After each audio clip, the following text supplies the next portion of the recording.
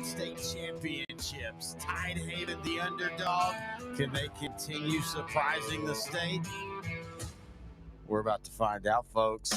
Hello, everybody. Terry Bennett here on Sideline to Sideline, the state championship preview shows brought to you by SI Design and Printing right here on L4 Media. As it's time to talk a little Class 3A Division II.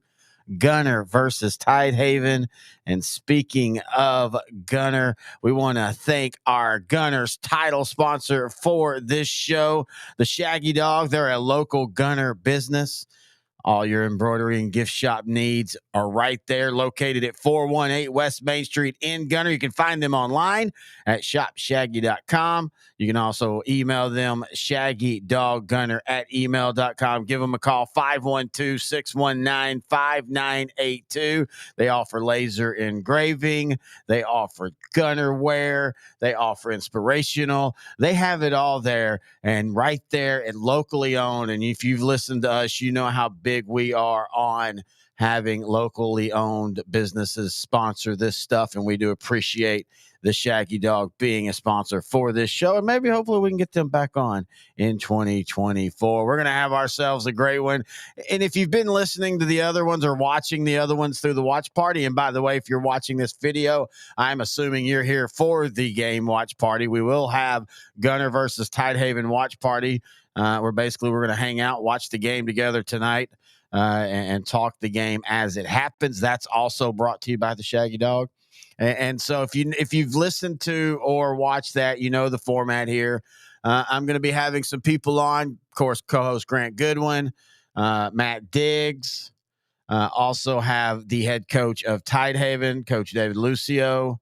And we're just talking football, talking this game specifically. And this is an interesting one. I think this is one of the ones that there is definitely a prohibitive favorite in Gunter, going for back-to-back state championships. Third time they've made it in, 3 years. This would be their fourth state championship. And so with Tidehaven, though, I mean, they've now been the underdog for 2 weeks at least. They finally got by Poth in a great overtime game 2 weeks ago in the region final. Then last week they got past Dangerfield in the state semifinal. Both of those were definitely upsets or considered upsets. And both of them were in overtime. Both of them great games. I watched the Dangerfield Tidehaven game online, and man, that was just a crazy game. The way it developed, you just kind of kept waiting for Dangerfield to go, okay, wake up, guys. And this is what Grant and I have always talked about with them. You just never know what you're going to get with them. But you also got to credit what Tidehaven was able to do offensively, playing keep away from Dangerfield, never letting Dangerfield get going offensively, and it was a great game. And so what we're going to do is we're going to be talking about this state championship matchup, Gunter, the favorite, versus Tidehaven, the underdog, and we'll do all that when we come back. We're going to start with Grant Goodwin when we come back here on Sideline to Sideline. Are you an athletic director or coach looking to make your locker room pop, looking to refresh your look, looking to redo your brand? Well, check out SI Design and Printing. They're going to transform your sports organization athletic facilities into what you're looking for by enhancing the student-athlete experience, boasting the brand, and honoring your past. They do that with banners, backlit signage, locker graphics, window graphics, fence mesh graphic designs, and so much more. If you need a refresh, SI Design is going to help you do that. Check them out online, sidesign.net. And hey, if you're a parent or a grandparent, they've got something for you as well, as SI Design is the leading provider of custom sports prints. They offer a variety of products, including posters, banners, canvases, and more. All you have to do is upload your high-quality studio or action shot, and SI Design will create the memory for you. For more information, all you have to do is go to their website, sidesign.net/sports prints, and you'll get all the information that you need. You can also find them on Facebook. Just type in SI Design and Printing. Give them a call, 254-405-9492, or you can email them, info@sidesign.net, and tell Kyle that's Sideline to Sideline. 3A Division II, we got another battle of unbeatens. The Gunter Tigers 15-0 versus the Tidehaven Tigers 14-0. Now, one of these teams we thought would be here for sure, Grant. The other one we did not. This is an interesting matchup. These two teams do a lot of the same things. They just do them in different ways. What are your thoughts on this game? Whew, man. You know, we had that Gunter Canadian game circled all year, right? Went out there and just saw Gunter just dismantle a really good Canadian team. I think a lot of people were harping on the fact that Gunter is missing quite a few starters. They're missing some of their fastest players, the Peacock kid being one of them. But I'll tell you what, that Gunter quickness, especially on defense, gave Canadian fits. Just absolutely gave Canadian fits. And this Gunter defense is so quick. So quick. They're just tough crack. I think Tidehaven is going to win this ball. It's going to be by their defense, which hold Dangerfield the fourth week, so that's a major plus, right? And Joseph Dodds, the running back, the Baylor commit, he is good between the tackles, and I think they're going to have to run right at the teeth of that Gunter defense to win this ball game. I do not think they're going to be able to set the edge on this Gunter defense. Well, I watched that Tidehaven Dangerfield game, and what they do is they use Dodd to soften up the middle, and then they use a lot of jet sweeps to try to get to that corner so quick that your ends or your outside linebackers aren't even allowed to set the edge because it happens so quick. But like you said, when you're playing Gunter, you're not going to outquick Gunter. You might beat them, but Tidehaven's not going to walk off the field going, "Hey, we outquick them." I mean, this is one of those games. I think you tell Joseph Dodd, "Hey, buddy, you might get 45 carries in this game." I don't see another path for Tidehaven to win other than play keep away, get a ton of first downs, 3.5 yards a pop, and just hope that you're leading in time of possession 3-1, and even then, that might not be enough. Yeah, going back to what you said about the sweeps, slip screen, great for getting on the edges. As an offensive player, you've got to get to a certain spot. The thing is, that Gunter defense beat you to that spot just about So, yeah, I think it's going to come down to Joseph Dodds just having to have 40, 50 carries. And then Tidehaven defense, as good as they were all year and as good as they were against Dangerfield, they're going to be really stretched with Walker Overman at quarterback. That kid is something special. Gunter offensively, they execute so well. And just like on the defensive side of the ball, they're so quick and they're so fast and they execute. And when you have speed, quickness, and execution, it's almost flawless 80-90% of the time. That's just a bad deal for a defense. Well, and yeah, exactly right. And let's be honest, watching that game, Dangerfield did Dangerfield things. There was a lot of wide open missed wide receivers. There was a couple, just moments where it looked like Dangerfield was about to take control of that game. And give credit to Tidehaven. But again, I think we said it in the Albany Mart. If Tidehaven's going to win this game, Gunter's going to have to help them win the game. Yeah, I think you're right. Canadian did a good job on really limiting the quarterback for Gunter, Walker Overman. But then they've got the Brock Bodies, the other the running back, and then Cannon Lindbergh, the receiver. They can both, just kill you in the running game and out in the flat, deep. So this Tidehaven defense is going to be tested like they haven't been tested all year. Gunter, they might have some trouble with Joseph Dodds if they decide if Tidehaven's able to get pushed up front on the offensive line, and Dodds is able to get a couple of creases, he's gone. So this is not a foregone conclusion for Gunter. I just think Gunter matches up a little bit better against Tidehaven, and I like Gunter in this ball game.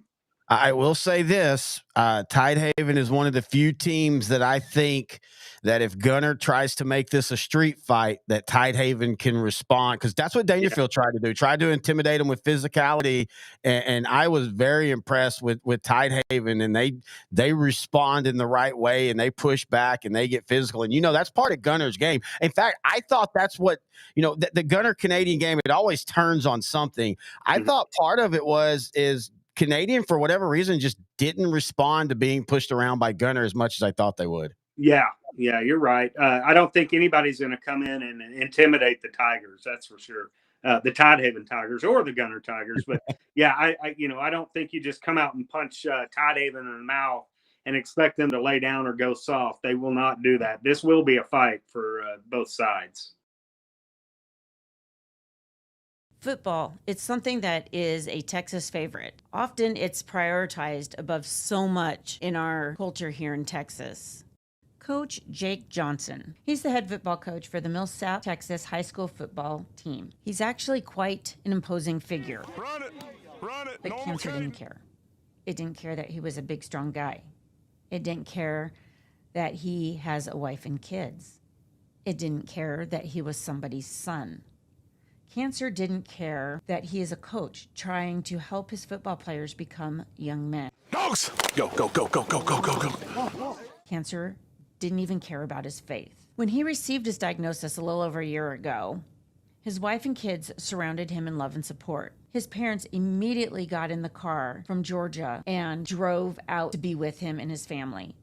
His in-laws also came to help out around the house as well. Surrounded by help, love, and support, instead of fear and worry, Coach Johnson chose to move forward, walking in and relying on his faith. I don't know how good of a job I did, but I can tell you this. It certainly allowed me to speak truth into them that their value is not in winning a football game. The Sideline to Sideline State Championship preview show is being brought to you by Montana Ridge Outfitters. This is the perfect gift. We're about 10 days away from Christmas, and this is the perfect gift if you have a hunter, a fisher, an outdoorsman or woman in your life, and you need a gift idea this late. This is the perfect one. You love hunting and the outdoors, and so do we. And that's why we've created a way for you to enjoy it every month with Montana Ridge Outfitters Shirt of the Month Club. Subscribers get a new shirt with one of the top hunting ranches, guide services, or dealers from the United States and around the world. With this shirt style of your choice, members receive a 5x7 color card that has pictures, information related to each month's subjects. In addition, our website features previous month shirts as well as MRO merchandise. Go to MontanaRidgeGear.com and select a 3, 6, or 12-month subscription and begin receiving your packages in the mail the following month. Now, as a member, you will not know what month's subject will be until you receive it in the mail. Thank you for being one of us, and we look forward to supplying you with next month's shirt. Again, that's MontanaRidgeGear.com. Terry Bennett back here on the Sideline to Sideline State Championship preview shows, Gunter versus Tidehaven. I'm now joined by the head coach of the Tidehaven Tigers, Coach David Lucio. And Coach, first off, big congratulations. First state championship appearance for Tidehaven since 1980. And for you, this hits a little bit closer to home, being a guy that played at Tidehaven. What are your thoughts on this week? No, it's it's an awesome experience, man, especially being a hometown boy. And, I coached here, man, about 17, 18 years ago for a few years, and I left and went to some different places, and then came back, I'm thinking maybe 6 years later, something like that, as the athletic director. And it's been a journey since then to get this program to where we are now. I can say we had to start from the ground up. The guy before me, Brent Mashek, he was doing a good job of heading it in the right direction.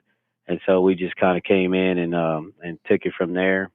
But as far as like the culture was, when I was here in the 90s, Tidehaven had a great program from their existence of 1950 to 2000. It was a good little run. They had a couple state championships, a whole bunch of district championships, and just a good overall showing. But they faded there in 2000 to about 2015.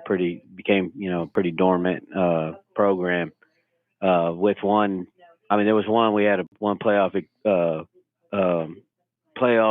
showing in I think 2008 where we made it round one. But other than that, man, it was pretty down. So when I came back in, the goal was to get us back to where we used to be as far as the thinking, the working, the staying after school, summer programs, all that type of stuff. And we've gotten there probably about 2-3 years ago, full force, man. And it's starting to show.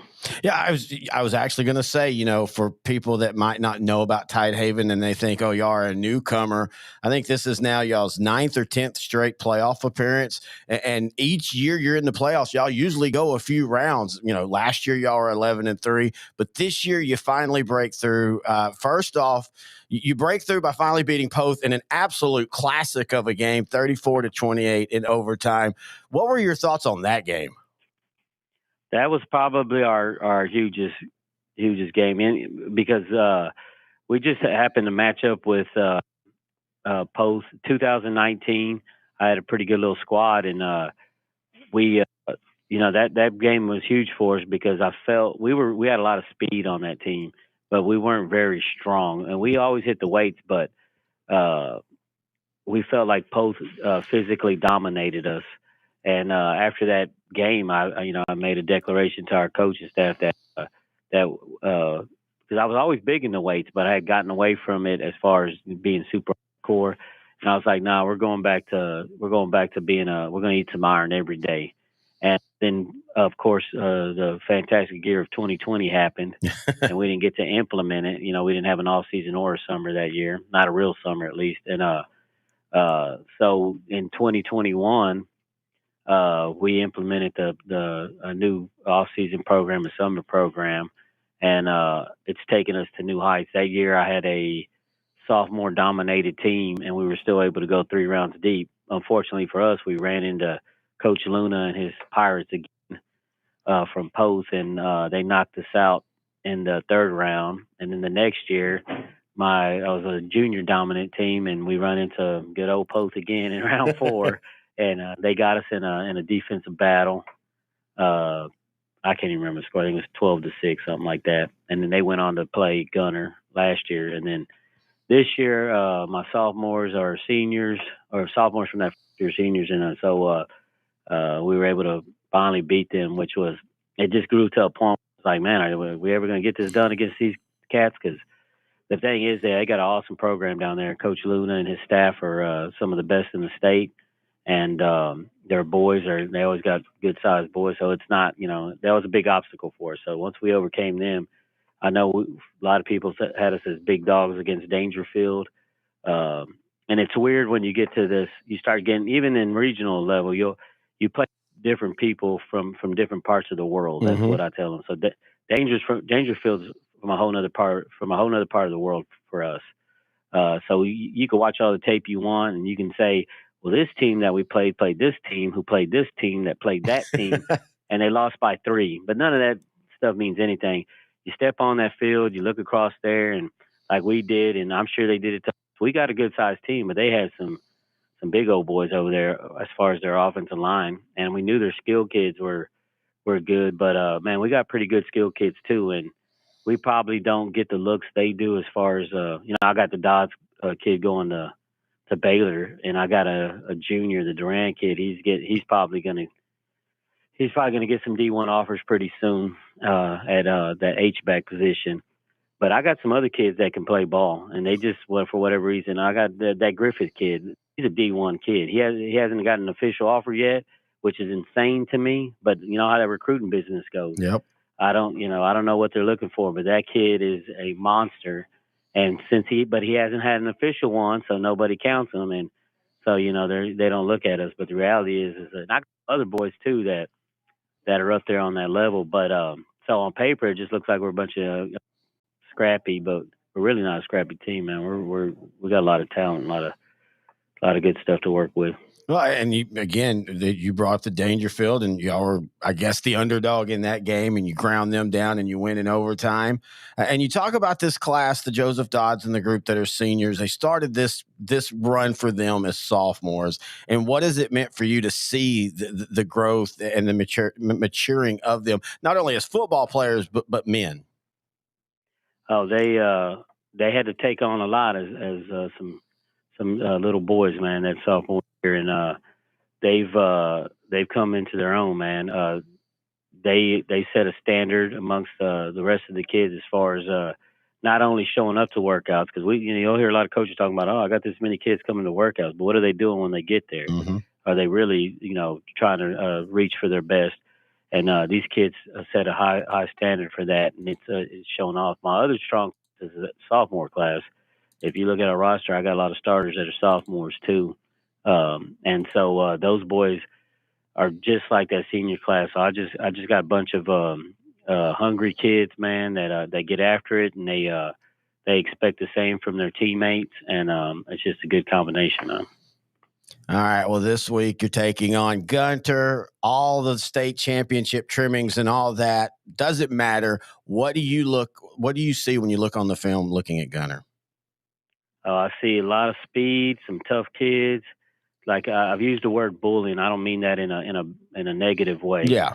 They handle their business up there in their territory, and you can just watch it on film where they just they kind of do what they want to do, man. And I know Gunner's one of them programs that a lot of guys throughout the state watch and try to mold their programs after, and rightfully so. I mean they've been out for a while now. This isn't something new.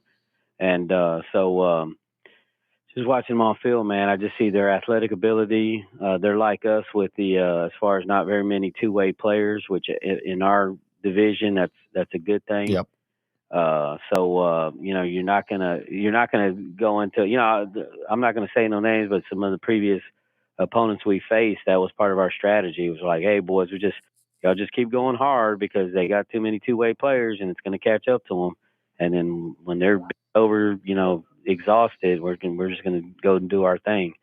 And it's worked out for us. Well, that's not a strategy we get to use this week. And it's a strategy I'm sure Gunter uses. I mean, you watch their film, you'll see teams fade in the fourth quarter. And then if you go and see how many two-way starters they got 5 to 8 kids going both ways, and Gunter doesn't.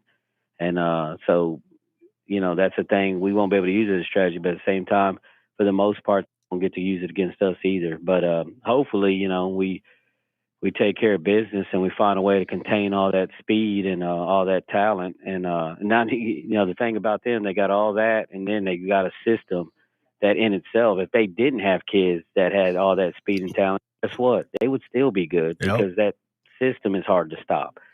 So you take that system, you put some fellas behind it, and this is what you get: 31 game winning streak and attempting to go back to back for state championships, man. So in the meantime, we got to jump in front of that bull and see if we can wrestle him down.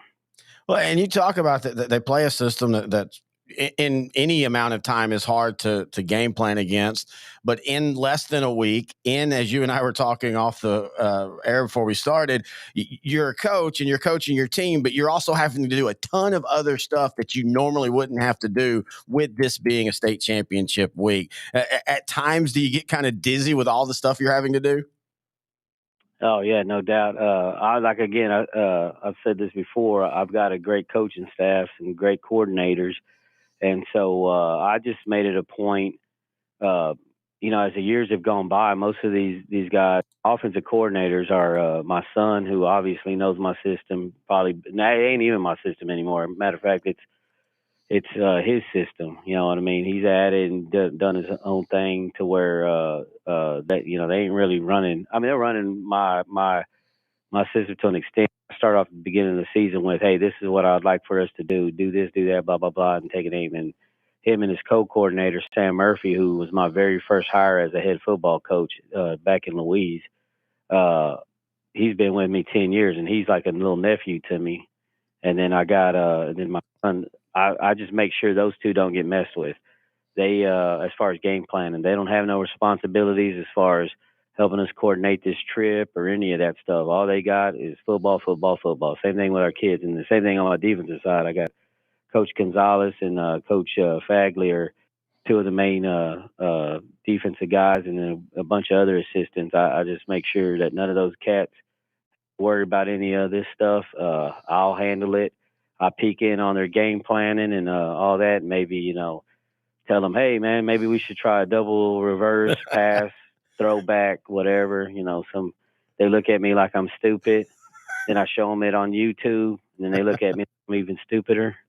And then I say, never mind, and I walk out of the room. So that's about how it's working this week, man. I just make sure those boys are focused on football. I get in it when I can. And in the meantime, I'm just trying to coordinate this trip, man, and make sure we don't take the wrong turn and end up in Arkansas.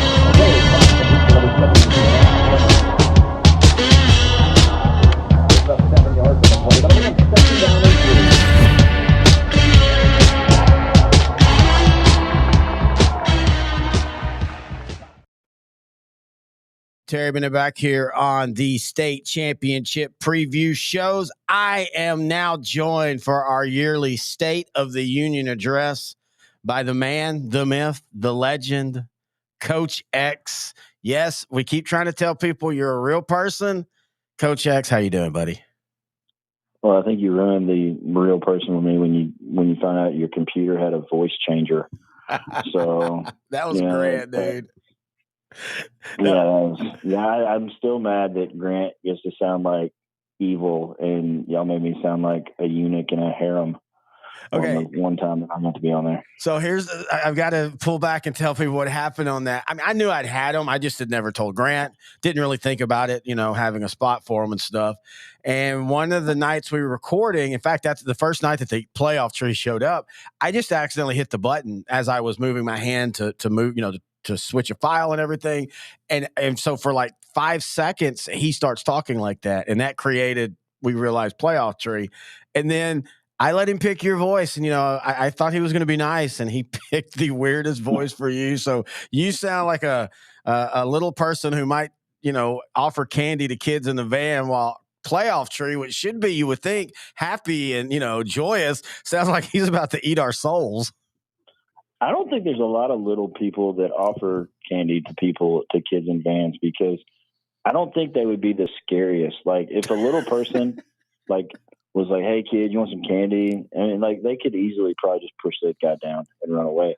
Like if the guy, and the logistics of a little person getting a kid into a van, I mean, I guess it would depend on the age of him, but I think a little person would be a good abductor, because I don't think kids would be afraid of him. That's a good point. As like a regular person. Hey, it's the Coach X. I was going to say, it's the Coach X G.I. Joe now moment, as you're helping kids not be kidnapped by little people. Whether they're big or small, run away no matter what. And the sad thing is, it's not like we planned any of that conversation. That's what happens when, we always joke on the air like we're all fighting, but you said it best one day. Our text threads between me, you, and Grant, we can go silent for 4 months, and then we'll just get a random hey, have you ever thought about putting a pineapple up somebody's butt? What would happen? And we'll go for 2 days on that, and then we won't talk again for 4 or 5 months. I think that was a side conversation you and Grant had. I don't remember that one. Well, you're the one that sent the pictures. You in playoff tree? No, I don't think so. Playoff tree scared me, dude. That was really that was a biblical voice. It really is. And a bad biblical. Oh, it was bad. If I asked any kid to say, hey, in my class, hey, what do you think the devil sounds like? I'm pretty sure they would get close to Grant. And then the playoff tree, or Grant as the playoff tree, not just Grant. But Grant is the playoff tree. I'm sorry I ruined that illusion for everybody. Well, no, I was about to say, so the funniest thing about that is you can tell Grant forgets that we're doing on video because this whole time he was doing the tree. And he said something after the second show was like, you think they know it was me? And I'm like, well, maybe not the audio listeners, maybe not. But he goes, well, why do you think the others? I'm like, well, Grant, you're talking on the mic. And he was like, I got to stop drinking so much during the shows. He had totally forgot about that, man. He legitimately just forgot that the camera had him there the whole time. But anyway, let's talk some state football. What is your overall thoughts on 2A through 4A? The games this week. Matt Diggs and I were talking. We did his segment, and he kind of feels like there's going to be a bunch of blowouts. Do you feel that way? I'm taking the exact opposite of Matt of Mike Doug's. I can promise you that. But that guy knows nothing of what he speaks. Like I heard the other day, he was going to get a henna tattoo that said "forever" on it. Like that's how stupid that guy is. So that took me a minute. I like that. Well played, sir. But I think, we say this kind of every year, like the games that I think are going to be really close end up being one-sided. Mm-hmm. And the games that I'm like, oh man, these guys will whip them, end up being, where it's like one possession games. Like I remember last year, I thought Wimberley and Carthage would be, I knew Carthage would win. Yeah. But I thought it would be like a 14, point game. Yeah. And maybe, Carthage scores with, late in the fourth quarter to go up 14, maybe 21 points, something like that. And then Carthage just throttled. Like, the game was like 42 to nothing or 42 to 7 or something like that. I was like, wow, this was a big letdown. But then, was it Bernie was up last year, and then China Spring came back and won? Yep. That was a good game, and I kind of thought China Spring would control that, pretty much the whole game. So, the one thing I've learned from doing this show and then just watching ESPN is nobody knows. Like, everybody thinks they know, but nobody knows. Grant says it, y'all say it. You're dealing with high school kids.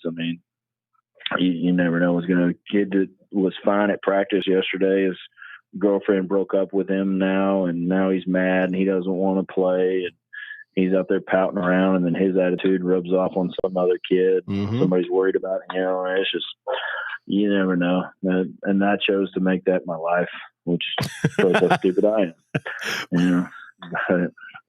But I think there's some really good games, especially I think the best game potentially is the Malakoff Franklin game. Mm-hmm. I'm really excited about that one. And then I think the 4A D2 game is Gilmer and I think that's gonna be a good one too. So the other ones I guess I do kind of agree with that other guy. That I think they have potential to get out of hand, but who knows? Again, like I said, nobody knows. We don't know. I don't know. I pretend that I know, but I really don't know. Even though I did go like I said, 29-3 that one. Went to the playoffs, and then so I did 20 more times or 29 times out of 32. So that was pretty good. Yeah, and in a year this year where it seemed like from about week 2 on, there seemed to be 3 upsets per round from 2A to 4A. Yeah, you actually did pretty good. Now let me ask you, somebody. We always joke about, but you have been at this game. You have won at this game. I've been talking to coaches for the state championship preview shows, and of course, talking to like Mark Fannin of Franklin. It's old hat now. He's as a head coach, he's never not played in a state championship game. But talking to the couple of the other coaches that this is their first time playing as a head coach at this level, and a couple of them, this is their first time, period. The biggest thing they've told me is they're shocked at how little of football they're actually getting to do this week because of everything else, the interviews, the paperwork, the UIL, all that kind of stuff. When you've been here, have you seen it that same way? Oh, yeah. It's, you're doing interviews with, it's really cool. Don't get me wrong. You're doing interviews like Craig Way and stuff like that. But all the additional stuff and travel and getting, we had to take charter buses and you had to get that all lined up and who gets the charter bus, the football players, the cheerleaders, and everybody that comes back to you, and the band wants a charter bus. And And we're like, where's the football coaches? Let the band get the band a charter bus. and then, fan bus, all that stuff. And then, you got interview, and you got to get them a 2-deep roster, and you got to get them the last year we went, I started making it a phonetic roster because they mispronounced a bunch of our kids' names. So I made up a whole phonetic roster, and then a 2-deep roster, and then a special teams roster. And I was like, man, we special teams roster, dude. We're just grabbing kids and throwing them out there. And sometimes you get in the lower levels of football. Sometimes kids dying on the sideline. You just like go run down the kickoff. Your L4 go, but so you got to deal with all that. And then the crazy thing was, if you're those middle games, like whoever's doing the TV now, Valleys or whatever, but it was like, all right, you get 30 minutes to warm up.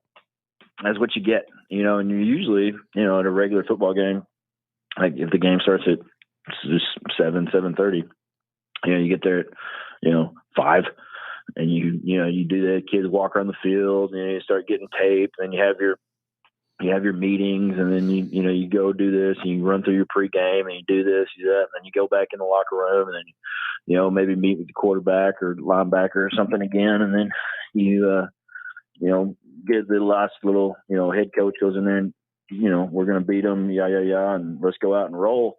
And that's like a 2-hour thing. And sometimes some coaches, it's a 2.5-hour thing. And they're like, nope, you get 30 minutes, guy. You can't get in the locker room until this time, and you can't do that. And so, man, I remember the year we went, or first time I went, we were, doing like high knees and stuff in the parking lot underneath the stadium, and getting warmed up, and tried to save some time there. But remember Wednesday before we left, we went through our crash course pregame routine just so the kids would have some type of idea of what we were doing and why we were doing it, so we could save and be more efficient. And then you have to figure out how to win the state championship between all that and everything too. And when we played, there was 4 games on Thursday. Yep. And the one, and so, then they're trying to smash 4 games in on a Thursday, but then there's really not a great way to do it.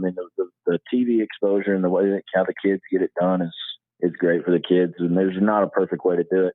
You have to play 4 games on Thursday, or what they're doing now, which I think is better. But then those guys that are playing on Wednesday, that 2A team, that goes back and forth, like really you only get 2 days to practice for the state championship game.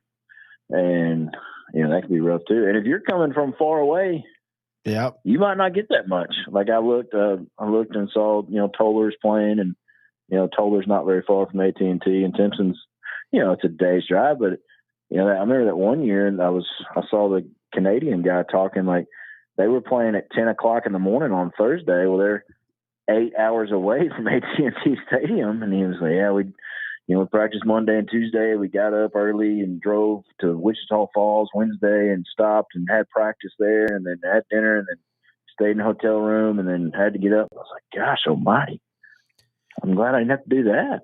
Well, you bring up a good point, because that is something that this year, because of the matchups, people are starting to do the whole, why is this not being rotated more? Because when you look, and we're not covering the higher classes, but, North Shore's used to it, but you've got Duncanville, DFW versus Houston, DeSoto, DFW versus Summer Creek, which is Humble, which is Houston, Aledo versus Smithson Valley, which is basically north of San Antonio, South Oak Cliff versus PNG, Port Neches Grove, Anna versus Chapel Hill. All of those, one team is sleeping in their beds on the night before the game, and the other team, if they're going to come up the day of, they're going to have to get up really, really early to do it.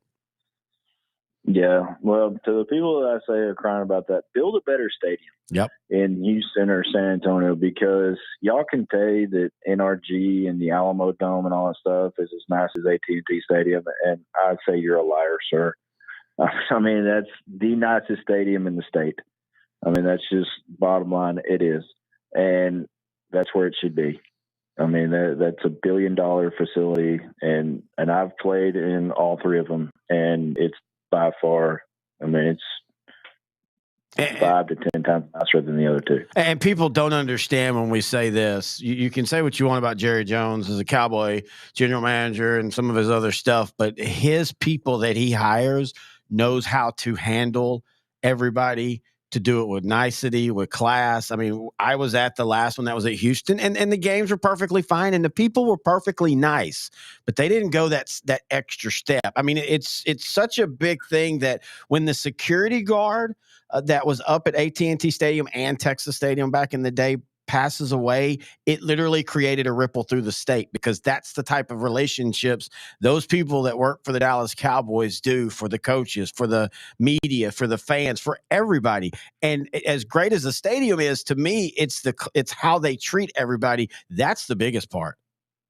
Oh, by far. Like I remember telling somebody the difference between the other two stadiums and AT&T Stadium was AT&T Stadium was like, you are a guest in our house, and we're going to make sure that you feel welcomed and you feel like a guest, like you're a house guest, and we want you to stay as long as you want. At the other stadiums, it was like, we're doing you a favor. Yep. So you better appreciate it. And like, I remember one year, like I'm not going to say the stadium just because I don't want to do it, but our game went long and they wouldn't let the meal for the kids come in. They were like, nope, it's too late. We don't take deliveries anymore. And so they just threw $600 worth of food away because they wouldn't let them go because their game was late. And they're like, nope, gates locked after this time. We don't open it up anymore. And so our kid, we got done. We get done with the state championship game, and our kids were like, Coach, what are we getting to eat? And we're like, oh, it should be Sonic around here somewhere. And they're like, oh, no, they wouldn't let them in. What do you mean wouldn't let them in? Like and then not only that, didn't tell us. That's what it was. Our head coach called the Sonic, and they were like, oh, they didn't let us in. They said the gate was locked, and they wouldn't open it. They wouldn't let anybody in. And so our kids played in the state championship game. We were just like, all right, we'll get on the bus. And we stopped. Luckily, we had a really good superintendent. We stopped at a convenience store. It was the only thing that was open on the drive back. And he's like, y'all just get whatever you want. And so, they got chips and peanuts and candy bars on the ride home. Oh, man, that's great. You have state championship kids who are also sugared up on. Oh, yeah. Yeah, for sure. Yeah, luckily I was in the van. All right, let's turn our attention to Gunter versus Tidehaven, two teams that are unbeaten, but two teams that, in my opinion, honestly, are just on different levels. But I do want to shine a spotlight on the season that Tidehaven's had. What a great year, beating Dangerfield last week in an absolute classic. In fact, back-to-back wins for Tidehaven overtime against their rival Poth, who had knocked them out for 3 years in a row, and then beating Dangerfield last week in overtime.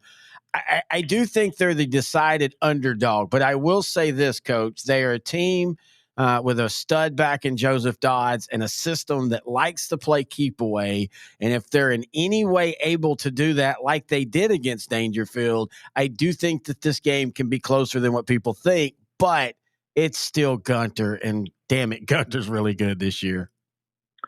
Couldn't disagree more, my friend. Oh, that's right. When you were going off on the two teams on different levels, and I was totally all about it because I think Tidehaven is vastly superior in every way possible, like football-wise, location-wise, supermarket-wise. Oh, my God. Cereal-wise. I think they're just so much better. Like, they don't accuse your mother of, trying to rip off a grocery store for whatever. At that time in 1981, how much could a box of Captain Crunch have been? Like $1.89? Yeah, something like that. Now it's $4, so it had to be like $1. It might have been even been a cent. So why would my mom drive back? She was trying to do the people of Gunter a service by letting that shopkeeper know, hey, you have an infestation, and he accused her of putting roaches in the cereal. That's why, Tidehaven, like I said, is just on a different level of, people-wise and playing football-wise. And, those people are probably still there, and they probably have, kids that play football. And so Tidehaven. But I still say I saw somewhere, and I forgot what it was, like El Maton means something really cool in Spanish. Like, why not have that be the name of your high school? El Maton, and like I said, be the Banditos, be, the Luchadors, be something really, really cool. If your name is going to be El Maton, like it means like the bad, or like the something, like something really cool in Spanish. Well, yeah, I wish I knew Spanish because I would tell you what it meant. I'm actually surprised you don't, but I think it was Matt Stepp that tweeted that out. And it's one of those that there's not really there's like multiple stories of how they became El Matone. One of it, I think it's the killer is what you're thinking about. There we go. Another one's supposed to be about a guy that stuck his foot in a railroad by mistake and got ran over by a hand cart, which, by the way, if I'm thinking of that, and if you think of like all the old black and white comedies with the hand cart, that means he was sitting there for like 10 minutes yelling before he finally got ran over, because hand carts aren't the fastest things in the world. So like I can just picture that from Austin Power, where he's like, and then they pull back and the hand cart's like a half a mile down the track. But yeah, I'm actually like you. I mean, Tidehaven's cool and the Tigers are fine. But man, El Matone, the El Matone Conquistadors, that would be, I would be afraid to play that team. Dear God, that would be awesome. Like, people should ask us when they make a new high school. Thank you.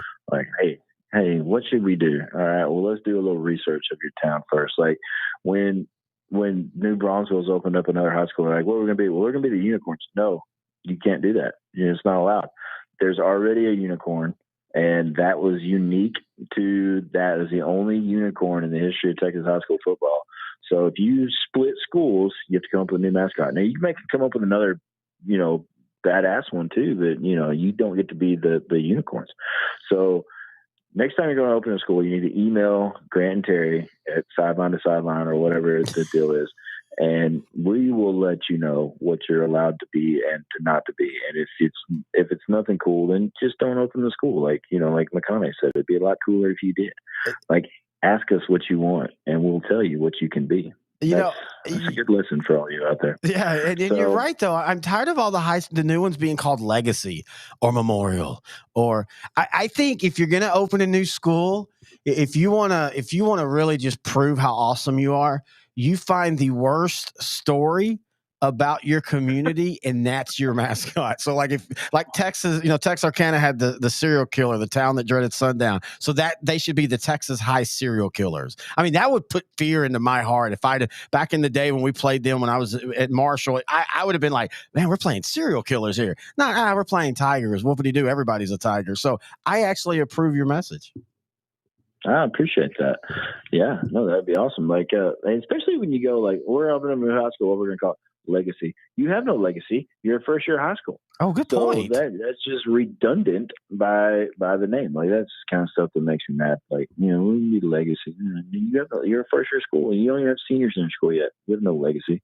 Like that one year that one of the Friscos made it to the state championship game, or one of the 10 Friscos, or one of the had the Jet Duffy kid playing quarterback. I remember him. Oh, Lone Star. And there was like 12 guys at the game, because it was like, oh wait, they've only had 3 graduating classes, which is amazing in the fact that you made it that fast to state championship game. But yeah, they had like 1,000 people at the game, and I was like, oh yeah, there's they have no alumni network, they have no and that's I guess you get into with multiple school towns, just because there's not like a big like when you see these schools like even Gunter and Tidehaven and all that stuff, the whole town's going to go to the game. Yep.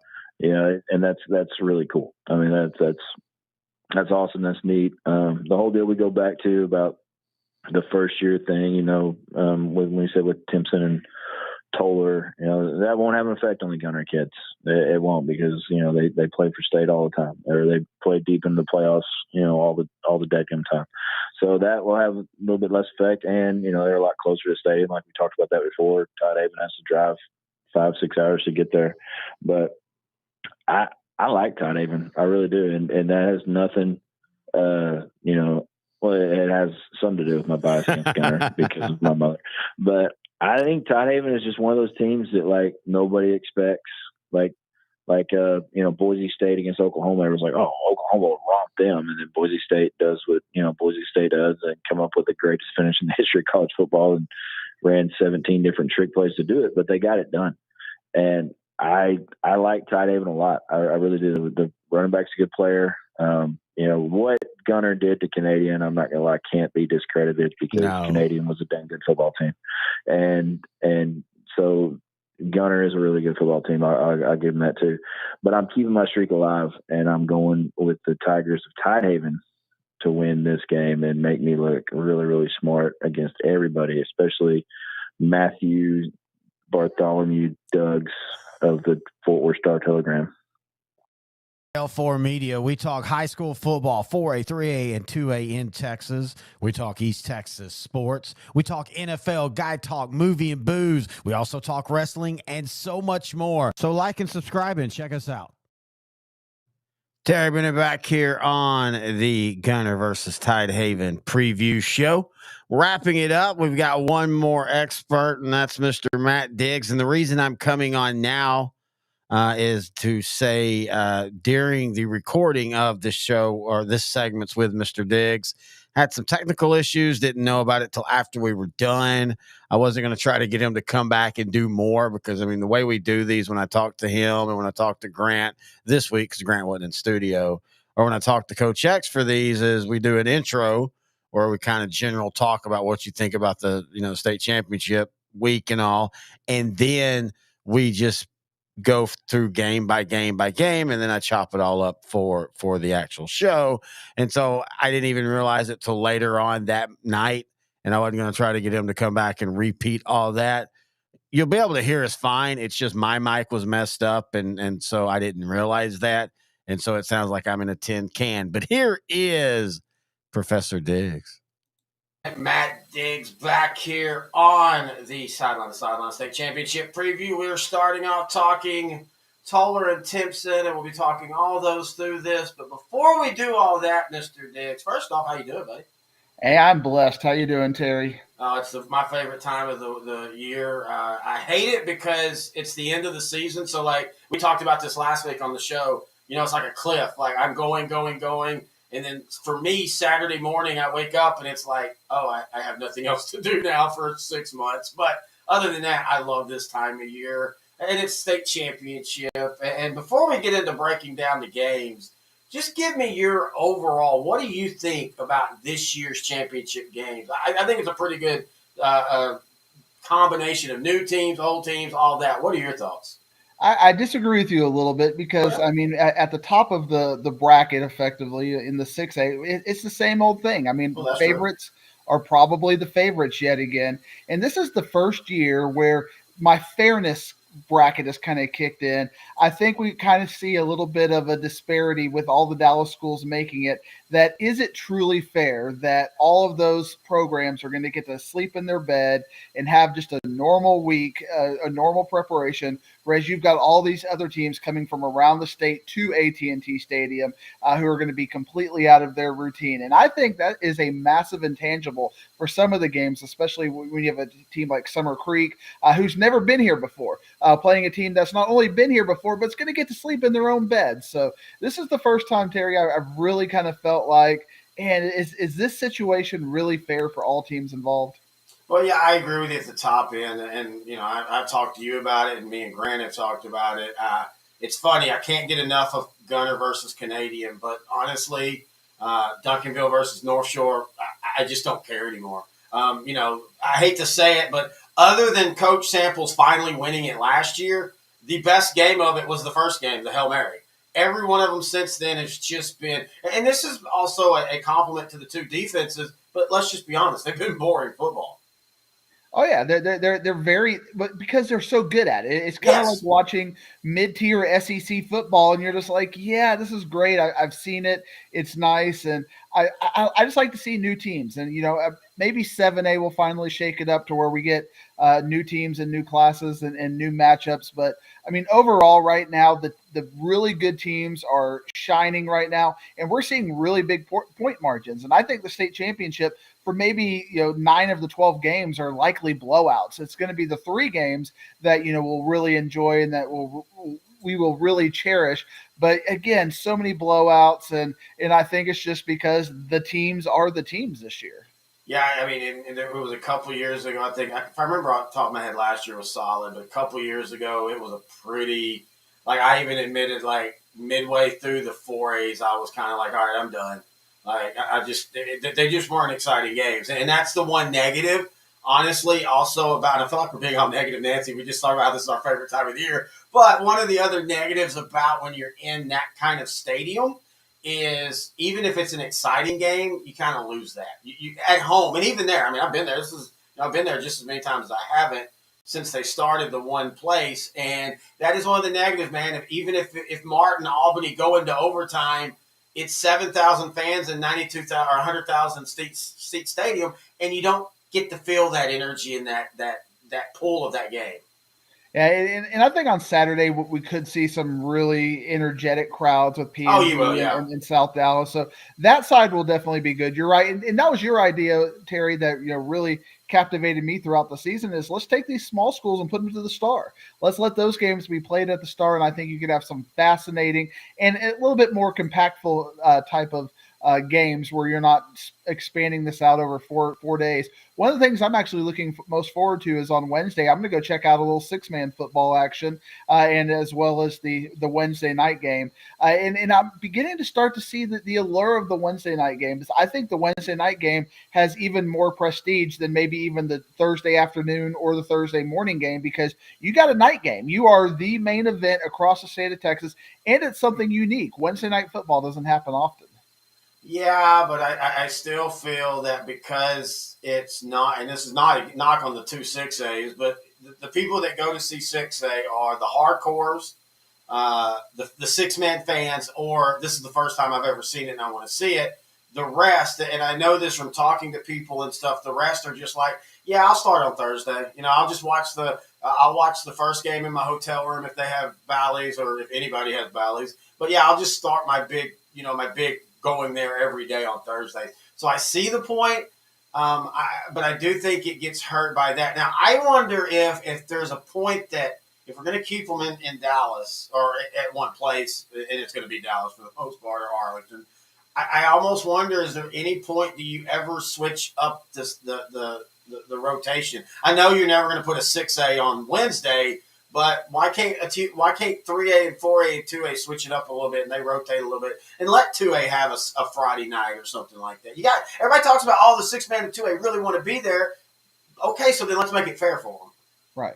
And I mean, yeah, they flip the D1, D2, and really that only impacts the Thursday night, Friday morning. Yep. That otherwise your 6As are Saturday, whether it's at 3 or 7. So, but again, we're talking about fine tweaking a really good system. Yes. For the most part, it is a very good system, and I think you could do some things better with it. But especially this year, so many Dallas area teams that highlights the disparity in having to come up here and not come up there. I throw a little psychology fact out there, and if you're coming up here if you're coming in here to sleep and you're going to stay at a hotel, the first night you ever sleep at a hotel, psychologically, your fight or flight mechanism, your parasympathetic nervous system is always on guard because you're in a completely new environment. You don't get good night sleeps the first night.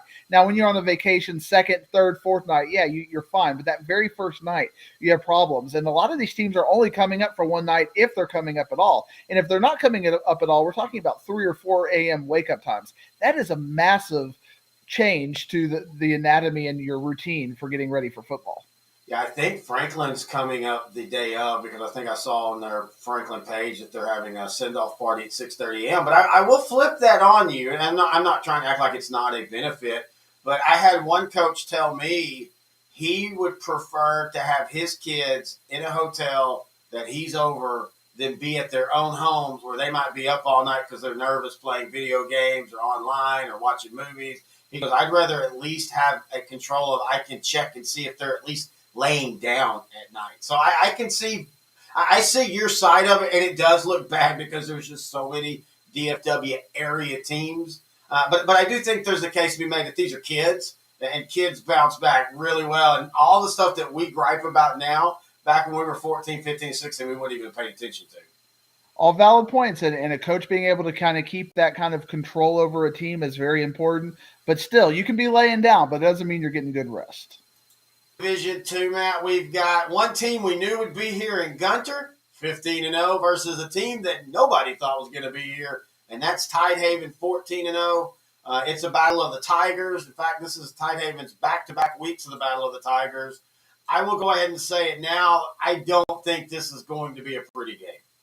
I don't think it's going to be a pretty game either. When I was kind of rating my probabilities, I had Gunter as a 99% favorite. I mean, I feel like of all of the 12 games where I feel most confident, I would put my chips in on Gunter against Tidehaven right now.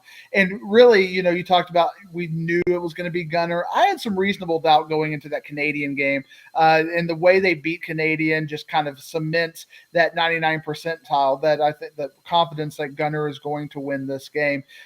Tidehaven, great story, great season. But this fight that Gunter is showing each and every week, I mean, I was watching some of the clips of Walker Overman and the Canadian Gunter game. And again, it was physical, but they were wanting to bring it. That Coach Feisel, that TPW mentality is on full blast right now. And, I think there's an unspoken rule that we'll give you a 15-yard penalty if you're going to keep the TPW up. You can have one here and there. You might have to run for aesthetics afterwards, but, we're it's a wink, nudge kind of a thing. We want to create this kind of standard and this kind of intensity. We like to play to the echo of the whistle. I love that term a coach told me one time. We're going to play to the echo of the whistle. And Gunter is doing just that. They are physical, they are loaded, they are deep, and I think they are probably – I wish we could have Gunter Franklin. I wish we could have that rematch instead of what we did. Maybe have Tidehaven and Malakoff and, kind of have a seeding and regionalization. But as it is, I think we're going to have a blowout here with Gunter and Tidehaven. Yeah, Gunter to me feels the closest that we have had at this level since the Salinas of the late 80s. That team that They warm up right. They do everything right. They play football right. They'll also punch you in the gut when you're down in the pile if nobody sees it. They'll get a little over emotional, which I'm perfectly fine with. I'm not saying any of this is a knock. As any coach will tell you, you got to have some dogs if you want to win. But yeah, Gunter has that mystique about them. They've earned that now.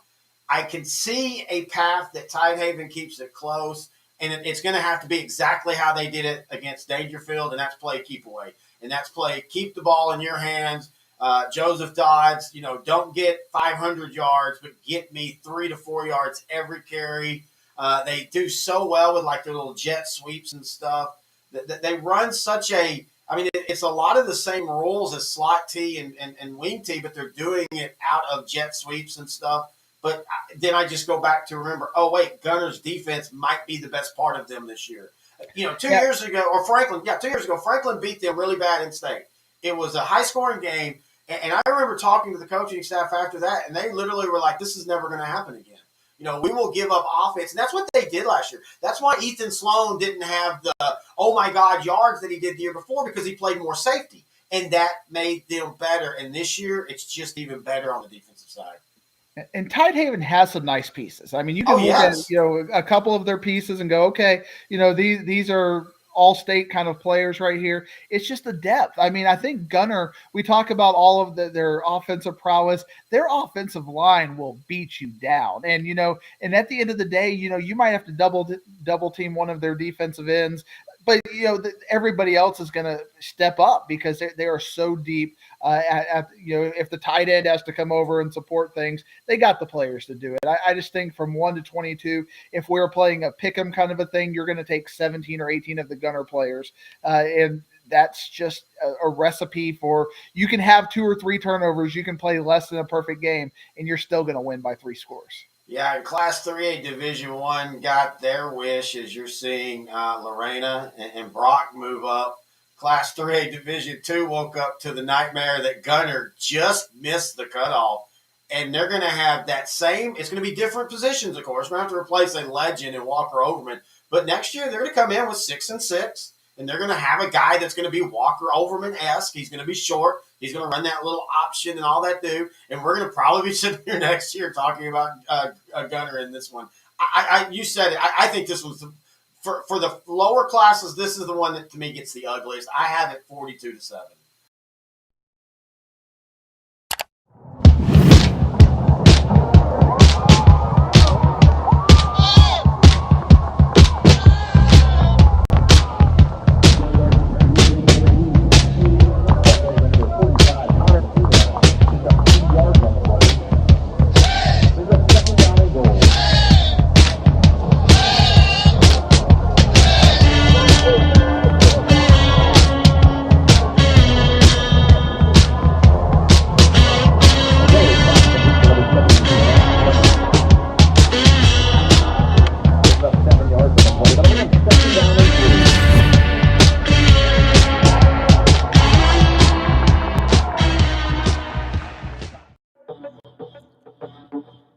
All right. We're just about done with the preview show for Gunter versus Tidehaven. If you're watching the video, that means you're probably sitting in the lobby ready for the watch party, as I'm going to be doing that again, watching this game with all of you. Last night we did our first one, and it was great. We had a couple thousand in it sometimes. By this point, it'll be the third one. I'm curious to see how well I'll be handling this because I basically had a 2-hour nap. I went to bed almost immediately after the show ended last night and was back up by 1 a.m. producing these because I'm doing 6 of the preview shows, 6 watch parties. And when I'm doing a watch party, I can't really produce the next previews. You know, I have to get those done at the beginning of the day. And also I'm trying to get the audio ones out for as early as I can through the day, so people that are, you know, Gunter and Tidehaven fans that are coming to the game, they have time to listen to it, and then of course watch the video on the preview show. So there's a good chance that I'm gonna be punch drunk tonight. Matt Diggs might be joining me here at some of these games tomorrow for the 2 4A games in Ternoia of Outdrank the Coverage, my co-host talking all things Dallas Cowboys and college. He'll be here. He wanted to check out some high school football. Sorry, I've got the itchy, dry skin season. He wanted to check out some high school football. He hadn't watched in a while. And I thought, hey, that's a perfect opportunity to get you to come in and help me co-host the 2 games tomorrow. They're going to be 2 great 4A games. Also, him and I and him, however you want to say it. Next Monday, we're going to be doing another live watch party for Monday Night Football, Eagles versus Seahawks, and a huge NFC game with a lot of implications for the Dallas Cowboys, so you can check that out as well. If you're on your way to the game, be safe. Have a Merry Christmas. If your team wins or loses, just remember it's just awesome to be here, to have that chance, to have the memories to play at AT&T Stadium, to play for a state champion. All right, we are here. Kickoff is about to happen as it's time for the last 3A game of the season, the last game of the night. Sorry about that. It's been an interesting day. The Albany game was kind of an ugly one. The Malakoff Franklin was a classic, and Gunter will be kicking off to begin things here. Gunter versus Tidehaven El Matone for the Class 3A Division II State Championship matchup.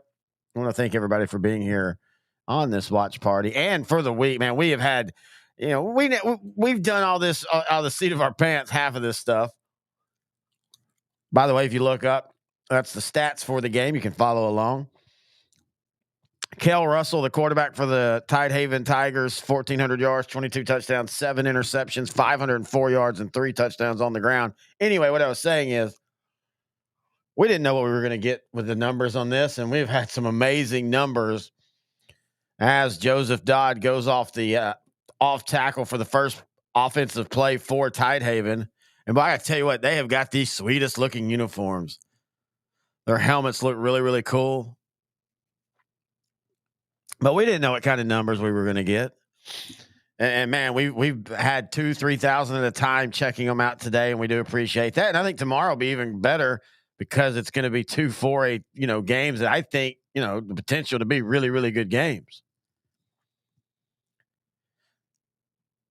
After having a good play to start the game, Tidehaven then has a false start on first down with the second play.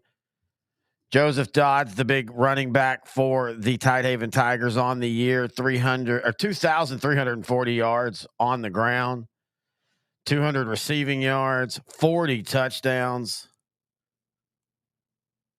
Second down and 8 now. Russell looking to throw, and the ball is going to be caught. Almost was intercepted. There was some hand fighting for that one, and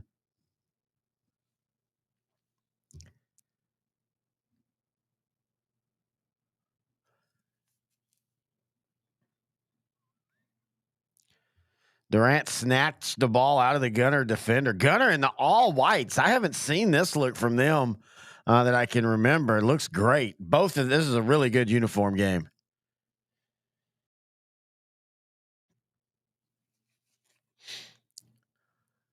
Gunter defense getting in the backfield on this second down or this first down play. As we talked about in the preview show, everybody expected Gunter to be here.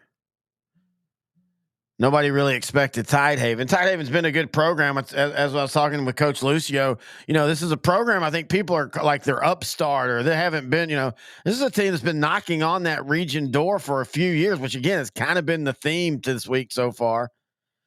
Dodds breaks open, gets a nice gain on 2nd and 11. And that's what I had talked about last night during the Timpson game when Terry Bussey just kind of took over. These state championship weekends, whether it's intentional, I mean, it can't be intentional, but whether you're overlooking or it's just really happening, there tends to be themes. And so far, the theme has been here is one guy teams, and I don't mean that as a knock and the talent, but I'm just talking about teams like Timpson with Terry Bussey, Albany with Adam Hill, Malakoff with Mike Jones. All have won state championships against really good teams. And those guys, singular, have had amazing games. Of course, Terry Bussey last night lighting it up. A 97-yard touchdown pass, a 93-yard touchdown run. Adam Hill today just wearing Mark down. Mike Jones making play after play, offensively and defensively. So we'll see on this game what Joseph Dodds, and again, he's not the only thing on Tidehaven. Coach Lucio wanted that point, and I like the fact that he said, look, I don't want people to think we're a bunch of tryhards or we're an upstart or we're the underdog. He goes, we're a really good team, and they are. Be 4th and 11 now, though, on their first possession. They got a first down, but then they weren't able to do anything else with it.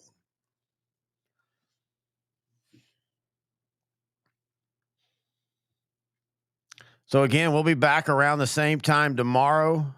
Now, we'll only be doing 2 games because we stop at the 5 a.m. Oh, what a beautiful punt. Almost was blocked, and then it gets a great bounce for Tidehaven. Tidehaven, I just made up a team. Tidehaven, and that puts the Gunter down inside their own 20 to start things. And speaking of one man and the legends, and that's Walker Overman. 2,000 yards passing, 74% completions, 44 touchdowns, 3 interceptions. Oh, and he's also ran for 1,000 yards and 20 touchdowns. 64 touchdowns on the year for Mr. Overman. That's why Grant and I fanboy over him. And here Gunter starts to begin things, and he's going to run that little option. He's going to keep it, and he's going to get a couple yards. One of the things he does so well is he takes the snap so low. That used to be something you saw a lot in the 80s, a lot of option quarterbacks. And the reason is because if you're 5'7" and you go lower, linebackers lose you in behind the line. Quick throw on the right side now, going to be a nice little gain, going to set up a 3rd down and short. And this is one of the things Gunter does is, they're going to hit you with big plays, but they're just going to grind you down. They're going to wear you down with 5'6", 5'6", 5'6". And when you start bringing those safeties up, that's when they hit you over the top. 3rd down and 2 here for Gunter. 8:40 in the first quarter. We're scoreless here early. Walker over. We're going to keep it. He's going to be stopped. Great defensive stand by Tidehaven now. It also looked like Overman kind of was being a little impatient, kind of ran up the side of his offensive lineman there. If he'd have been a little bit more patient, he had some room to run. And that's the emotions. That's the adrenaline of the game. That's going to get you the first couple drives. You're going to see that. Let's see if Gunter does something here on the punt.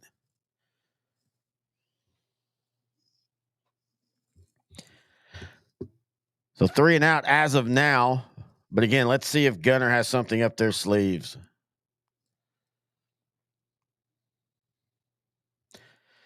Good punt, line drive, no return. It's going to go right across diagonally. Doesn't really take a bounce either way, a neutral bounce. But if you're Tidehaven, 2 possessions, 1 for each team, and you're scoreless, that's not a bad thing. You know what? We'll take a quick one right here.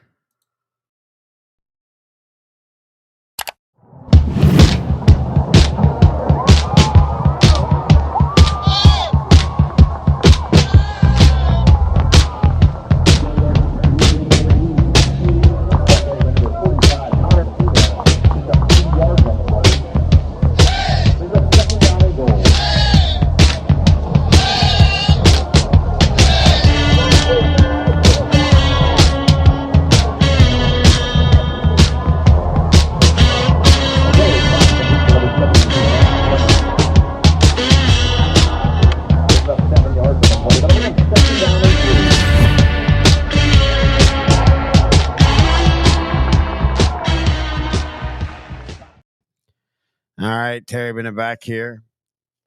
Gunter versus Tidehaven, the last 3A game of the year. This is almost, I'm almost done for the year as far as high school. Now, speaking of, you see this big old thing right back here? This is called Outdrank the Coverage. Outdrank the Coverage. Intern Noah, who will be here with me tomorrow to watch the 2 4A games. He's going to be back in studio on Monday, and we're going to do an Outdrank the Coverage watch party of the Monday night game, Seattle versus Philadelphia, and that key NFC game, a game that could impact Dallas's race depending on what they do Sunday. And we're going to just have a watch party here in the studio, hang out and outdrink the coverage as best as we can. We did this a couple times. And again, we've had great numbers. Sorry, I'm having some mic issues. I'm a fiddler with the mic. Some people can set their mic and they never touch it. I can't do that, man. I'm always moving it. But anyway, he's going to be in studio twice, and we're going to have fun with that.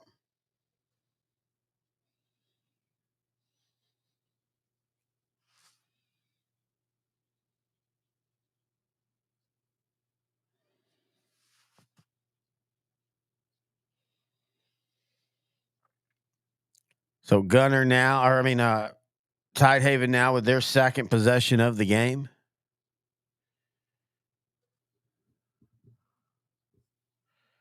Told you, I'm just a fiddler with the mic. I can't help it. Always have been. That's why headsets probably are the best for me because I can't really move them much. Dodds up the middle, gets a nice gain, and already we're seeing him get some space. Again, that last drive, it was first down, a good play to 2nd and 4, and then a penalty, and then they converted it, but then they went 3 and out after that. But Dodds is physical, man. He will lower the head and just run you over.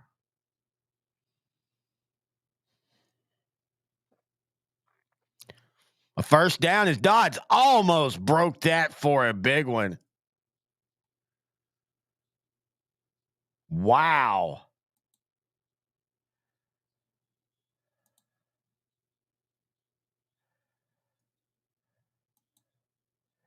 That was Brooks Griggs Bell with a touchdown saving tackle, I would say. Easily.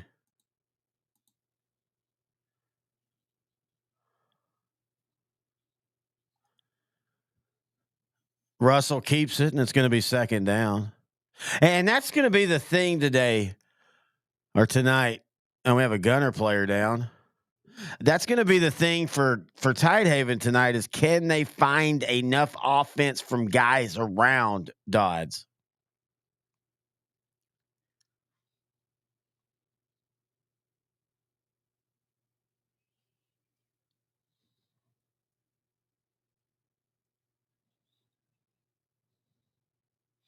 We have an injury, so we're going to go ahead and take another quick timeout.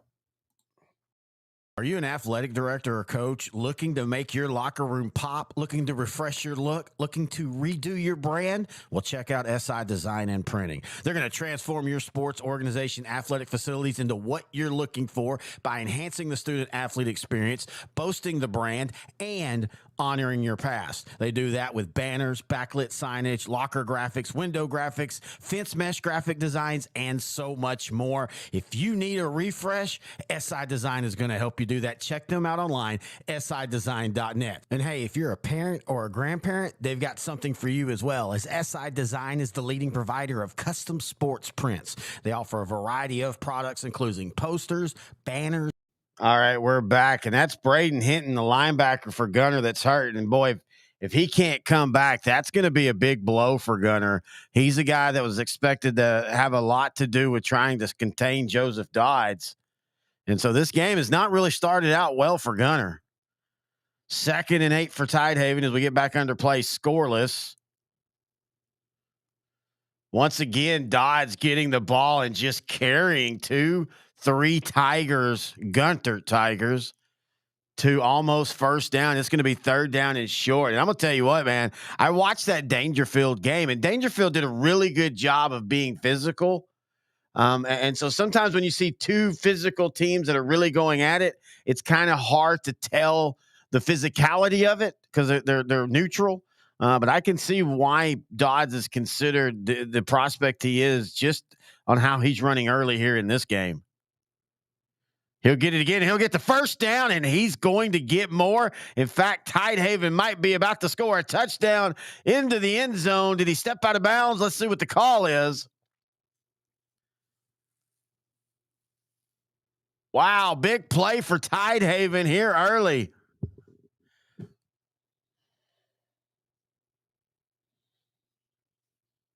They're going to rule him just shy of out of bounds or of the touchdown.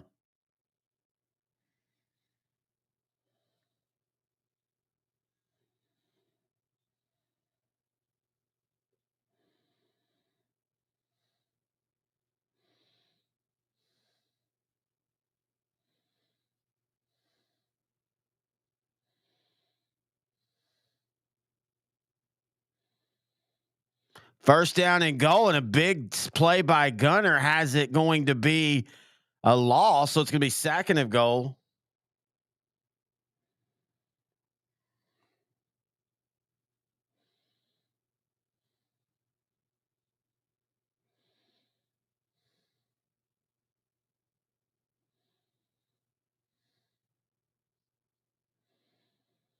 Second and goal from the 3-yard line, 5:18 left in the first quarter, scoreless 0-0, but Tidehaven is knocking on the door.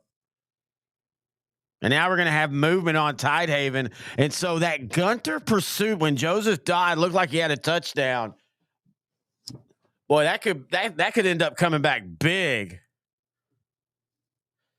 And that's why teams like Gunter win. When you have that pursuit, a lot of teams, you'd see players just kind of give up. Dodds had exploded, but Gunter ran him down.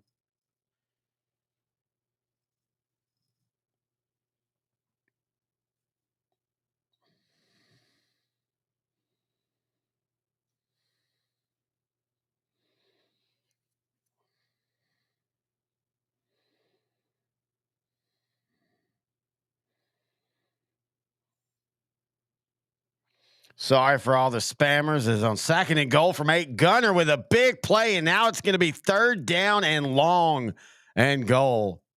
Going back to what a defensive play on the big Joseph Dodd run, keeping him out of the end zone. At that moment, it looked like it was just delaying the obvious, but now Gunter has pushed the Tigers of Tidehaven back 4 yards.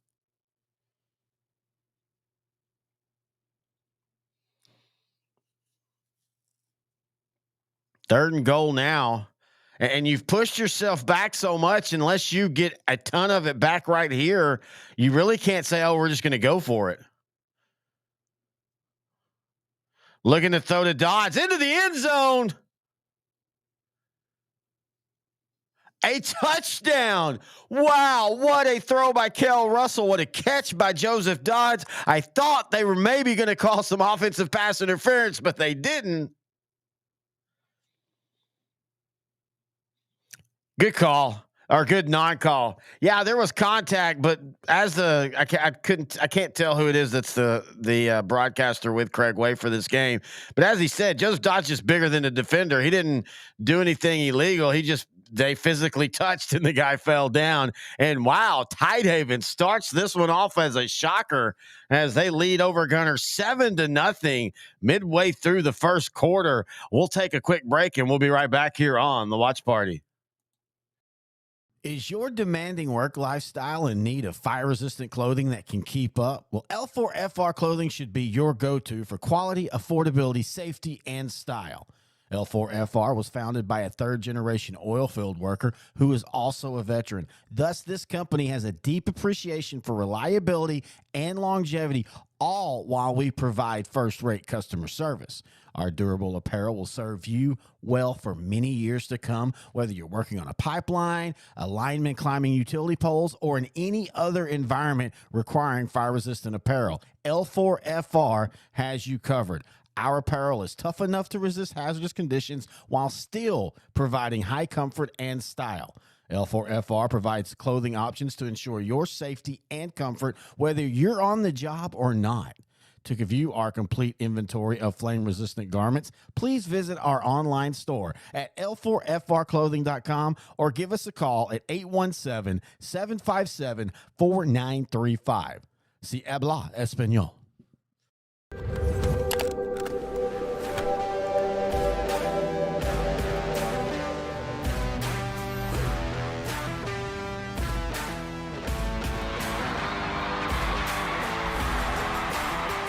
Hey, I mean, that was a good point.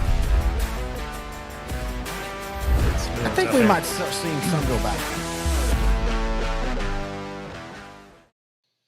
All right, Terry Bennett back here as Tidehaven takes the lead. And I would say it's a surprising lead. 7-0. Joseph Dodd so far already 75 yards on the ground, 6 carries. He also has a 11-yard reception and a touchdown. Kel Russell 3 for 3 for 23 yards and a touchdown. And of course, it was that big run as Joseph Dodd got open down the sideline, and you can just see the power and the explosion he has.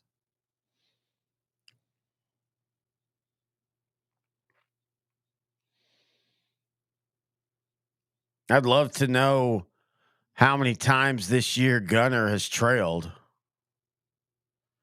I can't remember. I'm pretty sure they jumped out on Brock when we were there early.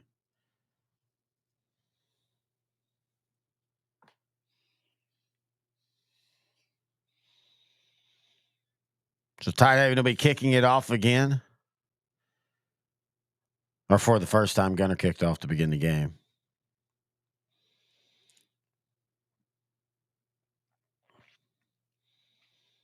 Boy, if this was to happen, we'd never hear the end of it from Coach X, who picks against Gunter every week. So Gunter's going to receive, and they'll just take the touchback and start back shot at the 25-yard line.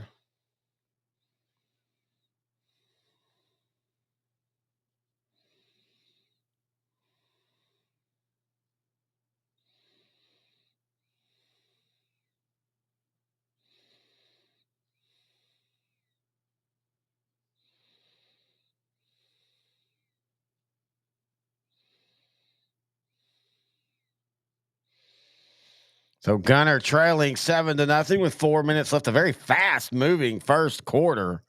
Both of these teams will keep it on the air, on the ground whenever they can. Walker Overman now takes over 1st and 10 at the 25. And now we're going to have a flag.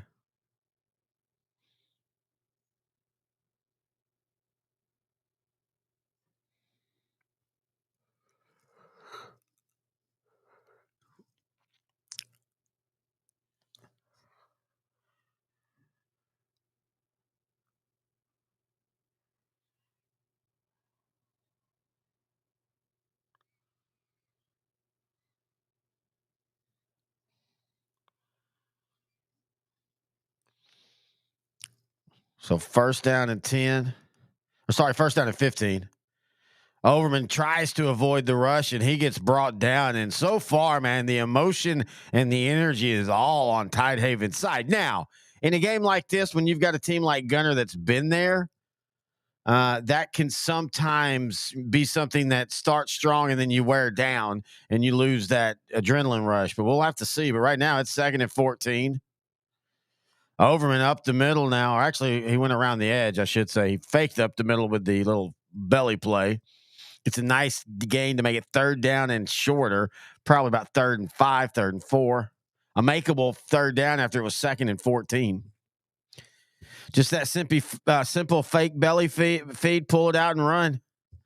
So here we go, 3rd and 4. Handoff, going to be a 1st down and more up to the 40-yard line. Body's first carry of the game, Brock Body, 1 carry, 8 yards, and it's a 1st down.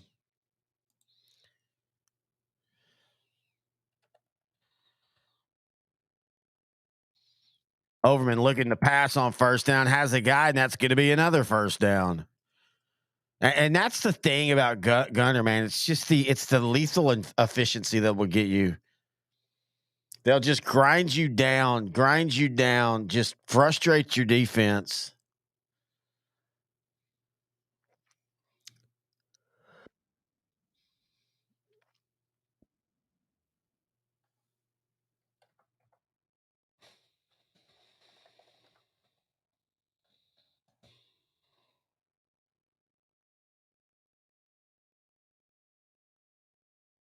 Second down and 5 now. Sorry, intern Noe and I are trying to set our schedule for tomorrow for when he's going to come over here for these last two watch parties. Incomplete pass, so it's going to be 3rd down and 5. Another chance for Tidehaven to get them off the field. There we go.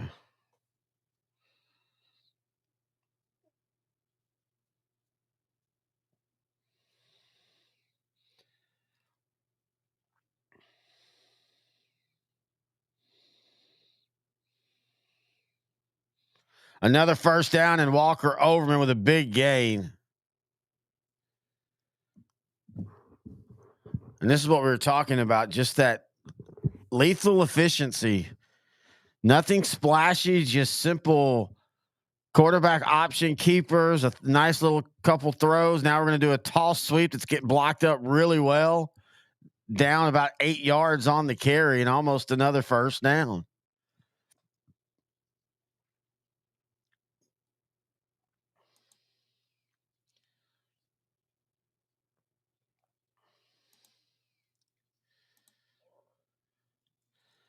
Second and 3. Overman throw it, and they're going to say it was a completion. I'd like to see a review of this. Let's see if Gunter tries to come up to the line quick, and they are. They're trying to get to the line and call a play because that was close. Yeah,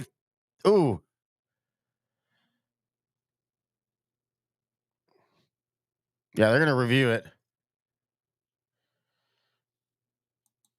All right, we'll take a moment right now to take a break. We'll be right back as this play is under review. Helmets don't protect every direction of force. And in some sports, a helmet just isn't part of the equipment, like basketball or soccer.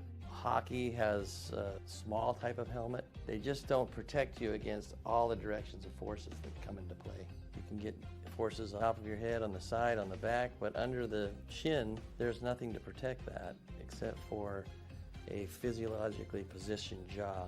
Putting your jaw in its physiologic rest position brings the actual jawbone away from the skull so that when you receive that force from an impact, that force doesn't get translated through the joint into that cradle of the skull, injuring the brain.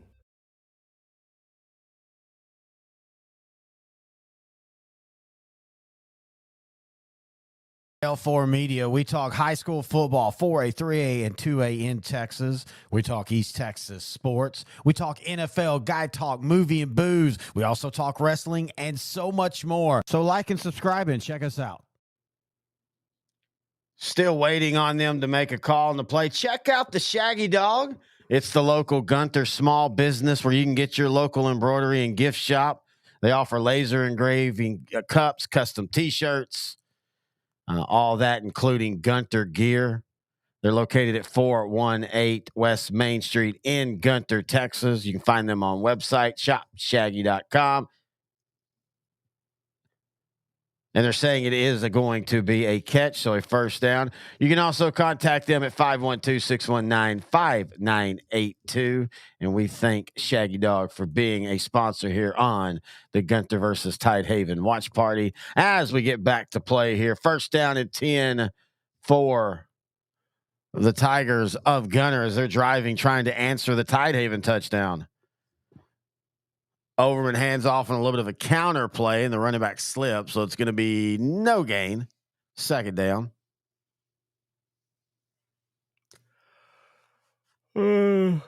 Excuse me. I'm so sorry, but I talked about this on the other ones. If you didn't listen, I basically haven't slept. 2nd and 10, and a great penetration by the Tidehaven defense, and it's going to be a big loss.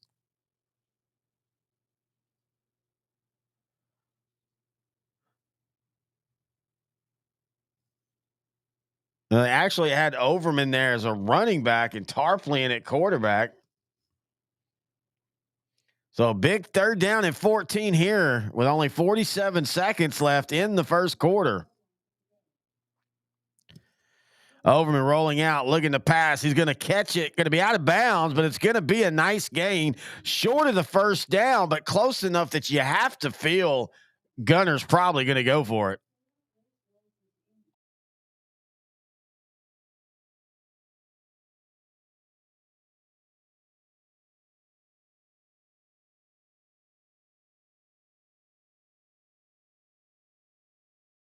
Sorry.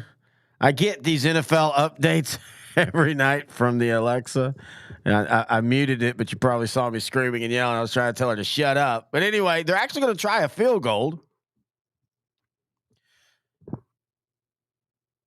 Snap is good. Kick is up, and the kick is good. So, with 33 seconds left in the first quarter, Gunter gets on the board, but via the field goal, they still trail Tidehaven 7-3. We'll take a break and we'll be right back.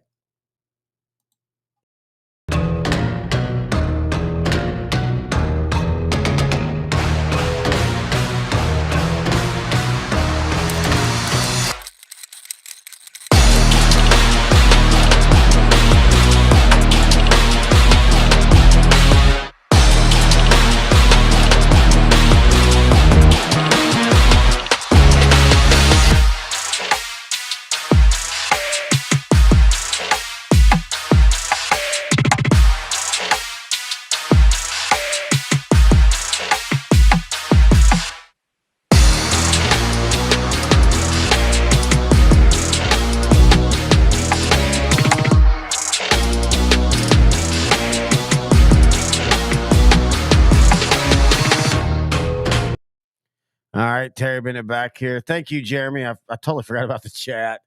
I asked earlier who was it. It's Isaiah Stanback, former Dallas Cowboy. I was listening to him earlier. He does pretty good for the color guy here on the broadcast. Of course, Craig Way, the legend, doing play-by-play. So Gunter kicks off now with 33 seconds left. That ball is going to go into the end zone and be touchback.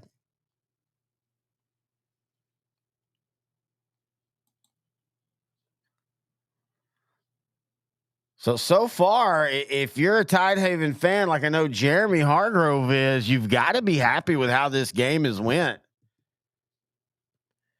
You get a big play, gets you down to first and goal. You actually go backwards about 8 yards, but then you get the big touchdown. And then when Gunter proceeds to just march you right down the field, you make a couple big plays there and force them into a field goal. So now it's 7-3 Tidehaven, and they have the ball. They do that little fake jet sweep counter to Dodds, and man, they were killing Dangerfield with that. You don't know where it's going, and you know Dodds is one of those players, man. If you have one false step outside, if you think the jet sweep's going to be the play, and you take that one false step outside, and it goes to Dodds, and he cuts inside you, you're not gonna stop him. You're going to be off balance. He's either going to run past you or over you. All right. Well, that's the end of the first quarter. Tidehaven up 7-3. We're going to take a break. When we come back, second quarter action.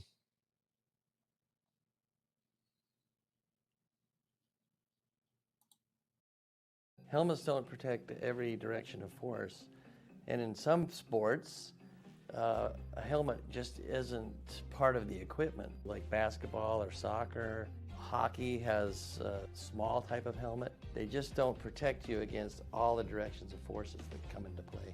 You can get forces on top of your head, on the side, on the back, but under the chin, there's nothing to protect that except for a physiologically positioned jaw. Putting your jaw in its physiologic rest position brings the actual jawbone away from the skull so that when you receive that force from an impact, that force doesn't get translated through the joint into that cradle of the skull, injuring the brain.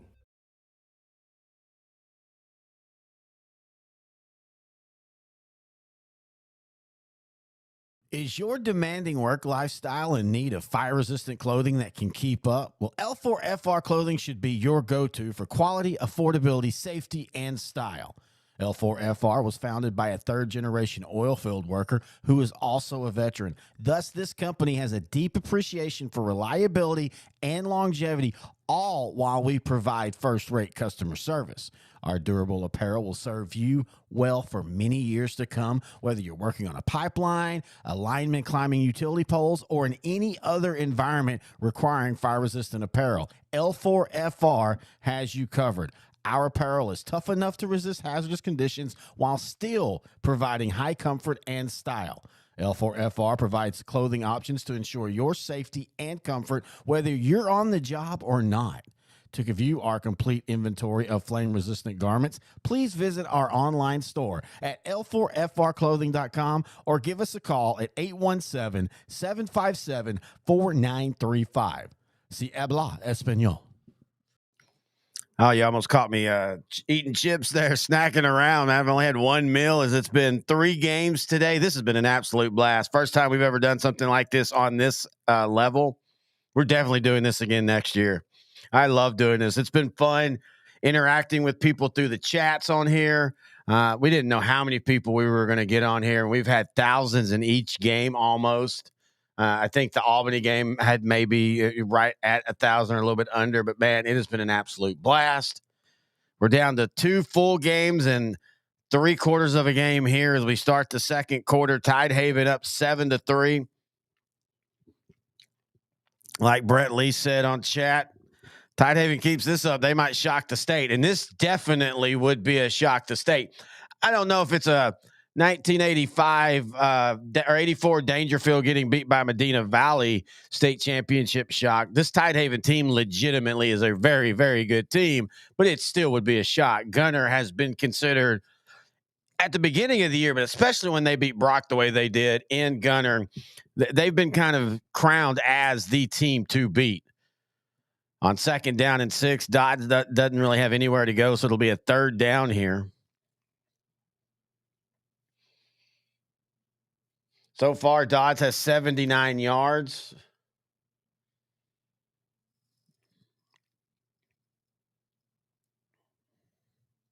Kel Russell has a touchdown, 2 Dodds.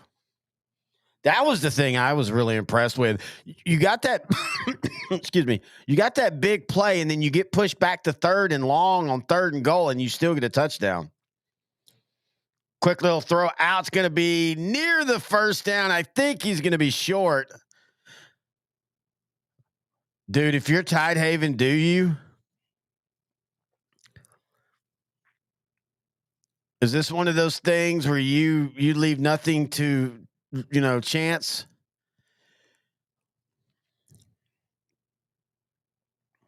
Now they're going to punt.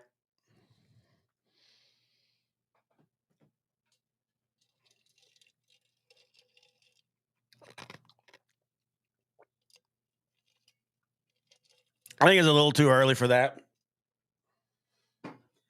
I mean, yeah, if you get it, that's great. As there's going to be a quick punt now. And a great punt. And that right there validates. Oh, they're going to say it was outside. That punt validates the decision. What I was saying is I like the aggressiveness if they'd have done it.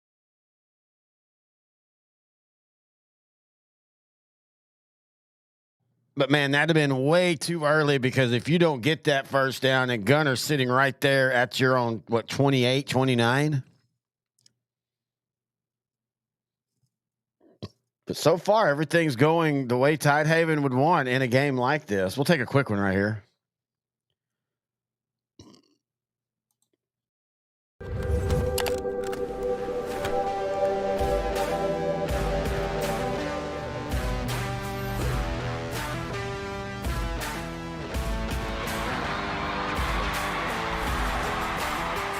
Hey, I mean, that was a good point. I think we might start seeing some go back. All right, we are back here, still waiting for him to come back to play. And I was looking at that commercial for L4 Media, and we are almost to the exact date that we created this. And it's been a wonderful year so far, and what a way to end it. Malakoff versus Franklin State Championship game was everything we thought it would be. Terry Bussey was everything we thought it would be. Albany and Mart was the defensive slog that we kind of thought it would be. But, man, just what a great week of state championship football. And what a 2023 season. Must be the long TV timeout as Bally's. I do kind of chuckle at the Bally's talking about how great they are with sports broadcasts when they're about to be gone.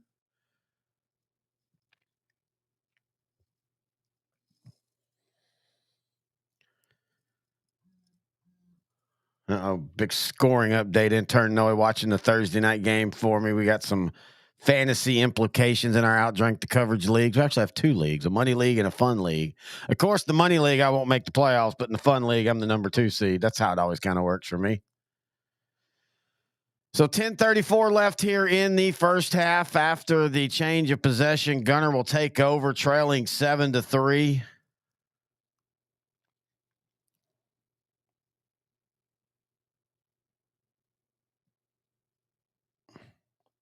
Oh, man, they're showing Bowling versus Gunter back in 2016, and I forgot about those helmets.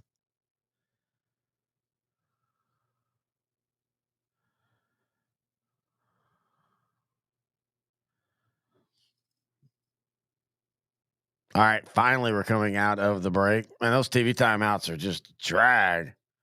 So first down and 10 for Gunter. They trail by 4. Overman on a little option pitch. So far, Tidehaven has done a wonderful job of stringing those pitches out and either forcing Overman to take the pitch early or to take the pitch late. Basically, you just don't want him to pitch it when he wants to. You want to make him make that decision. Second down and 8. Again, good penetration by Tidehaven. Not much there for Gunter. Starting to see Gunter get a little frustrated.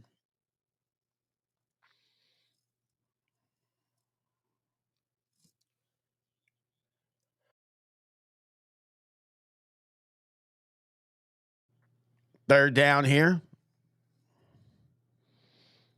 Handoff going to be a first. Oh, no, he's going to be hit short, and then he's going to fight, and he's still going to be short of the first down. Oh, my goodness, the hitting on that play. Now let's see what Gunter does. I think they're going to probably go for it right here.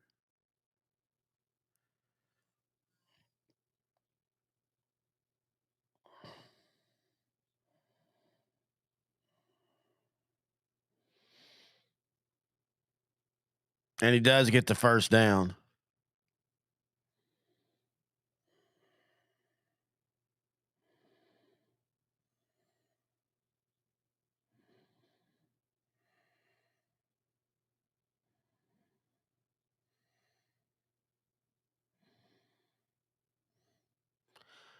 Now I'm going to do a little counter on the first down. I'm going to bounce it outside for about a 4-yard gain. They're really using Brock Bodie right now a lot.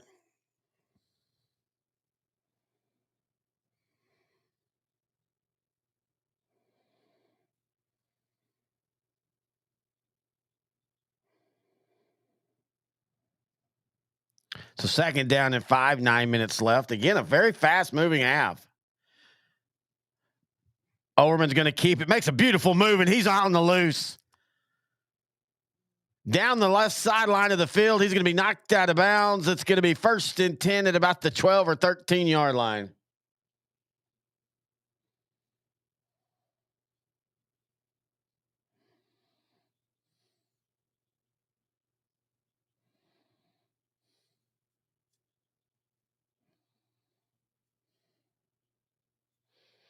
Wow, man, the explosiveness of him. It's first and 10 at the 12.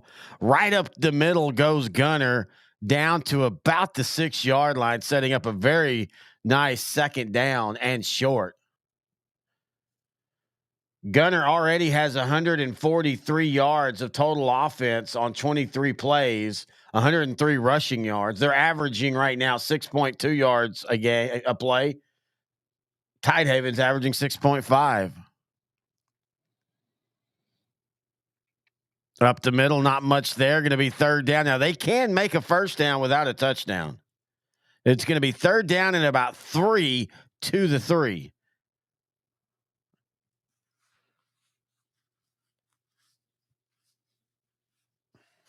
We're saying third and 2. He needs the 2. So I was 1 yard off each way. Overman right up the middle. He's going to get the first down. It'll be first and goal, just inside the 2, just outside the 1.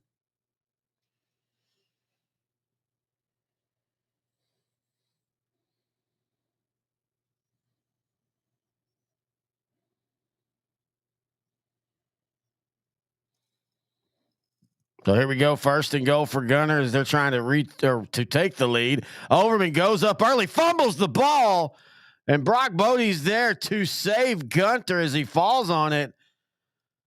Overman got a little too zealous and tried to leap from about the 3-yard line. Boy, Gunter dodges a huge bullet there.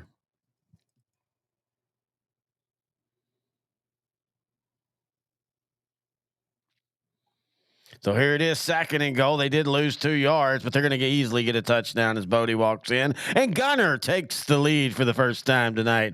Now Tidehaven will have to answer back.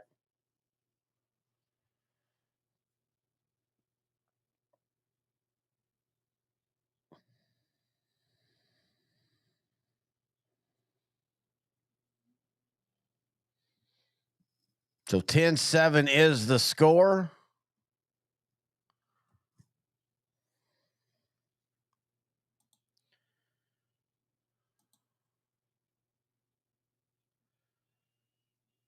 Yep, there is, Robert. So much spam now on Facebook, and it even bleeds over into the Restreams chat. And I'm sitting there trying to block it.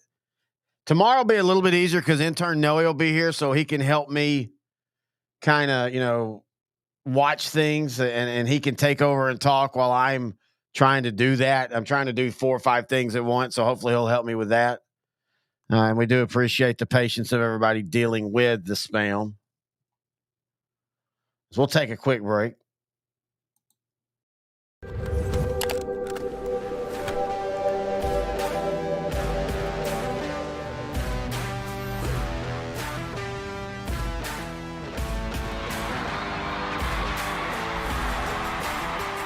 Hey, I mean, that's a good point. I think we might start seeing some go back. Is your demanding work lifestyle in need of fire-resistant clothing that can keep up? Well, L4FR clothing should be your go-to for quality, affordability, safety, and style. L4FR was founded by a third-generation oil field worker who is also a veteran. Thus, this company has a deep appreciation for reliability and longevity, all while we provide first-rate customer service. Our durable apparel will serve you well for many years to come, whether you're working on a pipeline, a lineman climbing utility poles, or in any other environment requiring fire-resistant apparel. L4FR has you covered. Our apparel is tough enough to resist hazardous conditions while still providing high comfort and style. L4FR provides clothing options to ensure your safety and comfort, whether you're on the job or not. To view our complete inventory of flame-resistant garments, please visit our online store at l4frclothing.com or give us a call at 817-757-4935. Si habla español. Terry back here. Sideline to sideline, the championship preview watch parties as Gunter takes the lead for the first time tonight, 10-7.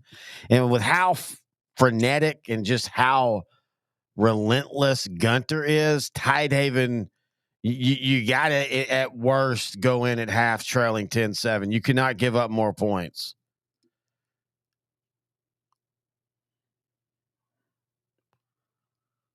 As we're seeing about Walker Overman and the legend that he is over at Gunter, a great football player, great track, great baseball player.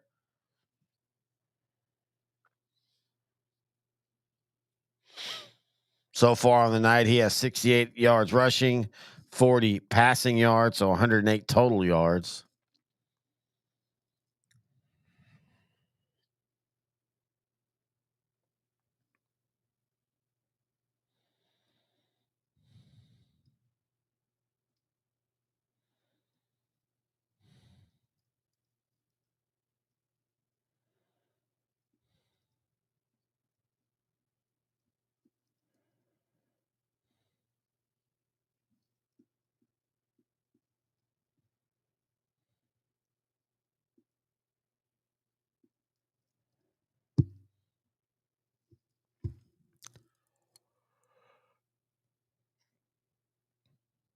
Man, they're having long timeouts here.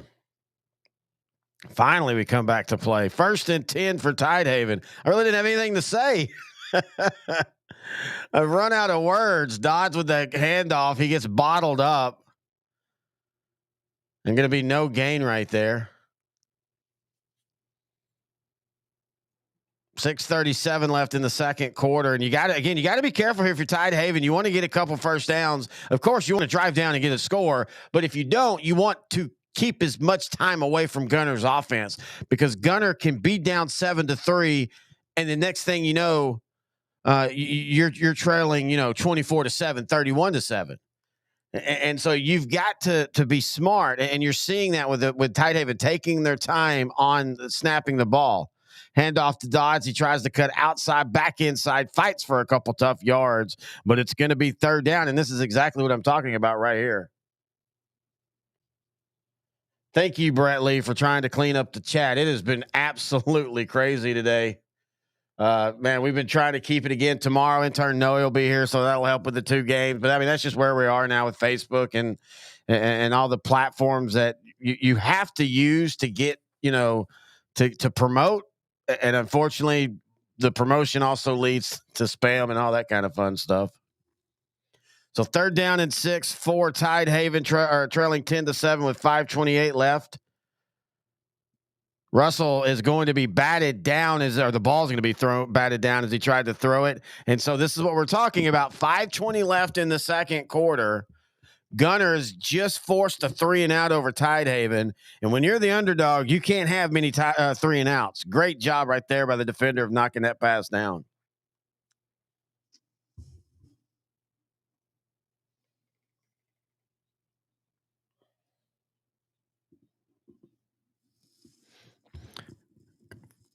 Retired coach Robert Sollers talking about that 1980 Tidehaven team as Tidehaven punts it here.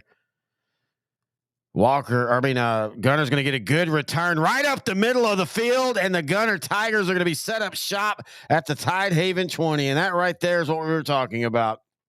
Oh, that's an absolute killer right there.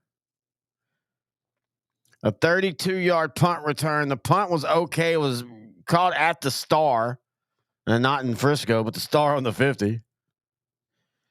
Well blocked by Gunter.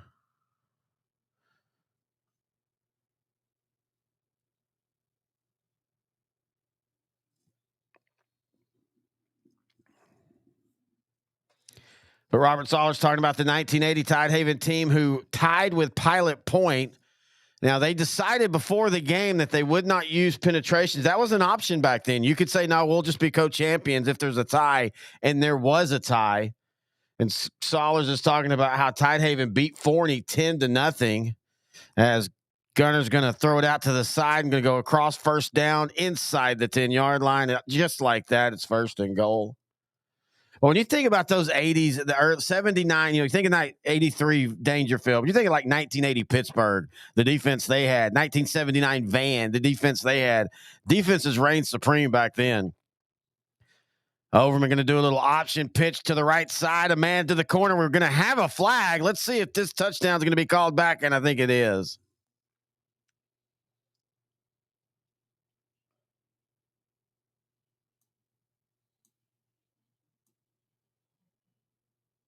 The Wood brothers, and think about it, Robert, and I remember this. I'm old enough that when you didn't really know the teams across the state like now, you couldn't just jump online and find video or find interviews or find shows like this that talk about them. And so these teams that you would play in the 3rd, 4th round across the state, man, there'd be just these mythical beasts on their team. Like I can remember 1986 Jefferson playing for a state championship, and you'd hear, when they played Bonham or Lampasas, you heard about Curtis Thrift, the great tight end who went to Texas. Overman up the middle now. He's going to get down near the goal line, going to be down at about the 3. He comes up limping. He took a pretty good shot right there. In fact, he might need to take a timeout. And then Cuero had Robert Strait. That was his junior year. And just all these people, you barely saw any kind of video. And if you did, it'd be grainy film. And so they would just have this mythical aura about those great players. 2nd down and goal for Gunter, leaping into the end zone. And speaking of mythical, the Tigers of Gunter are starting to impose their will now as they make it a 16-7 game pending the extra point. I love that Robert saying his mom held a grudge against them years later. That's what moms are for. So 17-7 with 4 minutes left. And this is what we were talking about. You just can't have third and three downs and out against a team like Gunter.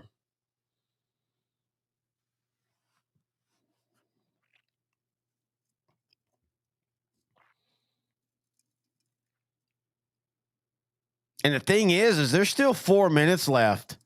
I'm pretty sure Gunter has all their timeouts. So if they don't. I'm sorry. It's hard to tell with the scoreboard the way they have it here. I'm not watching the game on the studio TV now. I'm watching it on the laptop just because it's easier for me to see. And I got an earbud in so I can hear the broadcast because the first couple games I was kind of missing some context of things because I couldn't hear what was going on. But no, they do have all 3 timeouts. So now if you're Tidehaven again, you have to be careful because, they haven't really stopped Gunter after that first possession. It's been a field goal, a touchdown, and another touchdown. And so if you're Tidehaven and you can't get first down right here, or a couple first downs, then you give Gunter a chance to put more points on the board because Gunter, even though they're not a heaving it all over the field offense, they're a big play offense. And so you're giving them way too much time if you don't get some first downs here. So this is one of those drives. It's not necessarily about points. Hey, you'd love to get them, but it's more about, hey, let's slow things down. Let's get to halftime. Let's figure out some adjustments because they're not far off. But man, you just feel like Gunter. I hate to use the cliche, the sleeping tiger is starting to wake up.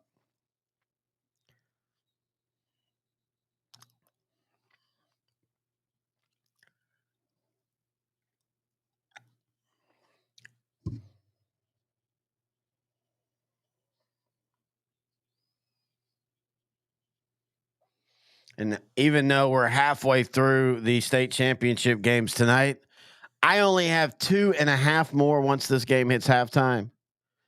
As again, we'll be doing the 4A games: Gilmer versus Belleville, Chapel Hill versus Anna.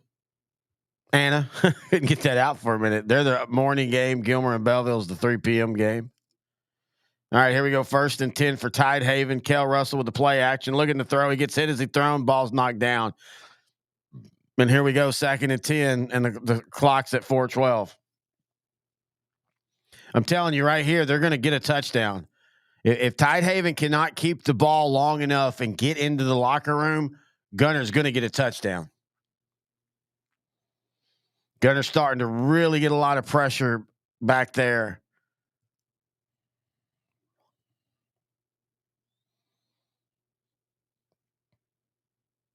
So 2nd down and 10. Looking to throw. Ball's caught by Joseph Dodds. Man, what a catch. He's made 2 outstanding catches. Still be short of the first down, but it'll be about 3rd and 4. Well, he is such a big kid. You can tell he has a D1 body. Like, you can see it. Like, he's just bigger than everybody.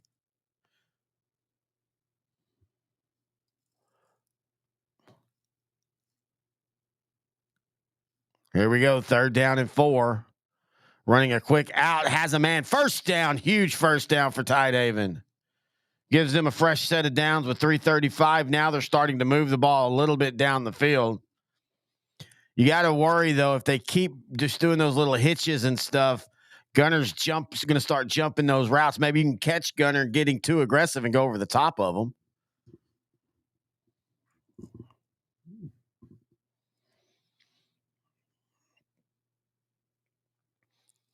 So 1st down and 10, 3:35 left in the half. Russell looking to pass, and he's being pressured. He's going to have to throw the ball away, and he almost threw it right into the arms of a linebacker for Gunter.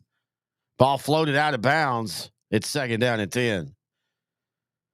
Russell on the night, 6 of 9, 42 yards and a touchdown.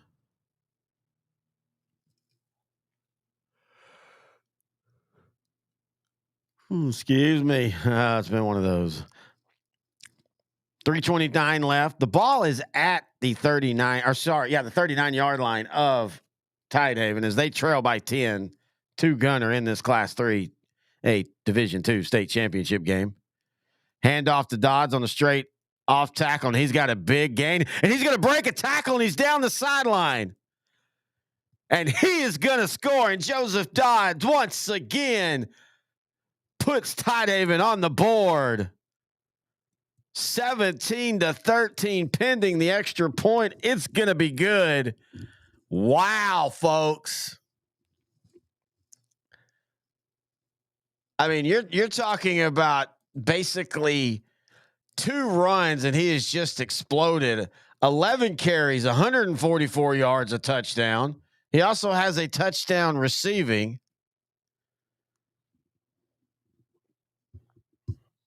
And as we said, the extra point is good. So with 3:18 left in the second half, Tidehaven's not going away. We are going away just for a couple minutes. We'll be right back. Football, it's something that is a Texas favorite. Often it's prioritized above so much in our culture here in Texas. Coach Jake Johnson. He's the head football coach for the South Texas high school football team. He's actually quite an imposing figure. Run it. But No cancer didn't care. It didn't care that he was a big, strong guy. It didn't care that he has a wife and kids. It didn't care that he was somebody's son. Cancer didn't care that he is a coach trying to help his football players become young men. Dogs. Go. Cancer didn't even care about his faith. When he received his diagnosis a little over a year ago, his wife and kids surrounded him in love and support. His parents immediately got in the car from Georgia and drove out to be with him and his family. His in-laws also came to help out around the house as well. Surrounded by help, love, and support, instead of fear and worry, Coach Johnson chose to move forward, walking in and relying on his faith. I don't know how good of a job I did, but I can tell you this. It certainly allowed me to speak truth into them that their value is not in winning a football game. All right, Terry, been back here as Tidehaven kicks off. They try to pooch kick, so Gunter's going to have pretty good field position. Almost had a fumble as it was muffed, but it goes out of bounds. Now, I hate to be the negative Nancy here, but that touchdown might have been scored too quick, especially after this pooch kick, because Gunter's going to have great field position, plenty of time in all 3 timeouts. But, man, Joseph Dodds is everything that advertised. I mean, this dude is just an absolute beast at running back. So Gunter's going to come out now with all their timeouts, looking to add to their 3-point lead. Overman over the middle. The ball's going to be bobbled and dropped. So now it's going to be 2nd down and 10.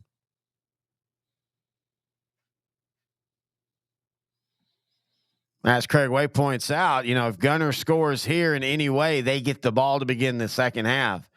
Bill, it happened well before Bill Belichick, but Bill Belichick and the Patriots have mastered that during the Tom Brady years. As they're going to do a little end around, going to be about a 3.5-yard gain. So it'll be 3rd down here. But, they mastered that, getting some kind of points at the end of the half and then turning around and getting points immediately with the first possession of the second half and turning close games into bigger blowouts or turning even deficits into leads. Right now, Tidehaven has 184 total yards, Gunter 182. 3rd down and 6, right up the middle. It's going to be short of the first down at the 40. Does Tidehaven now call a timeout?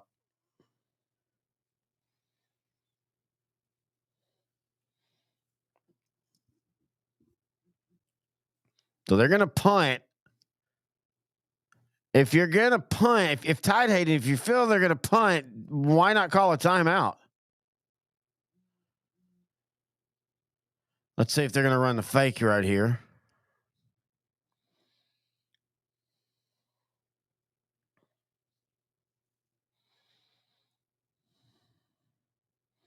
And it is a punt with 1:59 left. Good chance for a return for Tidehaven across the 30 to about the 33, 34-yard line. So Tidehaven, with all their timeouts, went from being 17-7 down to now 17-14, and with plenty of time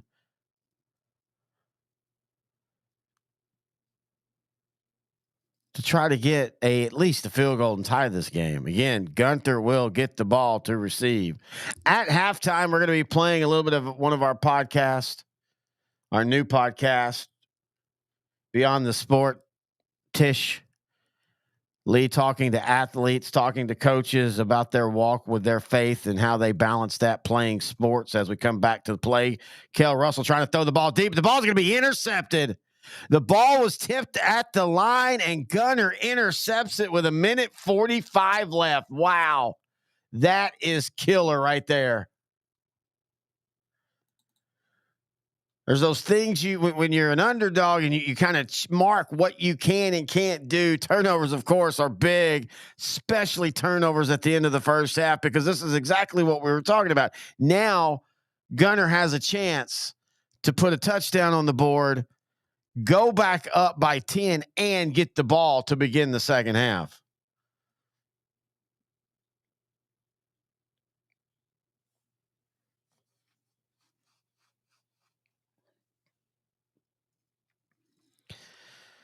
So they're going to take over at their own 49 with 1:45 left. Overman looking to pass. He's going to throw, and that ball's almost intercepted, knocked down. Good coverage right there. Overman just seems like tonight he's just been a little bit ahead of himself. He hasn't found that calmness that he usually. I think he always plays with a frantic energy. Don't get me wrong. He's very intense. But tonight, a couple of his throws, that's gone against him. Direct draw by Overman. He's going to get a couple yards, and Tidehaven now with a chance to get Gunter off the field on 3rd and 7. 1:28 left. Both teams are kind of slow playing the clock. They'd like to have the time, but you don't want to call timeouts and give your opponent a chance to do more because you give them more time. Overman again on a design draw right up the middle. It's going to be about 2 yards short of the first down with 1:10 left. 4th down and 2. I would think Gunter goes for it here inside Tidehaven territory.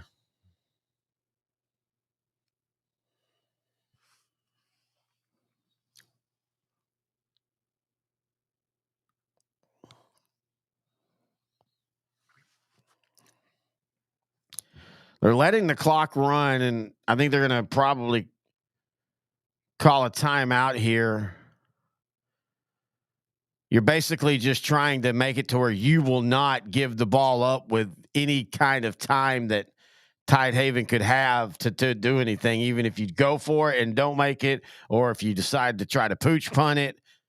But with 30 seconds left, I mean, I say that, and Joseph Dodds had 2 big plays, but you don't think that you're going to get a big play from Tidehaven with 30 seconds. I don't even know if you give them the ball if they even try.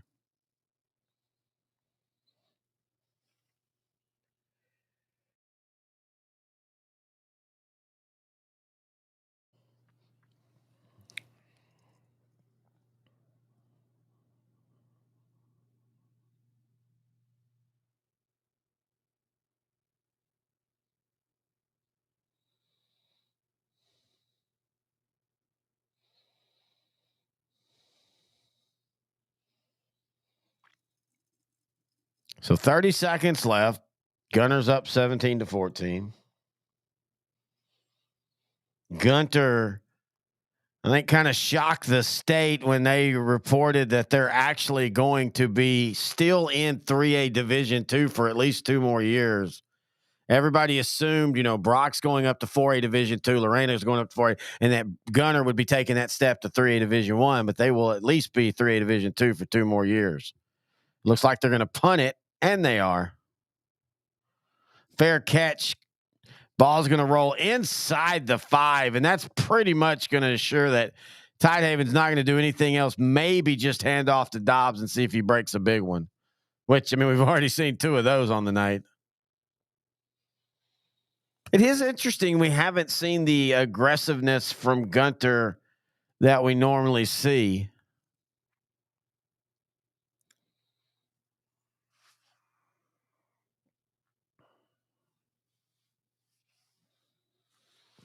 Again, at half, we're going to play some of our podcasts Beyond the Sport. Tish Lee talking to Brock running back Brett Tutter about his faith, how his faith affects him and how he balances his life playing football in his faith. And it will be a handoff to Dobbs, and he's got a little bit of a room out to the 10-yard line. If I'm Tidehaven, I might call another timeout and do one more of those, but it looks like they're going to let it go to the end of the first half. And that has been a great first half. A first half none of us thought was going to happen. I think most of us feel that Gunter would probably be up by 2 to 3 touchdowns at this point, but it's a 3-point lead for Gunter. We're going to take again an extended break and let you hear a little bit of the new show Beyond the Sport with Tish as she talks to Brock running back Brett Tutter about faith, football, family, and friends right here on L4 Media.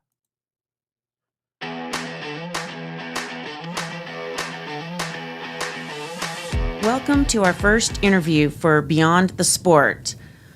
When I first had the idea to do this podcast, I ran the idea by one of our local coaches, and he gave me the name of someone that he thought should be my first interview without hesitation.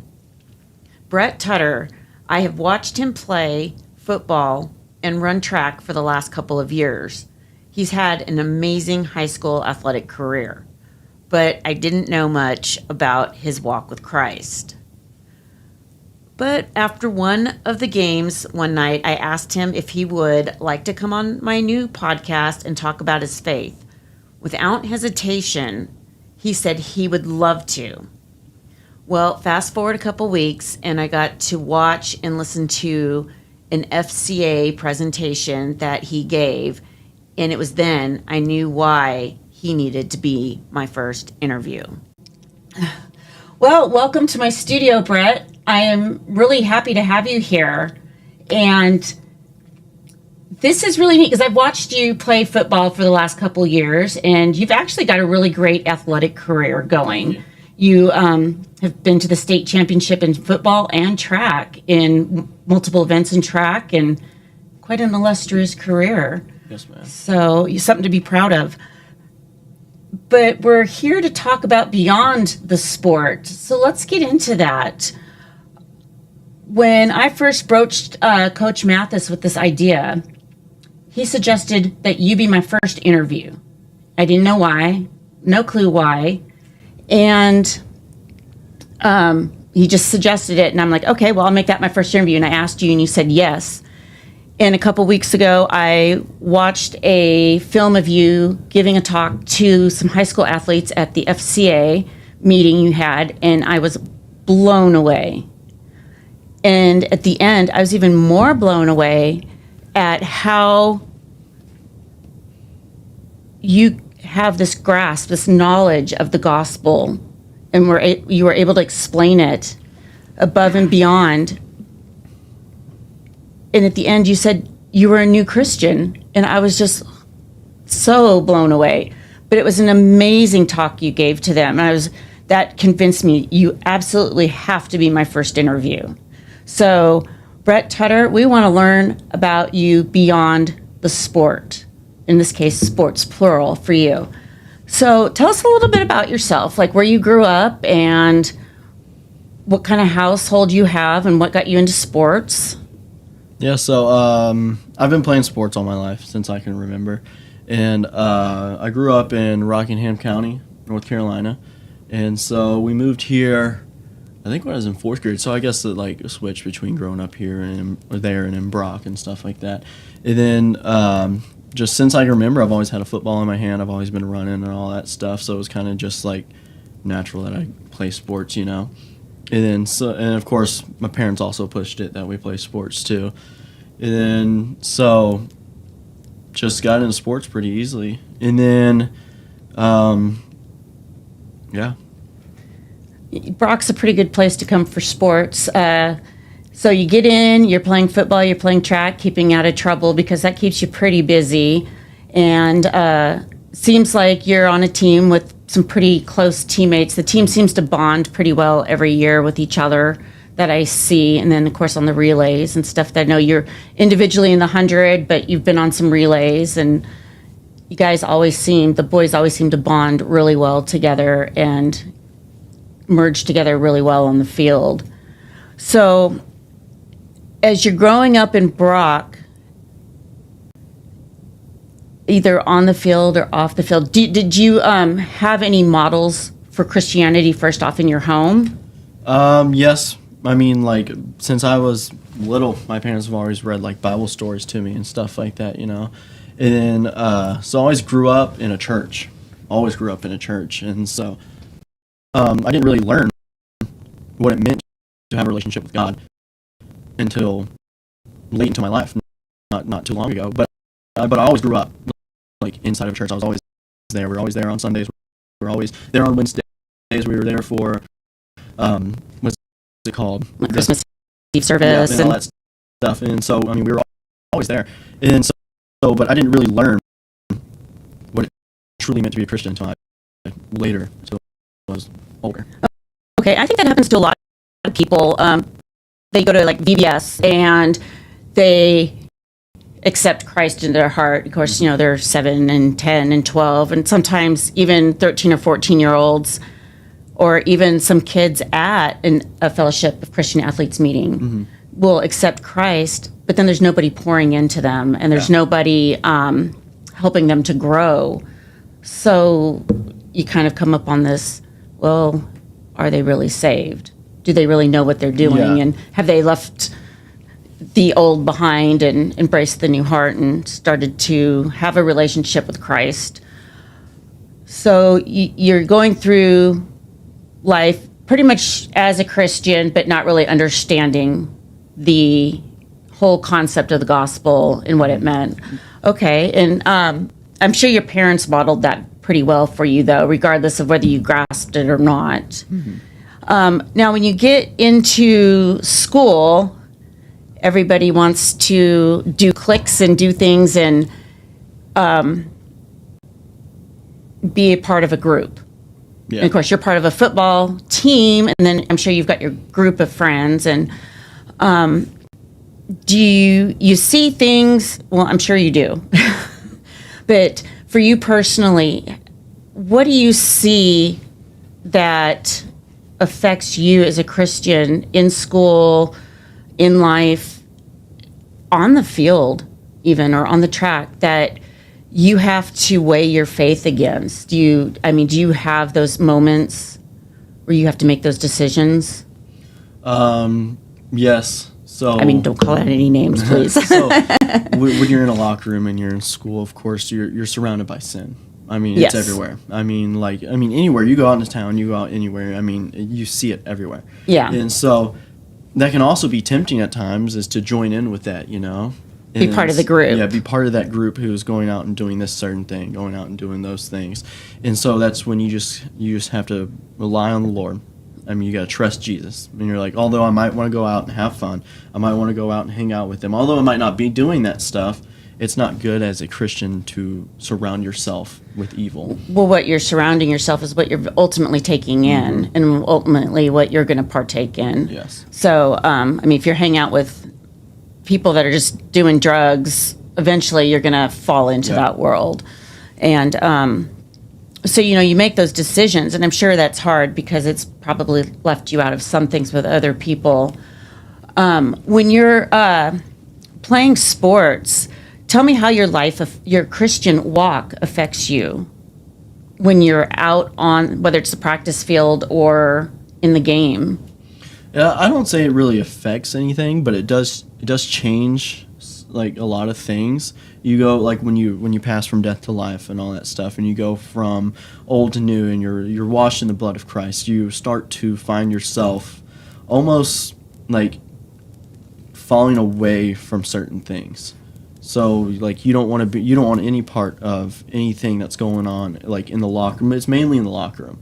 So, I mean, like, you hear a lot of stuff, you see a lot of stuff, and you just, like, you don't want to be a part of it anymore, you know?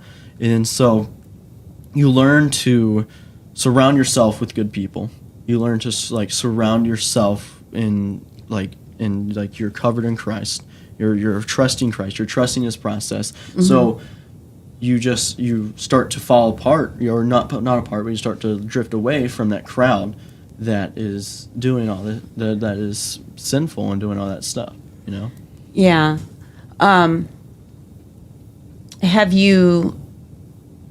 have you had to struggle with that, or is it something that the separation and the walking away, the turning away from, has it been a struggle at times, or is it something that you feel the Holy Spirit has helped you navigate well? Mm-hmm. So, of course, you do have Jesus on your side telling you that this is wrong, but like he's telling you, hey, like don't do that. Like you know that that's wrong. That kind of stuff is wrong. But it's also hard not to give in to that kind of stuff. And so when you see that kind of stuff going on, you learn to tell yourself, hey, you don't need to be around that. You don't need to. And of course, you have the Holy Spirit on you. He's telling you, hey, don't be involved in that stuff. Don't do that kind of stuff. And so you just learn to set yourself apart and just be outside the of what seems like it would be like the influence of that. The influence, yeah. And I've noticed, like, after the game, you don't really congregate. I mean, you congregate as a team because, you know, he calls you in, and Coach Mathis calls you in and gives you a talk at the end of each game, and you guys pray at the end of each game usually, and stuff. But I do notice that you're not in with the big center group of seniors all the time, and the group of people. You kind of come out, do your job, and you're like, that's your job, and you're done, and you celebrate and you're happy, but you're not doing a lot of the antics some of the other kids on the side are doing and hanging out. And do you find that when you're out there that you're having to make conscious choices sometimes to avoid certain situations that come up? I mean, I'm on the sidelines right now with Taylor doing filming, and it doesn't matter if I stand on the Brock side or the other team side, I hear all sorts of things. Mm-hmm. And it extends from the stands down to the sidelines. But how does that affect you when you are hearing those things? Whether it's you're on the field and it's coming from a teammate, another team player, or a player on the other team. You hear fans. I mean, one of our last games I was photographing, and I couldn't believe some of the things I was hearing from the fans. Not on our side, thank goodness, but yeah, it was very, very intense, and I was like, wow. I mean, there's crap talking on both sides, of course. I mean, like, and it's hard, like, being a Christian, like when you make a good play, you knock someone down, not to just get in their face and just start going at them, you know. And so that would be my temptation, yeah, I'm sure. Yeah, and so you just gotta learn to just ignore it. Just let it go through one ear throughout the other, you know. And so, I mean, just take what you know as a Christian, put it into your own life, to your own perspective, and then use that in your day-to-day life, even if it is in sports. Of course, in sports, it's hard not to get fired up. Of course, like, there's a good way to get fired up, good way to get amped up, but it's hard not just to control yourself. And so you just have to learn to, like, with all that going around you, with all the people who are talking crap to you, like, you just have to learn to just turn, like, if someone, like, it talks about it in the Bible, where if someone's to slap you on one cheek, you turn your face and let them slap you on the other. And so, I mean, you just have to do that in all aspects of life, even sports, football, track. I mean, track is not really a crap talking sport. Oh, it is, trust me. I remember the girls. Girls might be a different story. Yeah, girls are definitely, we were fortunate. The girls on the team were very cohesive. It wasn't a drama team, luckily for us, with the girls or the parents. But I remember being at one track meet, and the girls were, for one of the relays, talking smack. And Tori just goes, guess we'll see. And then she walks by at the end, boom, mic drop. And I was like, you know, I appreciate that there was no trash talk, but one of the things I did appreciate, and we're very fortunate living in Texas, is the prayer. I do recall a lot of times seeing the girls, 4 of them especially, huddled together before the mile relay. And then I also do remember times where they had other teams that they were competing against with them in that huddle. And that was very, I don't know, it was like earth shattering, like you're proud of your kids, you're proud, you know, you're excited for them that they're doing that. and they're doing that before they even go to the starting line, and that they're including other people, and just that's where their heart was at. And so, yeah, there's trash talk on the girls' side. It's kind of probably different than the guys' side, but girls can be vicious. Yeah, in track, I usually just make friends with everybody, like from different schools and all that stuff. I just go up and just start talking to them, and then I like track because it's more of a laid-back sport. I mean, like, it's not always just head-to-head. You're banging heads all the time. It's just like you go up there, you talk to them, they fire the gun, and you run, Yeah, and you're done. I mean, that's your moment. And football, there's that aggression for 48-plus minutes. Yeah. It's almost 2 hours by the time you do halftime and timeouts. And so many emotions in football. I've seen that. Luckily, you've been able to come out on the positive side of the emotions for the most part, down to the end. But I want to back up a little bit before we jump towards the end.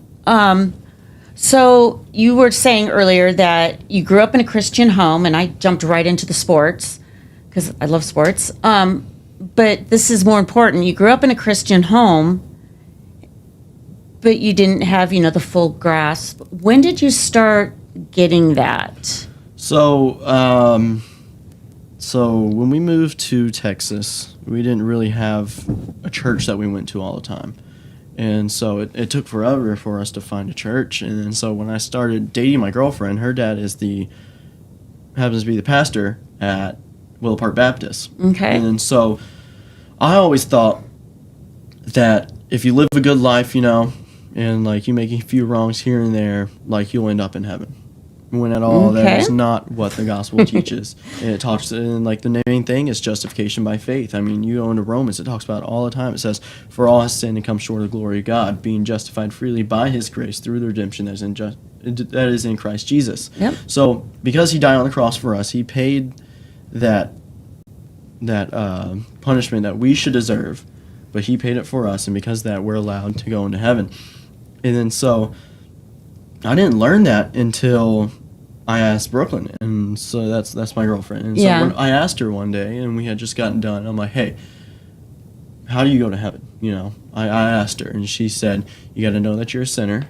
You have to know you can't save yourself. You got to know that Jesus died for you on the cross. You got to ask Him into your heart." I mean, it's that simple.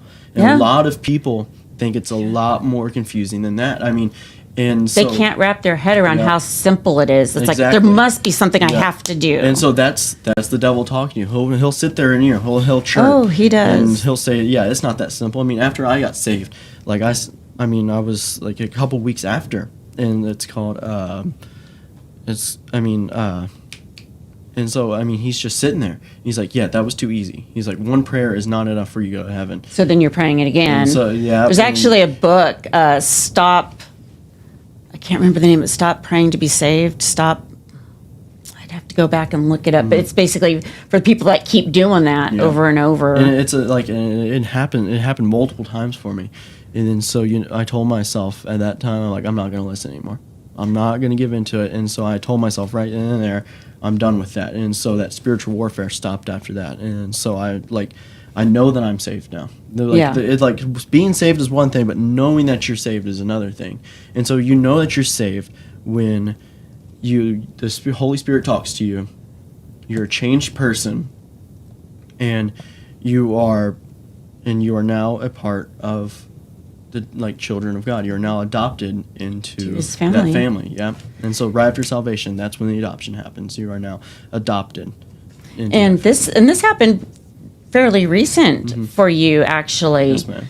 According to the video I watched. Yeah, it was February 5th, 2023. It was the day I got saved. Best day of my life. Yeah, I can second that. Yep. It is an amazing feeling to say, I want to be a child of God and be part of His family. And you're right. So many people, I must do something to earn it. There must be something more. And they can't believe that it's a free gift if you just put your trust. His grace is amazing. His grace is enough. It is enough. It's sufficient. It's enough. It's beautiful. And there's nothing that you can do that can equal it or achieve it. And I think that's what people continue to think, well, I'm a good person. I don't do this. I don't do that. And we as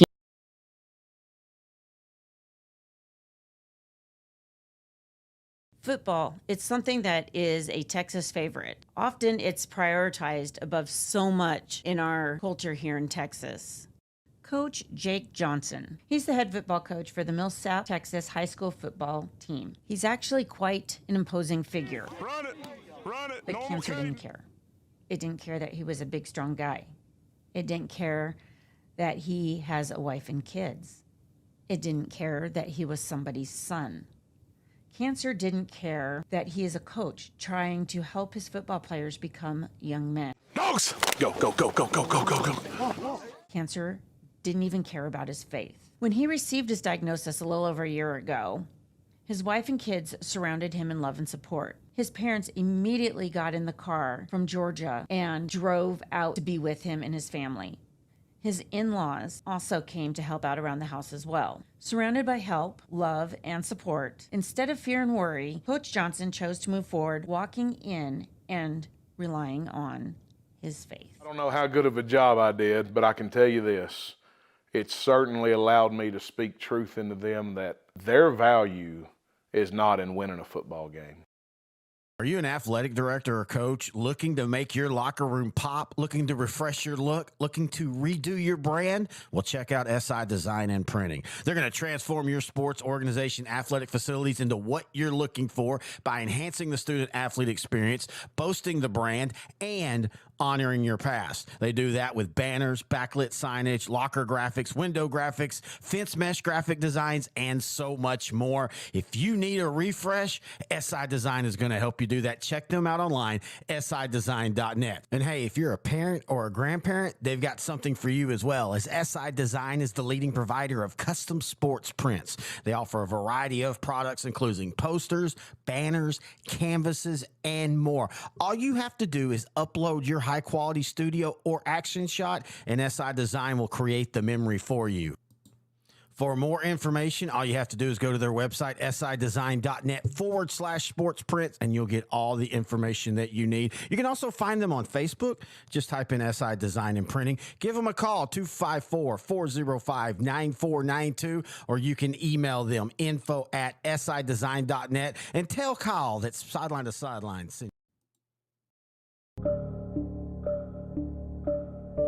Helmets don't protect every direction of force. And in some sports, a helmet just isn't part of the equipment, like basketball or soccer.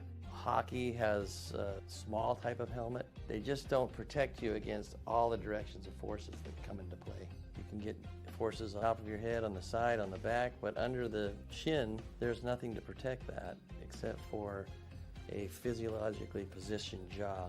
Putting your jaw in its physiologic rest position brings the actual jawbone away from the skull so that when you receive that force from an impact, that force doesn't get translated through the joint into that cradle of the skull, injuring the brain.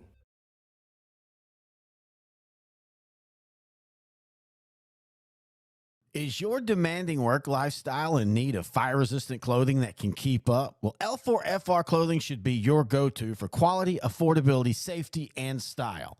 L4FR was founded by a third-generation oil field worker who is also a veteran. Thus, this company has a deep appreciation for reliability and longevity, all while we provide first-rate customer service. Our durable apparel will serve you well for many years to come, whether you're working on a pipeline, a lineman climbing utility poles, or in any other environment requiring fire-resistant apparel. L4FR has you covered. Our apparel is tough enough to resist hazardous conditions while still providing high comfort and style. L4FR provides clothing options to ensure your safety and comfort, whether you're on the job or not. To view our complete inventory of flame-resistant garments, please visit our online store at l4frclothing.com or give us a call at 817-757-4935. Si habla español. All right, Terry Bennett back here as we're about to start the second half of what has been a very surprisingly competitive game as Gunter leads 17-14. And we talked about it with Coach David Lucio as he's actually being interviewed as I say this. But, you know, we talked with him on the preview show about what they needed to do. And, the first thing he said was, you got to keep it close at halftime. And you do that, and then you get yourself in the game, and then you start shortening the game, and then every drive matters, and then, it starts to become a one-possession thing, and that's exactly what Tidehaven has done. And, yes, Joseph Dodds has been the main reason. 12 carries, 150 yards, a touchdown. Also a touchdown through the air. He caught one.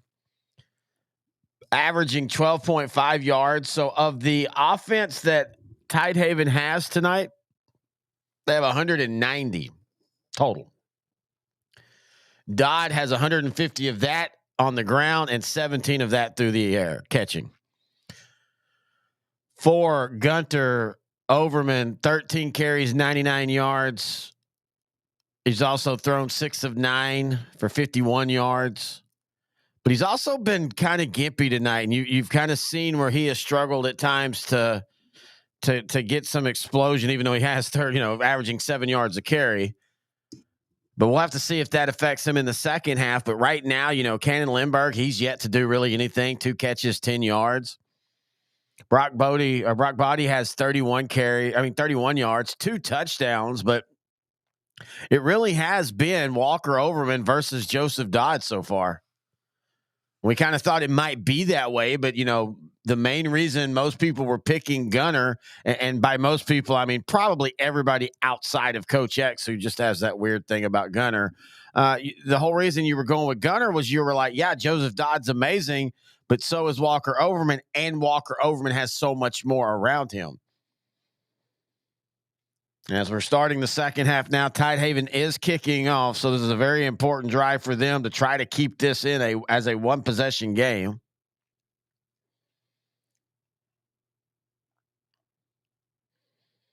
Gunter again in their all-road whites, Tidehaven in their red tops as a pooch kick.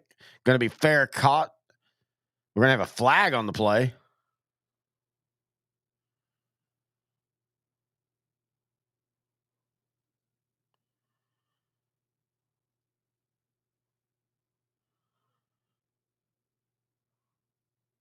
It was a late flag. If it's an offside, man, that was a late throw because the play was basically over, and then you saw the flag be thrown. I thought maybe there was a late hit or a personal foul.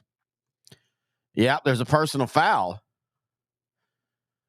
Gunter with an illegal blindside block. That's going to put them back 15. So instead of having the ball at the 40-yard line, they're going to be all the way back to the 25. Yeah, I thought that there was no way that was an offside because that was so late. Head to head right there on the block. No need for that. That's going to get called every time.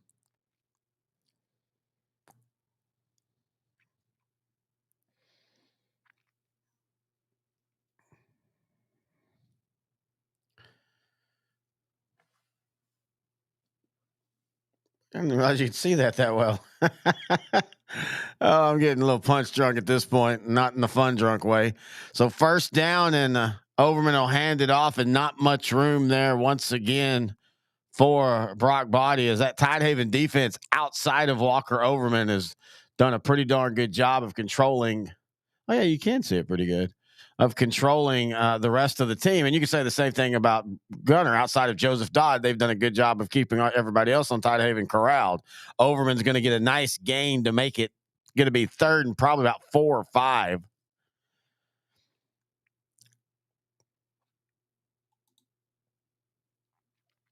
Hey, he went sideline to sideline, as they said on the broadcast. Trademark, please send us a check there, sir. So on third down, up the middle, and Tidehaven stops I think it was Body again. Man, they are doing such a good job on those inside gap plays. Outside of the few times Walker Overman has just been able to, with his quickness, get through. Everybody else, man, Tidehaven's just there making great play after great play. On the tackle was Justin Griffith. That's his 4th tackle of the night. One of them for a loss. And just like that, Gunner's going to go 3 and out and have to punt. Live drive punt that's going to take a neutral bounce and go out of bounds. So Tidehaven, they're going to take over now here with the first time in the second half, trailing by 3 points. I don't think anybody saw this game this way. We'll take a quick break.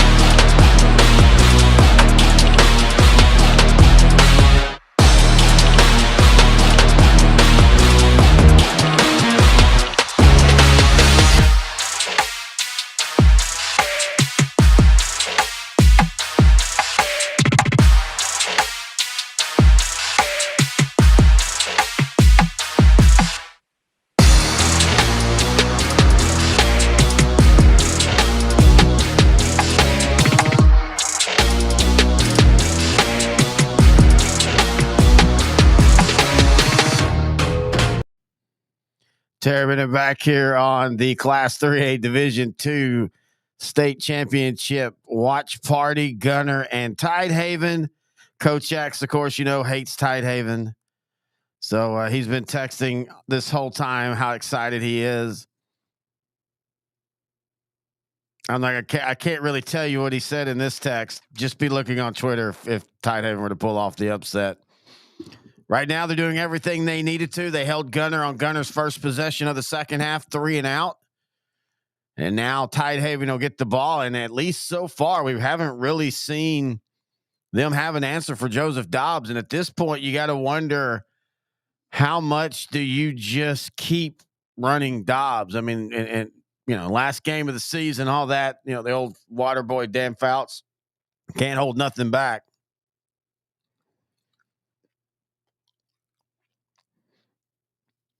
Of course, Tidehaven's been here before. 1980, they actually were co-champs when them and Pilot Point tied, and they had decided before the game that they would not use penetrations or anything like that. If the game was tied, the game would be tied.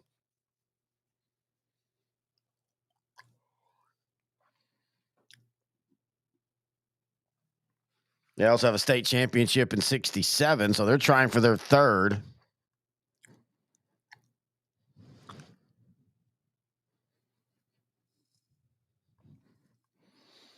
That's funny. The Tidehaven article, but it was in the Longview News Journal, which is all the way up in East Texas. So here's Tidehaven about to get the ball for the first. They get the ball for the first time here in the second half. See what they're going to be able to do with it. They trail 17-14.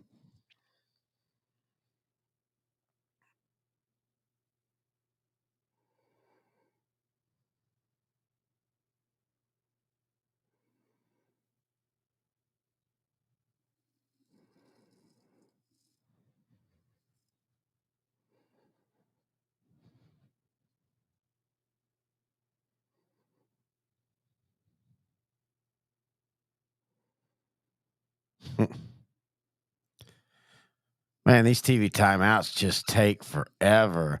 And I get it if they're in commercial, but like right now, they've been back for 3 minutes and everybody's just sitting there. Finally, Tidehaven comes up to take the first snap of the second half, offensively trailing 17-14 with 10:38 left.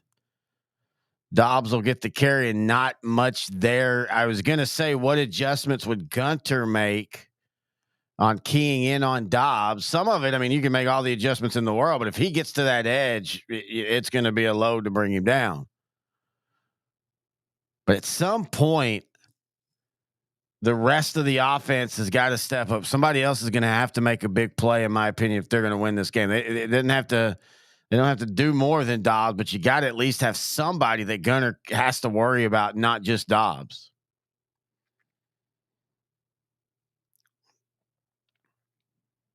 Trying to run that jet sweep that I saw so many times in the playoffs, watching their films and watching them like against Dangerfield. Those are so hard against Gunter because Gunter is just so quick to the edge. They actually want to stretch you out. And 26 did a good job of setting the edge, and the linebacker came and scraped off that. And now it's third down. And this game is just kind of turned into a defensive slugfest.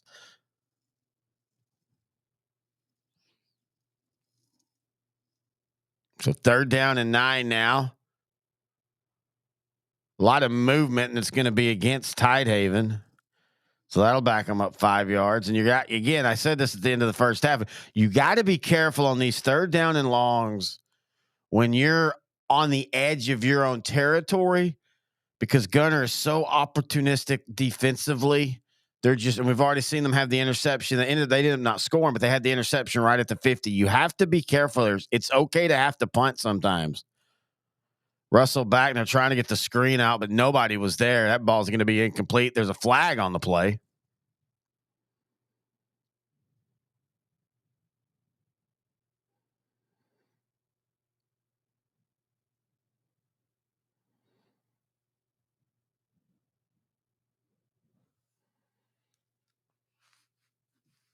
Flag was real quick, so I don't think it's intentional grounding.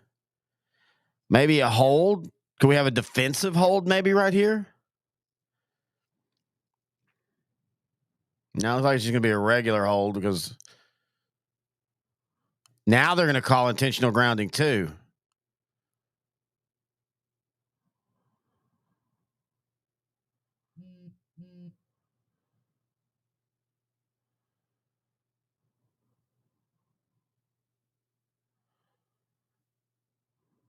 Yeah, both flags on the offense holding an intentional grounding.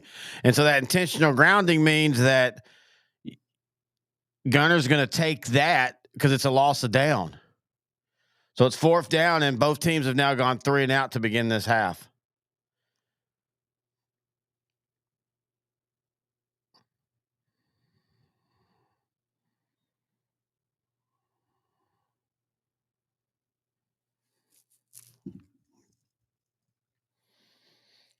So Tidehaven going to be punting from the shadow of their own goal line. 4th down and 20. Gunner should get good field position. On a bad snap, good job of corralling it. Almost blocked. It's going to be a line drive, and Gunner's going to get great field position, even though the ball does continue to carry down the field.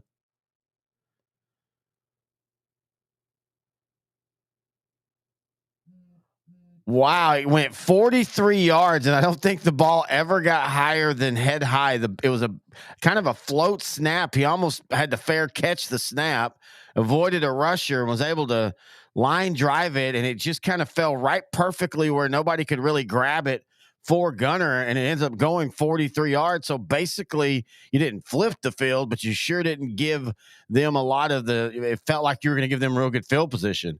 They have good field position, but not real good field position. And there is a difference on that. We'll be right back. L4 Media, we talk high school football, 4A, 3A, and 2A in Texas. We talk East Texas sports. We talk NFL, guy talk, movie and booze. We also talk wrestling and so much more. So like and subscribe and check us out.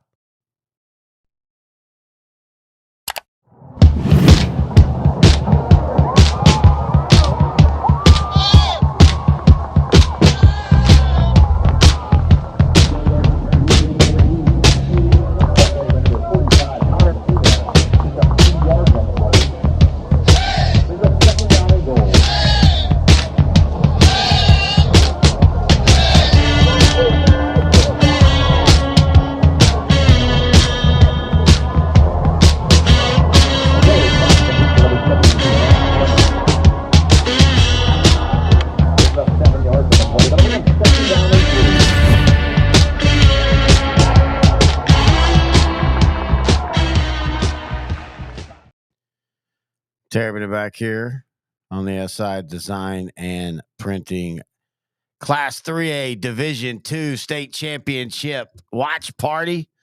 Hi to everybody that's watching. It looks like right now we have about 14 to 1,500 people watching. We do appreciate that. This has been a blast. It's been tiring. Do not get me wrong, but I can't wait to do this again next year. We might have to plan a couple more watch parties in the regular season, especially now that Dave Campbell's has their kind of red zone package on Fridays. One of the Fridays I stay home, I might just have to park up in the studio and we do this during that. Of course, intern Noah and I will be here tomorrow to do the 4A games, and intern Noah will be back with me on Monday as we do an Outdrink the Coverage Monday Night Football watch party. Those are a little bit different. Overman on the first play has a big gain up the middle and a first down, and Gunner's in business at their own 45. Yeah, the Outdrink the Coverage ones are a little bit more adult beveragey. That's why it's named Outdrink the Coverage. First down now, going to hand off to Body. He's going to try to get to the edge and almost does. Nice gain, though. And that's what we're talking about right there. That's what Tidehaven needs. You know, Body's struggled at times tonight, but he's still a second ball carrier that Tidehaven has to respect. I don't know right now if Gunner respects anybody outside of Joseph Dodds. 2nd and 4 here for Gunner. Trying to throw the ball. Great pressure, and he throws the ball into the dirt. And you could make the case right there that was pass or intentional grounding.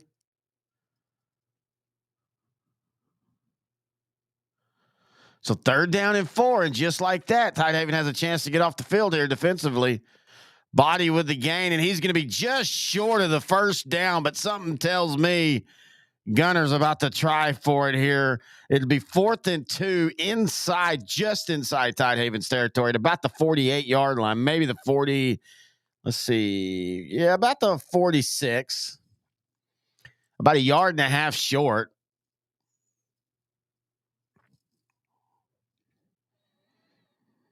And they are going to punt. Or at least they're going to line up for it. Let's see what this upback does.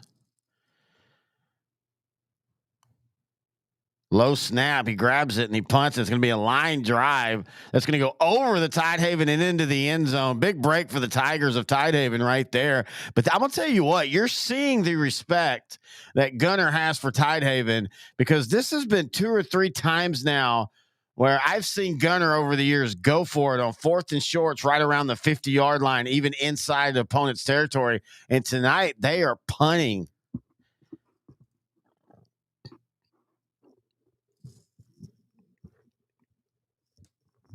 So the ball go out to the 20-yard line. 7:44 left here in the 3rd quarter. Tidehaven with the ball trails 17-14. Gunner's already punted twice in the 3rd quarter.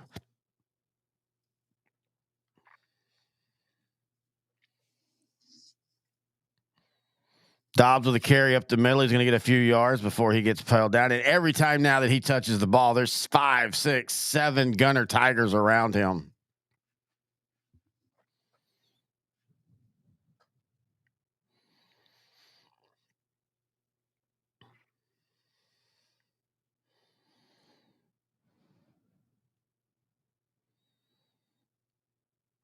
Isaiah Standback, former Cowboys, doing the broadcast, and he basically said what I said a few minutes ago. Tidehaven's going to have to find a second guy. He's saying Kel Russell's going to have to throw, and he's right. Kel Russell's trying to throw here, and the ball's going to be incomplete, and you could make a case for another intentional grounding. Let's see if they're going to call it.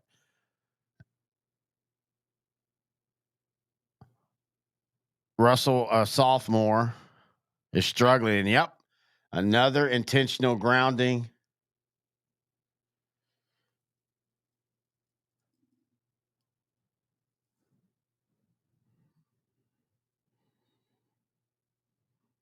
So that's back-to-back drives or intentional grounding.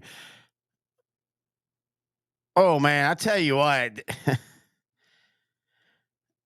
There was a guy at least within 4 yards, and usually you give the benefit of the doubt on that. That's a tough call right there, in my opinion.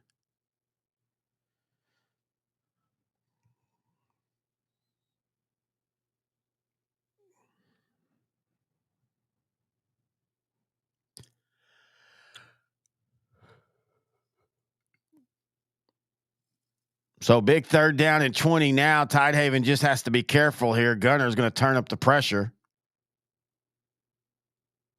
Ball's going to be thrown, and now we're going to have a pass interference on Gunter. Wow, are they about to bail Tidehaven out? I mean, this ball was nowhere near being a 1st down. If he caught it, there's 3 other Gunter Tigers there. It'd have been maybe a 7 or 8 yard gain, but you're about to bail out Tidehaven right here if the call goes against Gunter, and it will. Wow, pass interference on the Tigers of Gunter. Huge mistake right there. And it's a good call. The defender got there. He never turned his head to look at the ball, and he just basically ran right into the wide receiver. And it's that risk reward coaches always tell you about. Hey, let him have the catch right there and just tackle him. It's a 5 yard gain. Gunner's going to get the ball in great field position. Tidehaven still, though, deep in their own territory, just across the 20 at the 21. 1st down, and they're handing off to Dobbs on 1st down, and then on 2nd down they're trying to pass, and Gunner's getting pressure. They've got to change it up, and that doesn't mean not use Dobbs, but yeah, the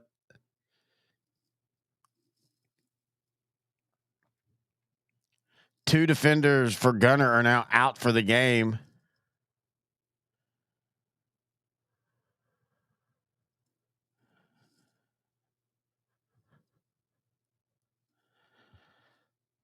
So 2nd down and 10 now for Tidehaven.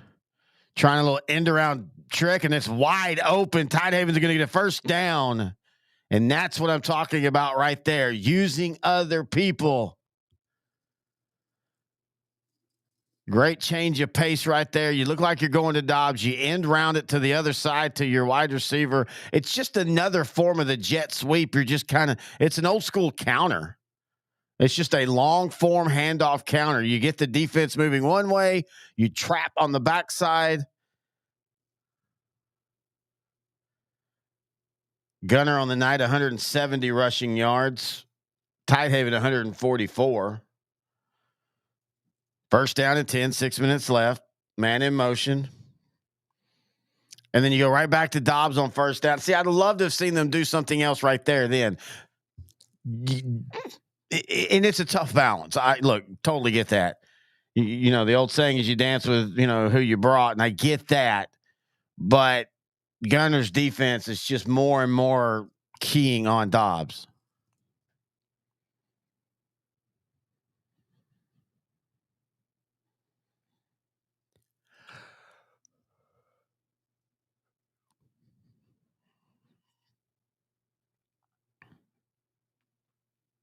Kel Russell, 6 of 10 for 42 yards, 1 touchdown, 1 INT.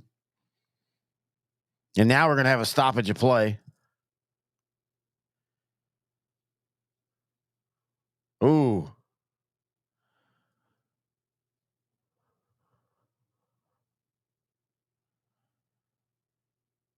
Boy, they had to call a timeout because the center had an equipment issue. You don't really want a cold center going in, but man, taking that timeout in a 1-possession game and hoping you don't need that.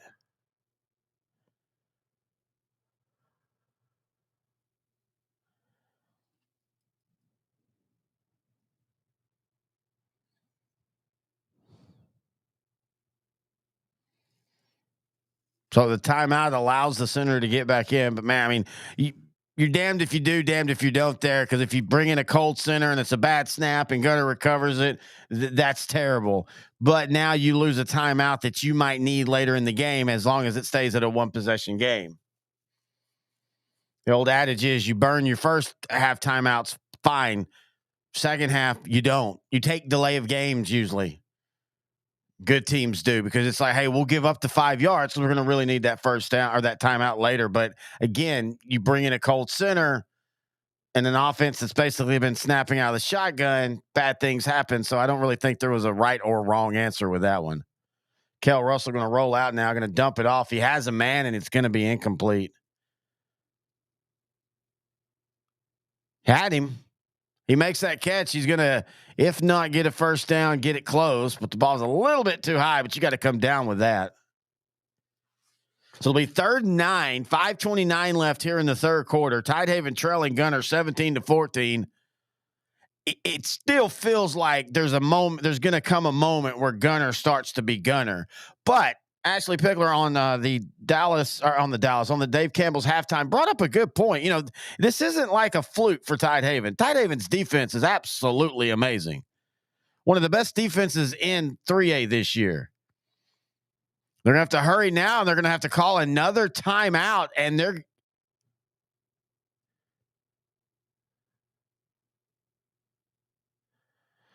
that's actually a benefit. We were just talking about it too on a delay game.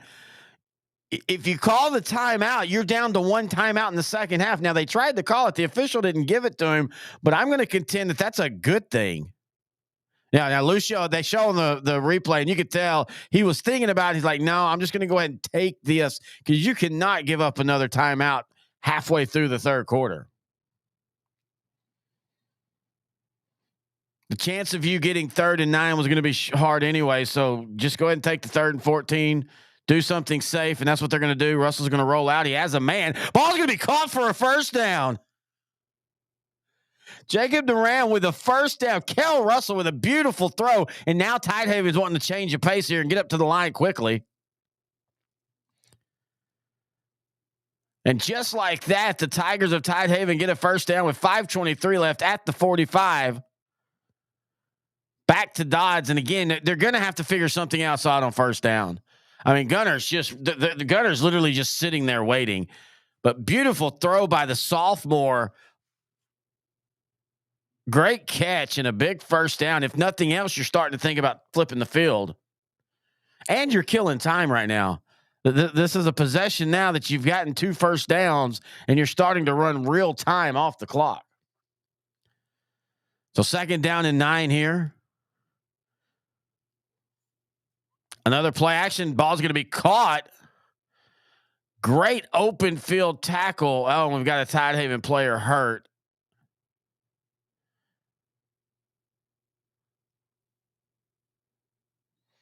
The tackle looked kind of janky. The Gunter player kind of was behind him, and he didn't horse collar him, but he used his jersey to bring him down, and I think it kind of twisted up his leg.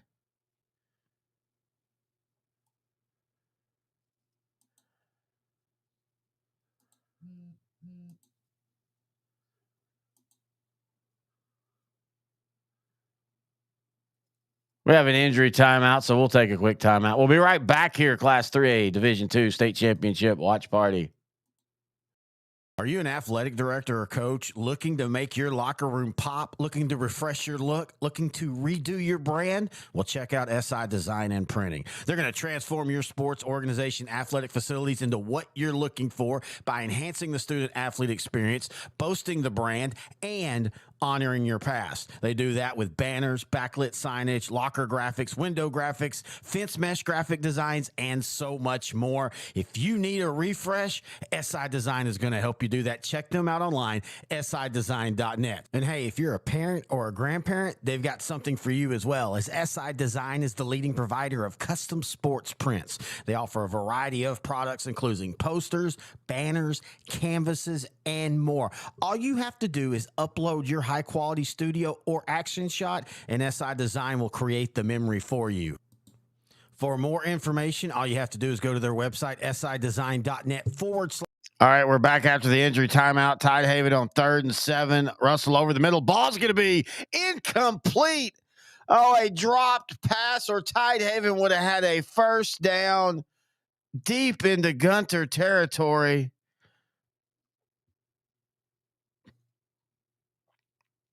Pretty throw right down the middle. Just couldn't keep his hands on it.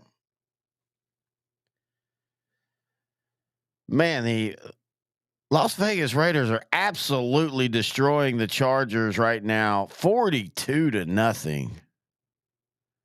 That's crazy. Punt now for Tidehaven. They at least flipped the field, if nothing else. Fair catch called for, and they definitely flipped the field as Gunter will take over inside their 15. Up 17-14 in a game that has had some big plays, but honestly, the defenses for these two teams have just been playing outstanding.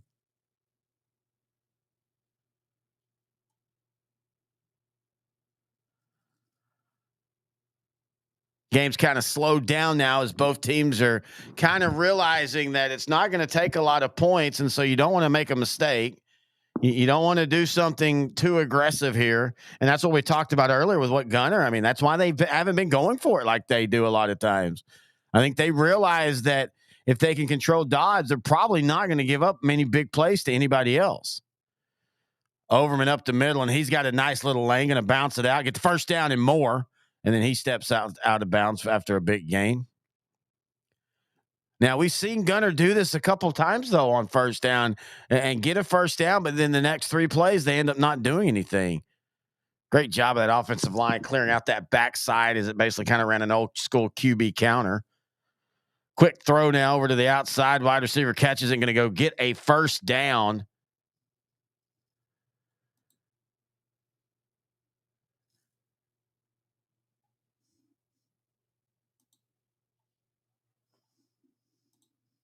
Oh, Dylan Tokars with his second catch. She couldn't see the name there.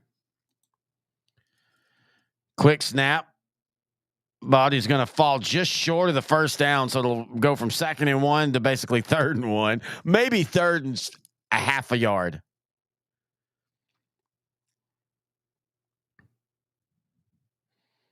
Again, Tidehaven, man, that defensive line is just playing so physical, and you can see Brock Bodie getting frustrated. So here we go. 3rd down and 1.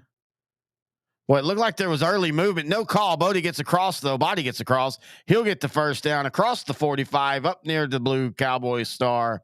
And Gunter looks to be rolling now. And to be honest with you, it feels like if they score a touchdown and make it a 2-possession game, it's going to be a tough one for Tidehaven.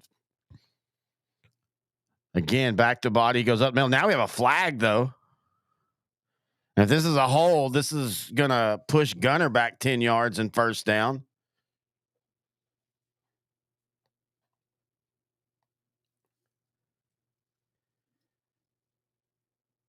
Oh, personal foul, chop block. That's even worse. 15 yards from the spot.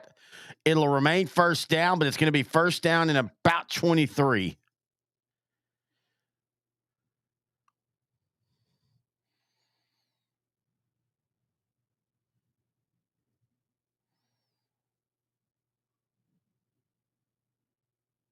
That's a good call, but a tough one. He wasn't really trying to truly chop block. One of the guys fell down. Quick throw. Ball's going to be caught, though. Big gain. Coming up, across the star. Going to get the first down and more. First big play of the second half for Gunter, and he's going to walk into the end zone. Touchdown, Gunter. Wow.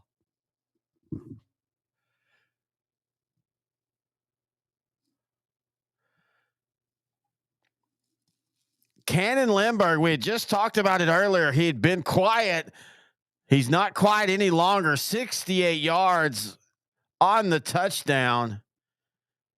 And this is what we were talking about earlier, that the difference in these two teams is they both have just absolute superstars. Walker Overman for Gunter, Joseph Dodds for Tidehaven.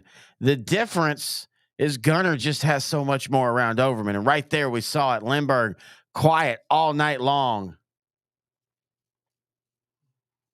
Actually, it was a 50-yard touchdown. I'm sorry.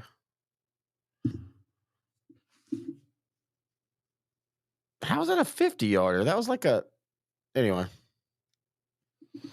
Yeah, 68. I was about to say they had this wrong on the stat sheet. I'm like, I know where he caught it. I'm not great at math, but I can tell you where the 50 is. Man, he did that so effortlessly.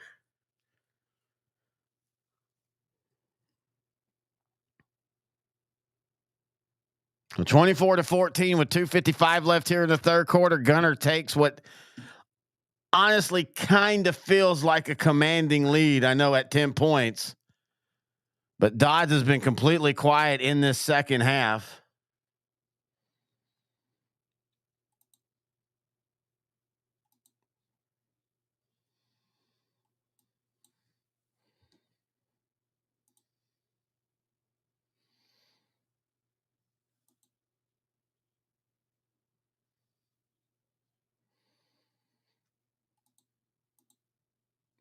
So Gunter will be kicking off now.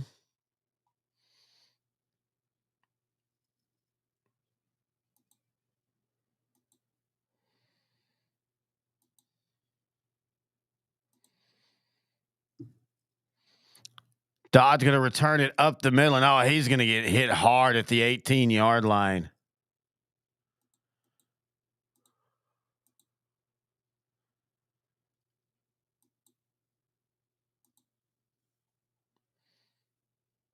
Gunner's now almost ran for 200 yards at 195. Walker Overman, he's thrown for 8 completions, 128 yards, and a touchdown. 68 of them, of course, being on the Lindbergh touchdown that just happened. Lindbergh has 78 yards receiving. Overman has 135 yards rushing. Brock Body has a tough 48 yards rushing and 2 touchdowns. And now we have an offensive penalty for Tidehaven. And Tidehaven has just looked terrible here in the second half offensively, outside of a couple plays, and Gunter helped one with a pass interference.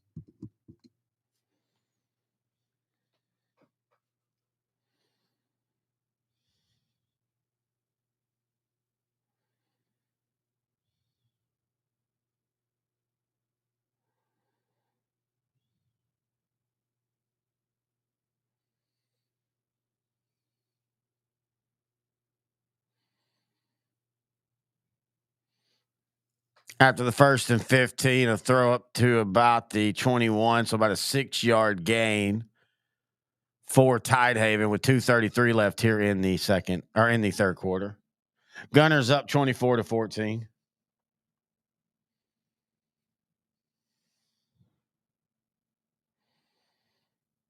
I really love that Tidehaven logo. Almost looks like the old school jet airplane USA that they put on the wings or on the nose.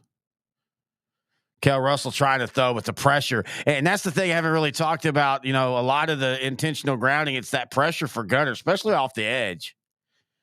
They are either just they're sending their edge rushers almost every play, or they have just absolutely nailed it every time that Kel Russell is trying to roll out, whether it be a full rollout, a bootleg, a semi bootleg, and they're in his face before he can even turn.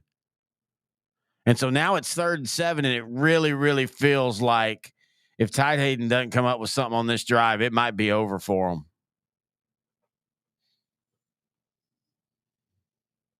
So 3rd down and 7 here. Rolling it out. This time he has time to throw. He's going to float it up. Ball's going to be caught. Nope, going to be out of bounds and incomplete. And another Tidehaven player is hurt. But these teams are really starting to get beat up. Both of them are.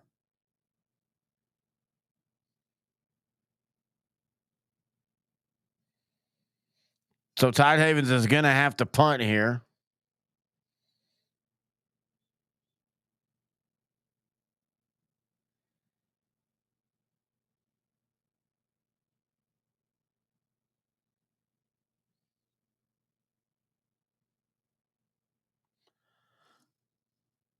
Going to have movement on the punt. I'm not sure who it's against. It was the Gunners and the wing, so you don't really see that usually. Offsides on Gunter. Still going to be 4th down and long.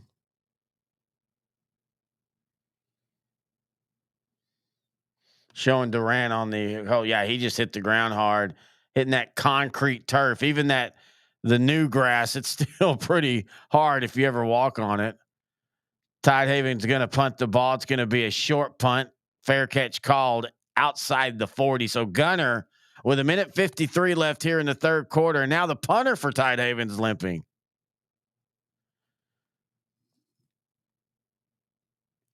But Gunter, you kind of feel it now. They're starting to put the screws to Tidehaven. Wouldn't shock me to see them try to hit another big play down maybe the sideline here and start wrapping the present with the bows.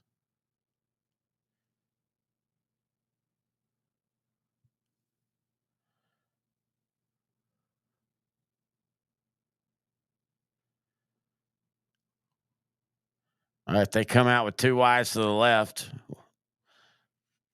Going to run that little jet sweep option right up the middle. Bodie's going to get a nice gain. He's starting to find his way. Or Body, I'm sorry. I keep wanting to say Bodie. It's Body. It's Brock Body. And a friend where I grew up, his name was Bodie. And then also Bodie from Point Break. Wasn't that Bodie? Yeah, that was Bodie. I wish Coach X was here. He would help me on that one. Throwing a catch and a 1st down for Gunter, and the Tigers of Gunter, you know, they've been pretty efficient all game long. It was Tidehaven making really good plays, but now you're starting to see that Tidehaven just can't hang in with them anymore.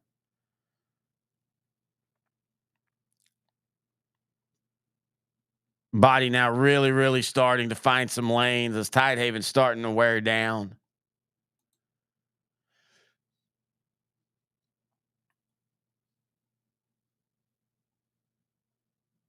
Gunners really hastened their pace. A drop right there, though, going to slow things down. It'll be 2nd and 5, 3rd and 5 with 1:03 left.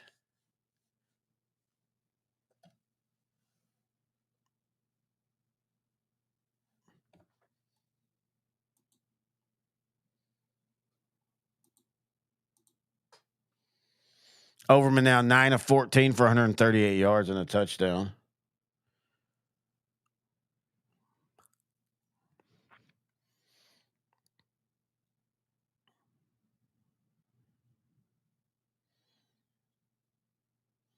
Going to be short on the 3rd down. Body gets to the 35. It'll be about 3 yards short. I would think at this point you go for it.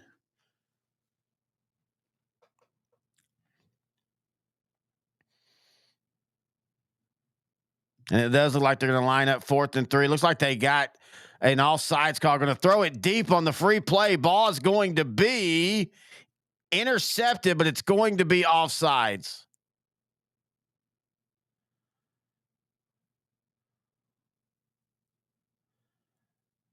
It's offsides on Tidehaven. That's why Overman threw it deep.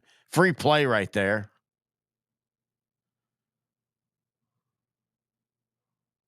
Yep. Offsides on the defense. Automatic first down. Well, I mean, not automatic, but enough yards that it's a first down.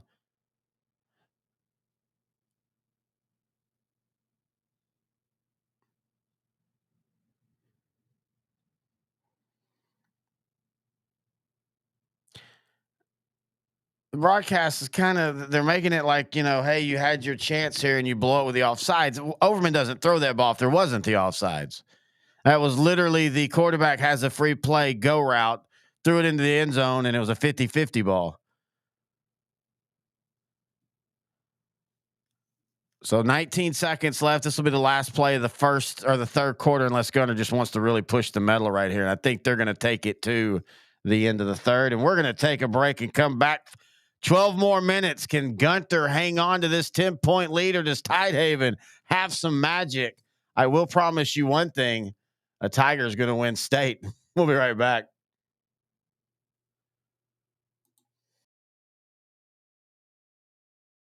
Football, it's something that is a Texas favorite. Often it's prioritized above so much in our culture here in Texas. Coach Jake Johnson. He's the head football coach for the Mill South Texas high school football team. He's actually quite an imposing figure. Run it. But No, cancer okay. didn't care. It didn't care that he was a big, strong guy. It didn't care that he has a wife and kids. It didn't care that he was somebody's son.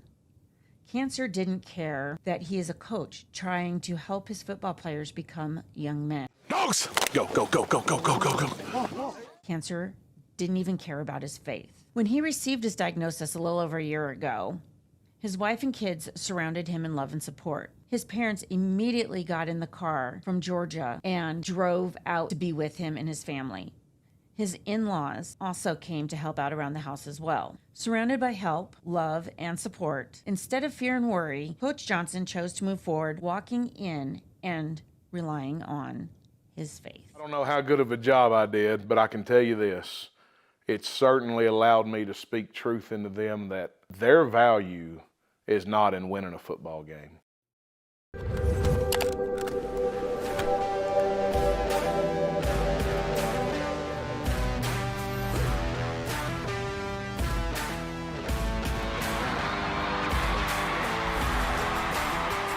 Hey, I mean, that was a good point.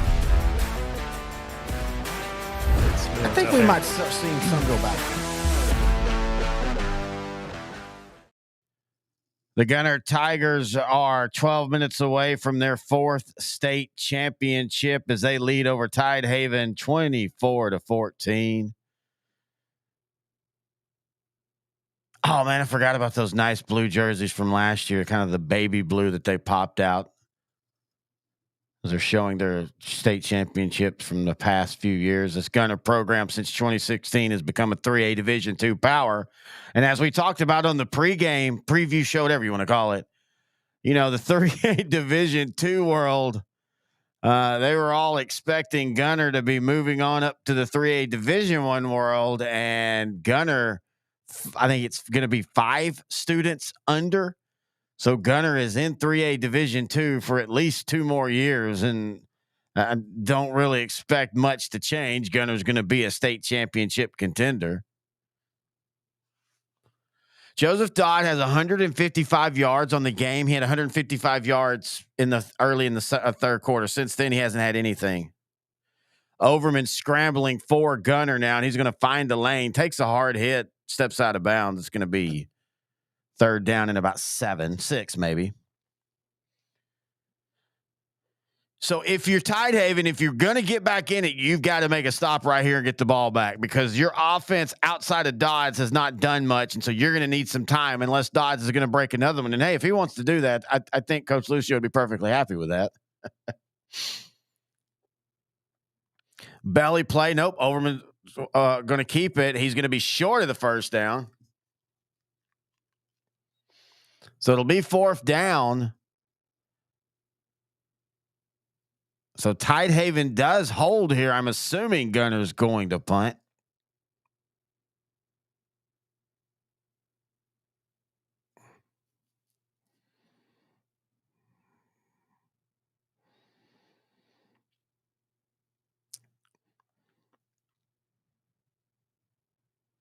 They're going to try a 40-yard field goal here to make this a 27-14 game.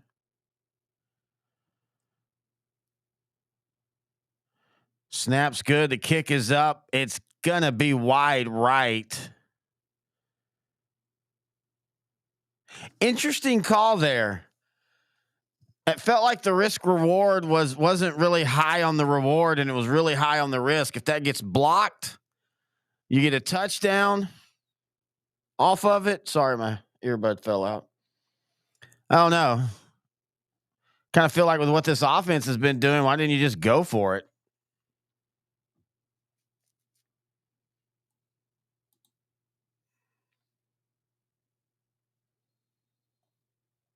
Oh, hey, there's the I know there was chat inside the R stream or restreams. That's cool. Dodds with a handoff. He's going to have a little bit of a lane if he can bounce it outside, and he does. And that's the best run we've seen from Dodds here in the second half. So maybe Tidehaven has a little bit of juice left here, trailing by 10 early here in the fourth quarter. Man, he is fun to watch as a running back.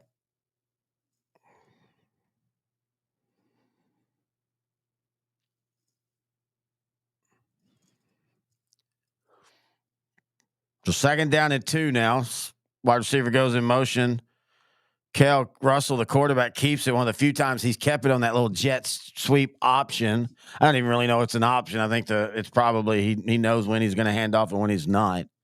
He's a sophomore, still learning it. That's the difference also with Walker Overman, senior quarterback. You know, he's going to run things for Gunter, and he has the respect of the coaching staff that they know he'll make the right decision most of the time. Kel's still learning that and earning that. He'll get there eventually. 3rd and 2, handoff to Dodds. He's going to get the first down.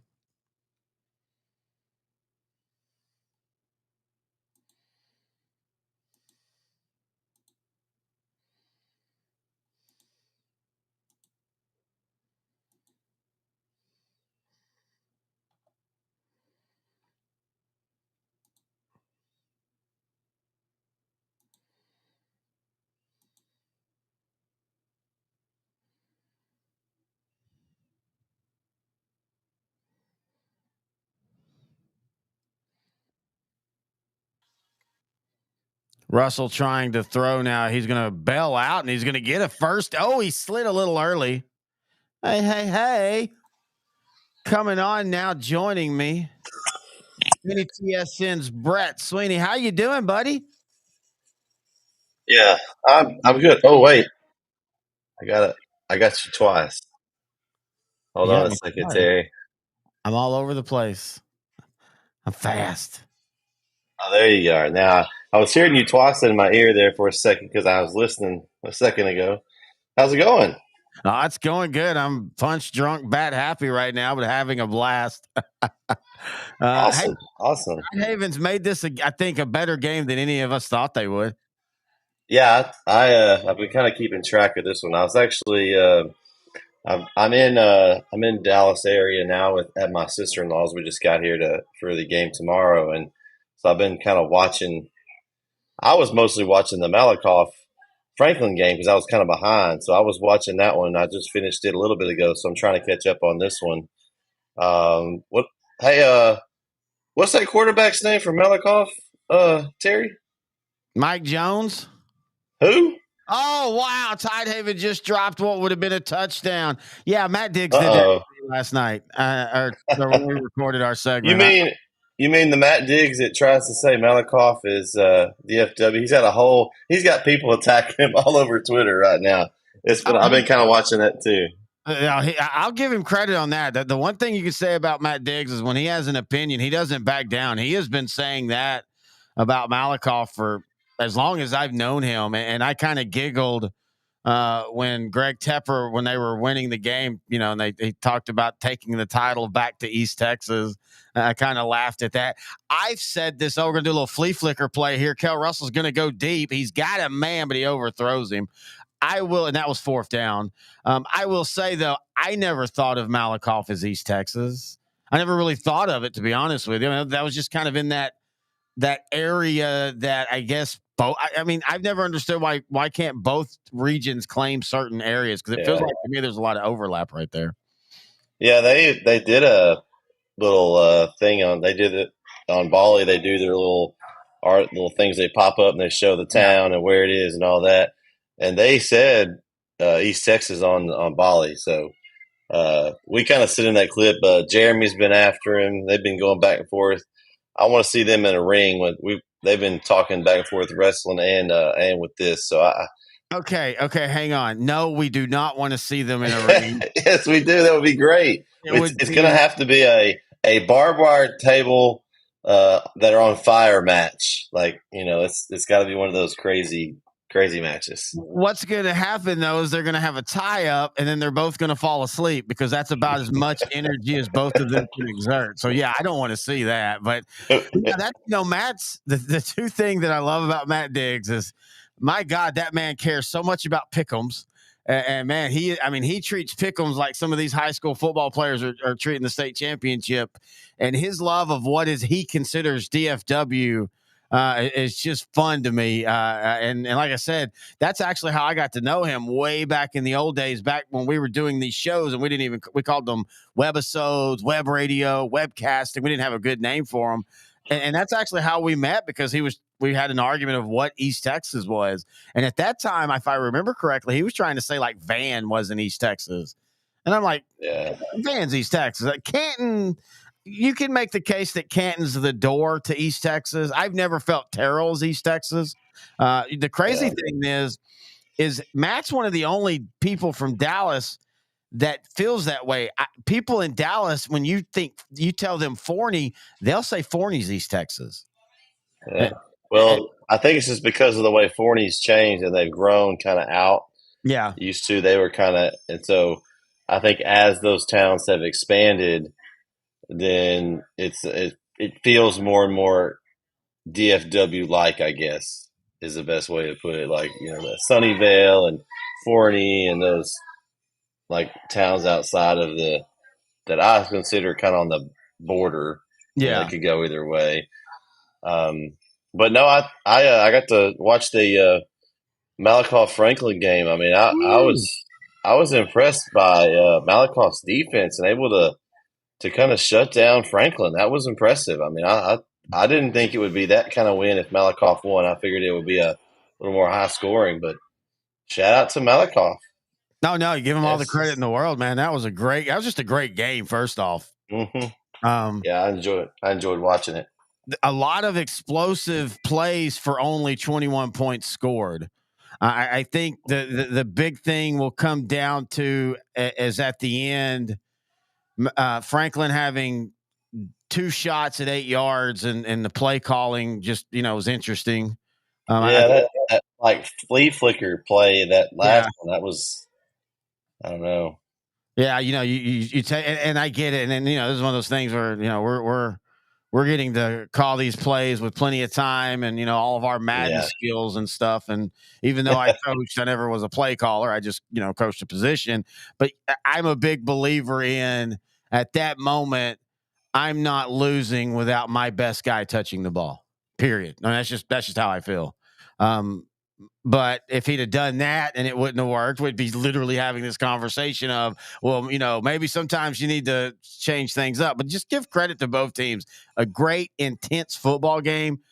You want to talk about those teams, or those towns are about 100 miles from each other. I would love to see them schedule a regular season game because they don't like each other. I mean, they don't. Gunter's going to score another touchdown. That's why I took it off the stat. We might as well finish tonight having fun talking a little football before I end the night. I've been up. I'm not joking on this. I finished last night's game at 11 p.m. or I finished last night's game and got to bed at about 11 p.m.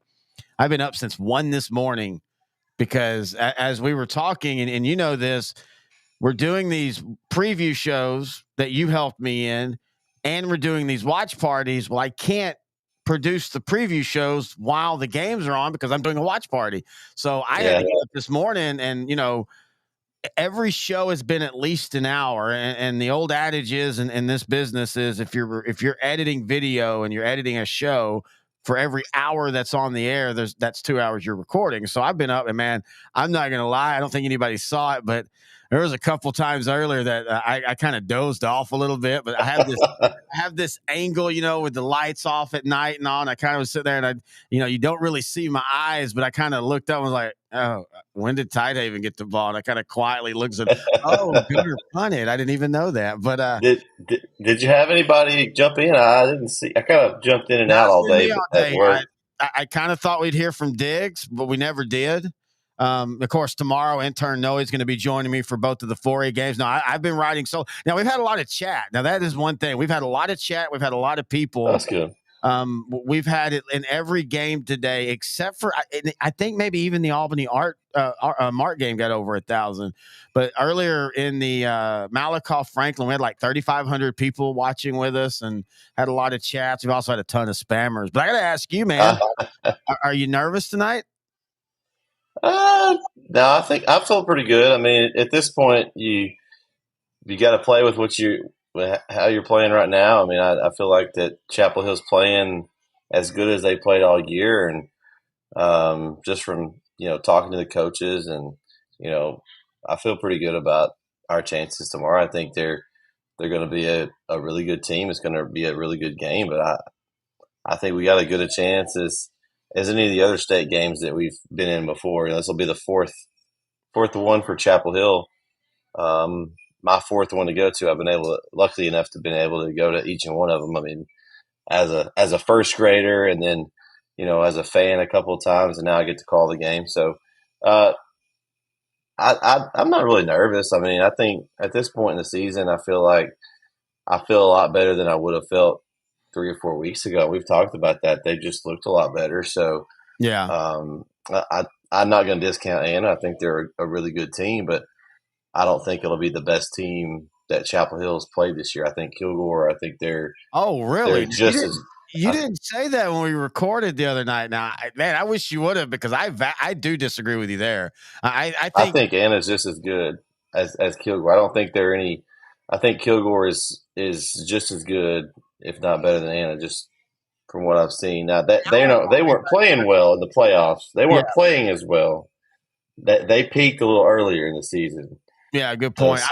But I just think when I think of it, though, whenever we all judge teams, and that's the fun part of why I like doing these stuff with you and with Matt Diggs and Grant and Coach X, when Coach X actually wants to actually talk football.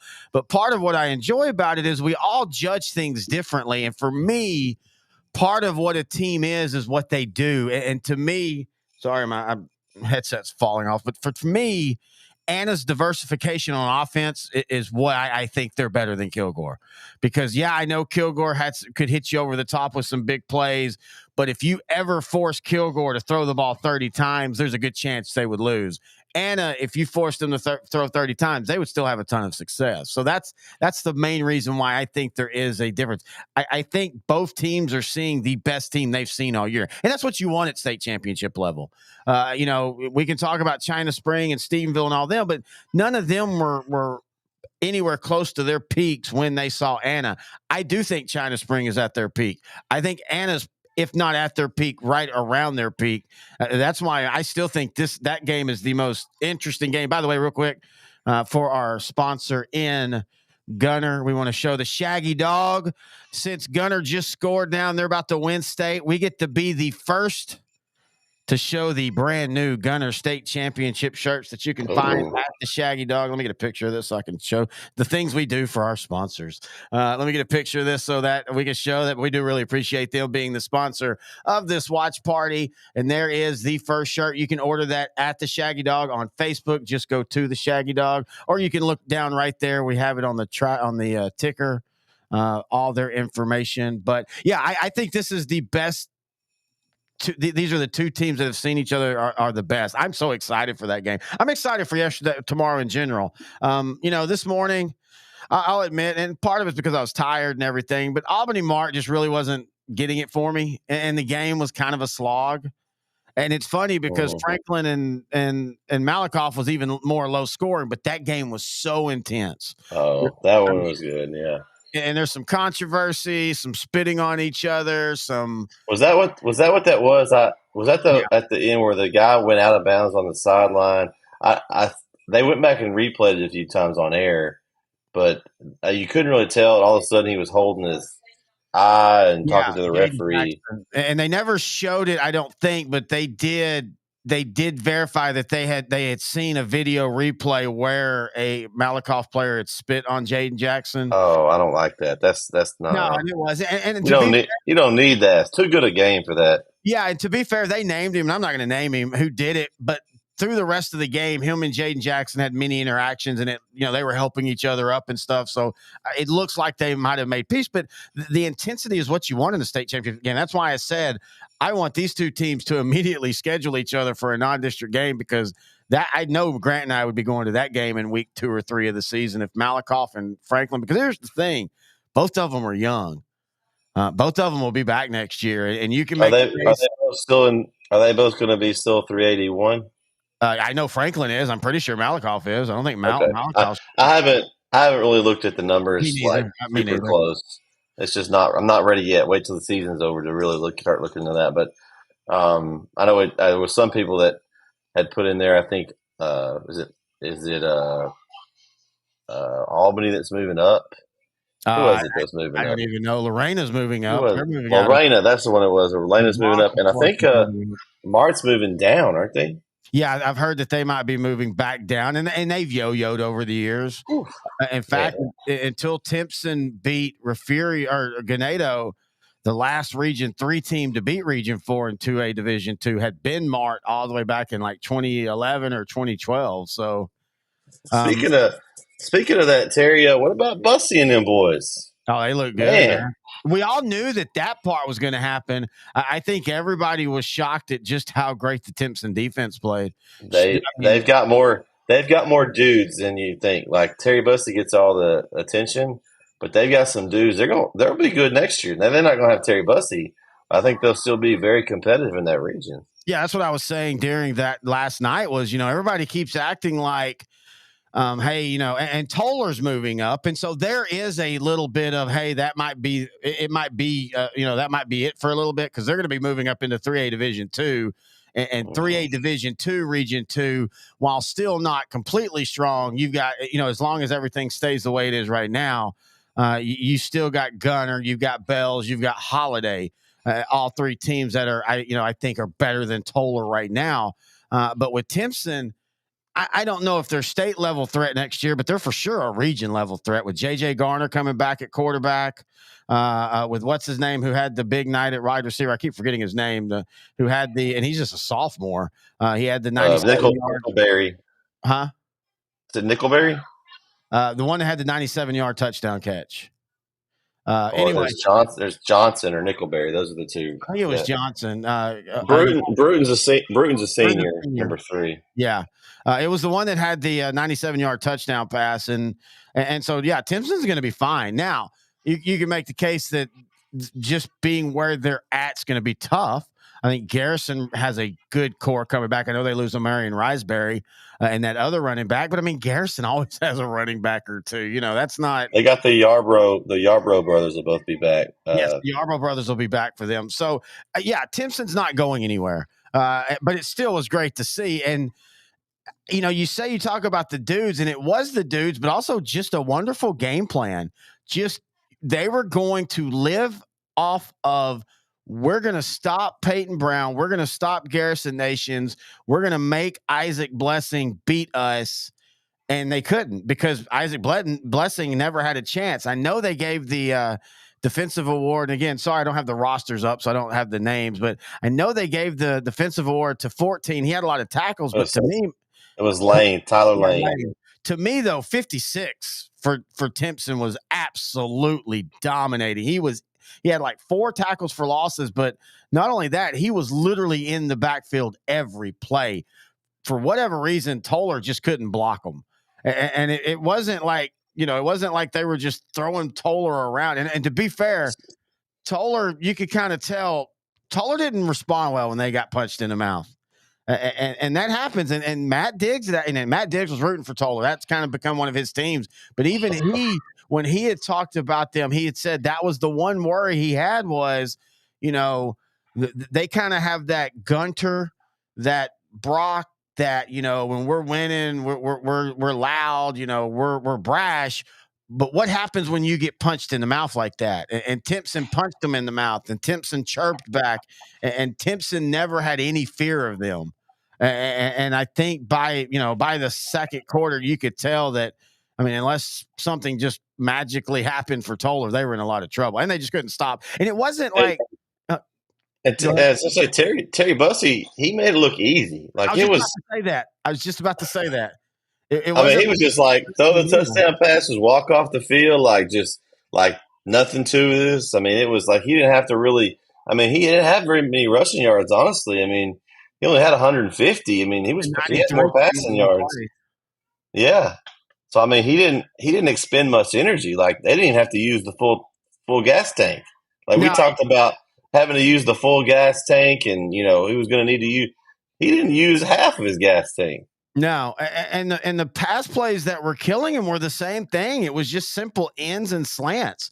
And they just, Bussey just kept, dropping it over the linebacker in front of the safety, which sounds hard, but the linebacker and the safety were 20 yards apart. And I'm not trying to take anything away from Bussey, but yeah, that was all way too easy. Ganado gave them way more of a game than Toller. And I think that goes to show that Region 4, 3A Division 2 or Division 1 is just that good.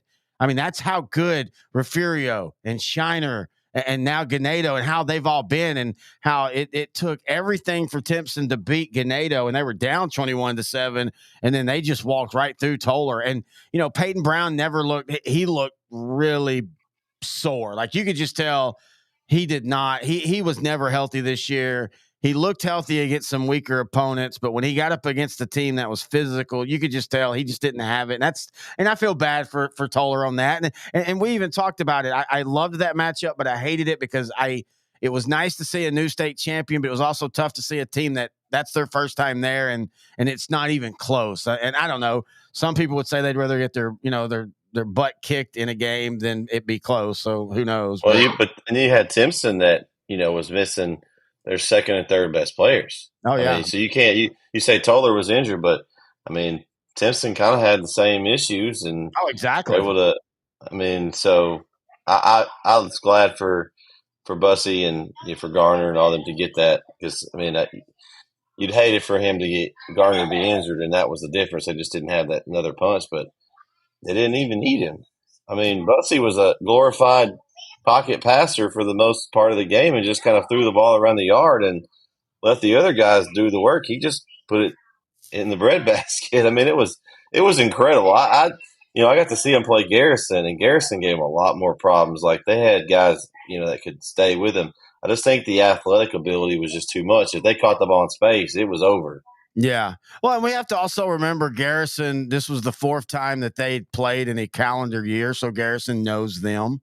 But going back to, winning it, I said it last night, it would have felt weird if Bussey didn't get at least one state championship. And it almost feels more special that it is just one state championship, that we had to see 3 years of heartbreak, and really last year being the real big heartbreak, because everybody thought it was going to be last year.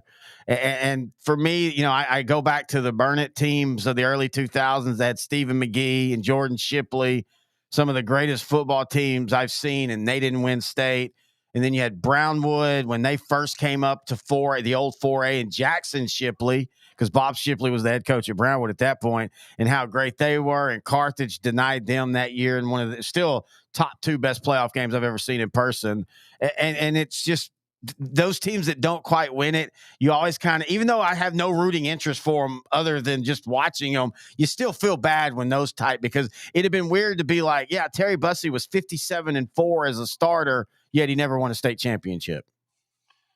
Yeah, I was happy for him. I honestly could see this becoming a movie one day with everything he's gone through and the whole, like, it ends with this. I mean, I wouldn't be surprised if one of these days we're watching a movie about what Terry Bussey's gone through and what it took for him to get here. I mean, the whole story. I thought Bolly did a good job of airing that at halftime, and the whole story of him, losing his mom and then losing his sister and living with the principal and just the whole community basically raising him. And now I think he's going to be an engineering major in college. Yep, he's going to have an associate degree right out the door. Yeah, I mean he's not only is he a great athlete, but he's a smart kid, and that's going to help him at the next level. I mean, he's on the IQ part, not having to worry about being able to do a playbook and all that. I mean, sky's the limit for him. I mean, I really just think he's got untapped potential still in there that he really hadn't had to use a whole lot. Sometimes I feel like we talk about that on the show a lot. Could you plug him into a bigger school and he would play? I think absolutely. I think he would. I think he's one of those he's not just a star at the 2A level. It makes him a bigger star, but he could go up and play with the big boys too. Well, that's why he's a 5-star. I think the biggest question now is, does he stay as an A&M commit with everything that's going on there? I saw a picture with him with some UT gloves on. Yeah, I don't know what that means. He's still popping the A&M on his helmet. So I think right now, and again, the engineer part, I mean, jokes aside about A&M, blah, blah, blah, but they have a really good engineer department. But, I mean, you can also go somewhere else and then come back and get your engineer degree. But I do think that's a question he's going to have to ask. I think the thing that will hurt him at the next level is his size. That's the only thing. And that's why I think I could easily see him end up being a corner. I think, I think at corner, he's got the athletic ability. He's got the quickness. He's got the ball hawk ability. He has all that. Or you use him in an offensive way like San Francisco uses Brandon Ayuk, who's not very tall. And you kind of use him in just different little, the Swiss Army knife type of offensive player. The sky's the limit for him for that, though. And it's just. You use him on punt and kickoff returns and things like that. I mean, he's dynamic. You want to give him the ball whenever you get a chance. But yeah, I think the defense may be the way they go. He's got such a good arm too. I think that's what I think most people don't realize it, because I didn't really realize it until I got to see him play. I agree. Like he's accurate. We talk about Brisbane from Chapel all the time, and he's not a natural quarterback. He is more of an athlete. Yeah. He is an athlete playing quarterback. Exactly. Bussey is not the same. He's not the same. They'll still label him as an athlete, but he can play quarterback. Like he can throw. If he has to drop back and pass like we saw last night, he can make those throws. Now there were some that were the receivers were running good routes and they had good plays drawn up, but still some of those were tough throws. I mean, I've seen them. I agree. I've seen them. So it'll be interesting to see. I think it depends on where he goes and what they do with him. But I think defense. I think you're right. I think corner is probably where he ends up, or a slot receiver, maybe somebody using some gadgets. Maybe you have him run around the end and get the ball in his hands. Now, I wonder if you get a smaller D1 school, like one of the new Texas D1s, like an A&M Commerce, a Tarleton, even a UTSA maybe, but I think they're a little bit too big because his size is going to be the issue as far as quarterback. But you get him at a smaller college and you say, hey, look, yeah, you can go to A&M and, play defense. And that might be what he wants to do. For all we know, that he might be like, I am so ready to play defense. Or you can come here and, you'll start as a freshman and you'll get, 42 starts as a quarterback and you can throw all you want. And, So I do think I know right now he's saying his recruitment's not open, but I think any kid, if their coach leaves, you should automatically open your recruitment again just to make sure. You don't know what the new coach is going to want from you and what his schemes and what his his style and all that does. So it's going to be interesting. I'm not even a big recruit guy. Like I just look and see who Texas. That's my team. I look and see who they sign. I'm happy. I don't really follow recruiting, but with Bussey, I'm just interested to see how he's going to be used because it's the difference in being somebody that ends up being a superstar and somebody who just doesn't ever really see the field and just gets a college degree, which again, there's nothing wrong with that. I'm not trying to not say that's a bad thing, but hey, did you go to wrestling today? That was last night. Oh, was it last night? That was last night. Oh yeah, we me, Jeremy, and Brandon went. It was a lot of fun. We're debating on whether we go back on Saturday or not. They're trying to talk me back into going. We'll see if we end up going back. It's in Garland on Saturday night, but yeah, it was a lot of fun. We had really good seats. It was at UT Arlington there at the college in their gym. Arena.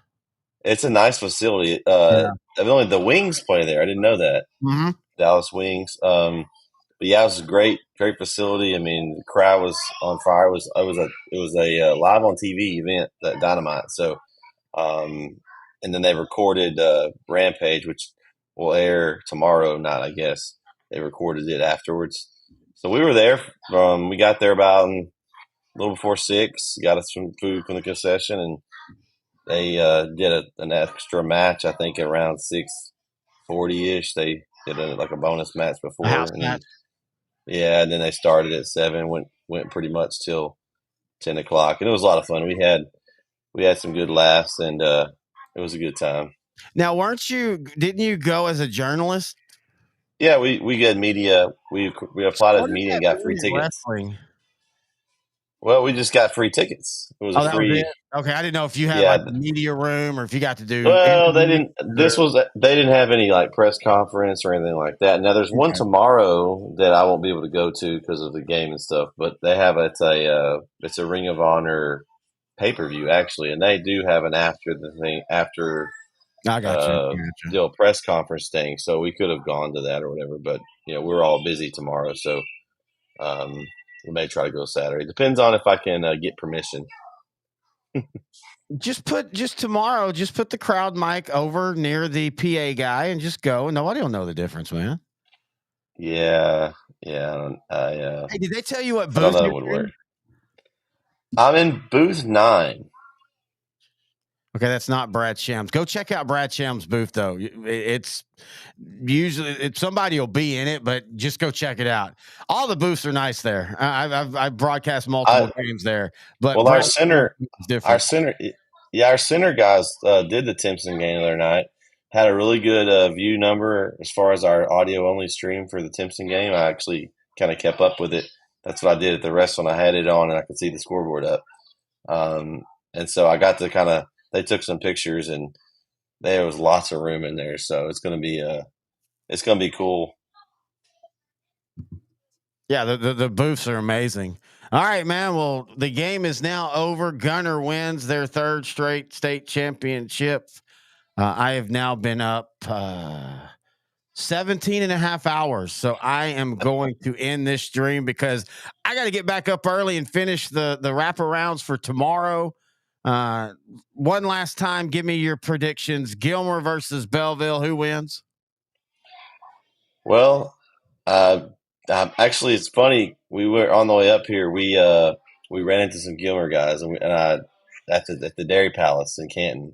We stopped there to eat, and some Gilmer guys there. And I was talking about the game with them, and they weren't too confident. They thought the D lineman there is it Hamilton, DJ Hamilton? What's his name?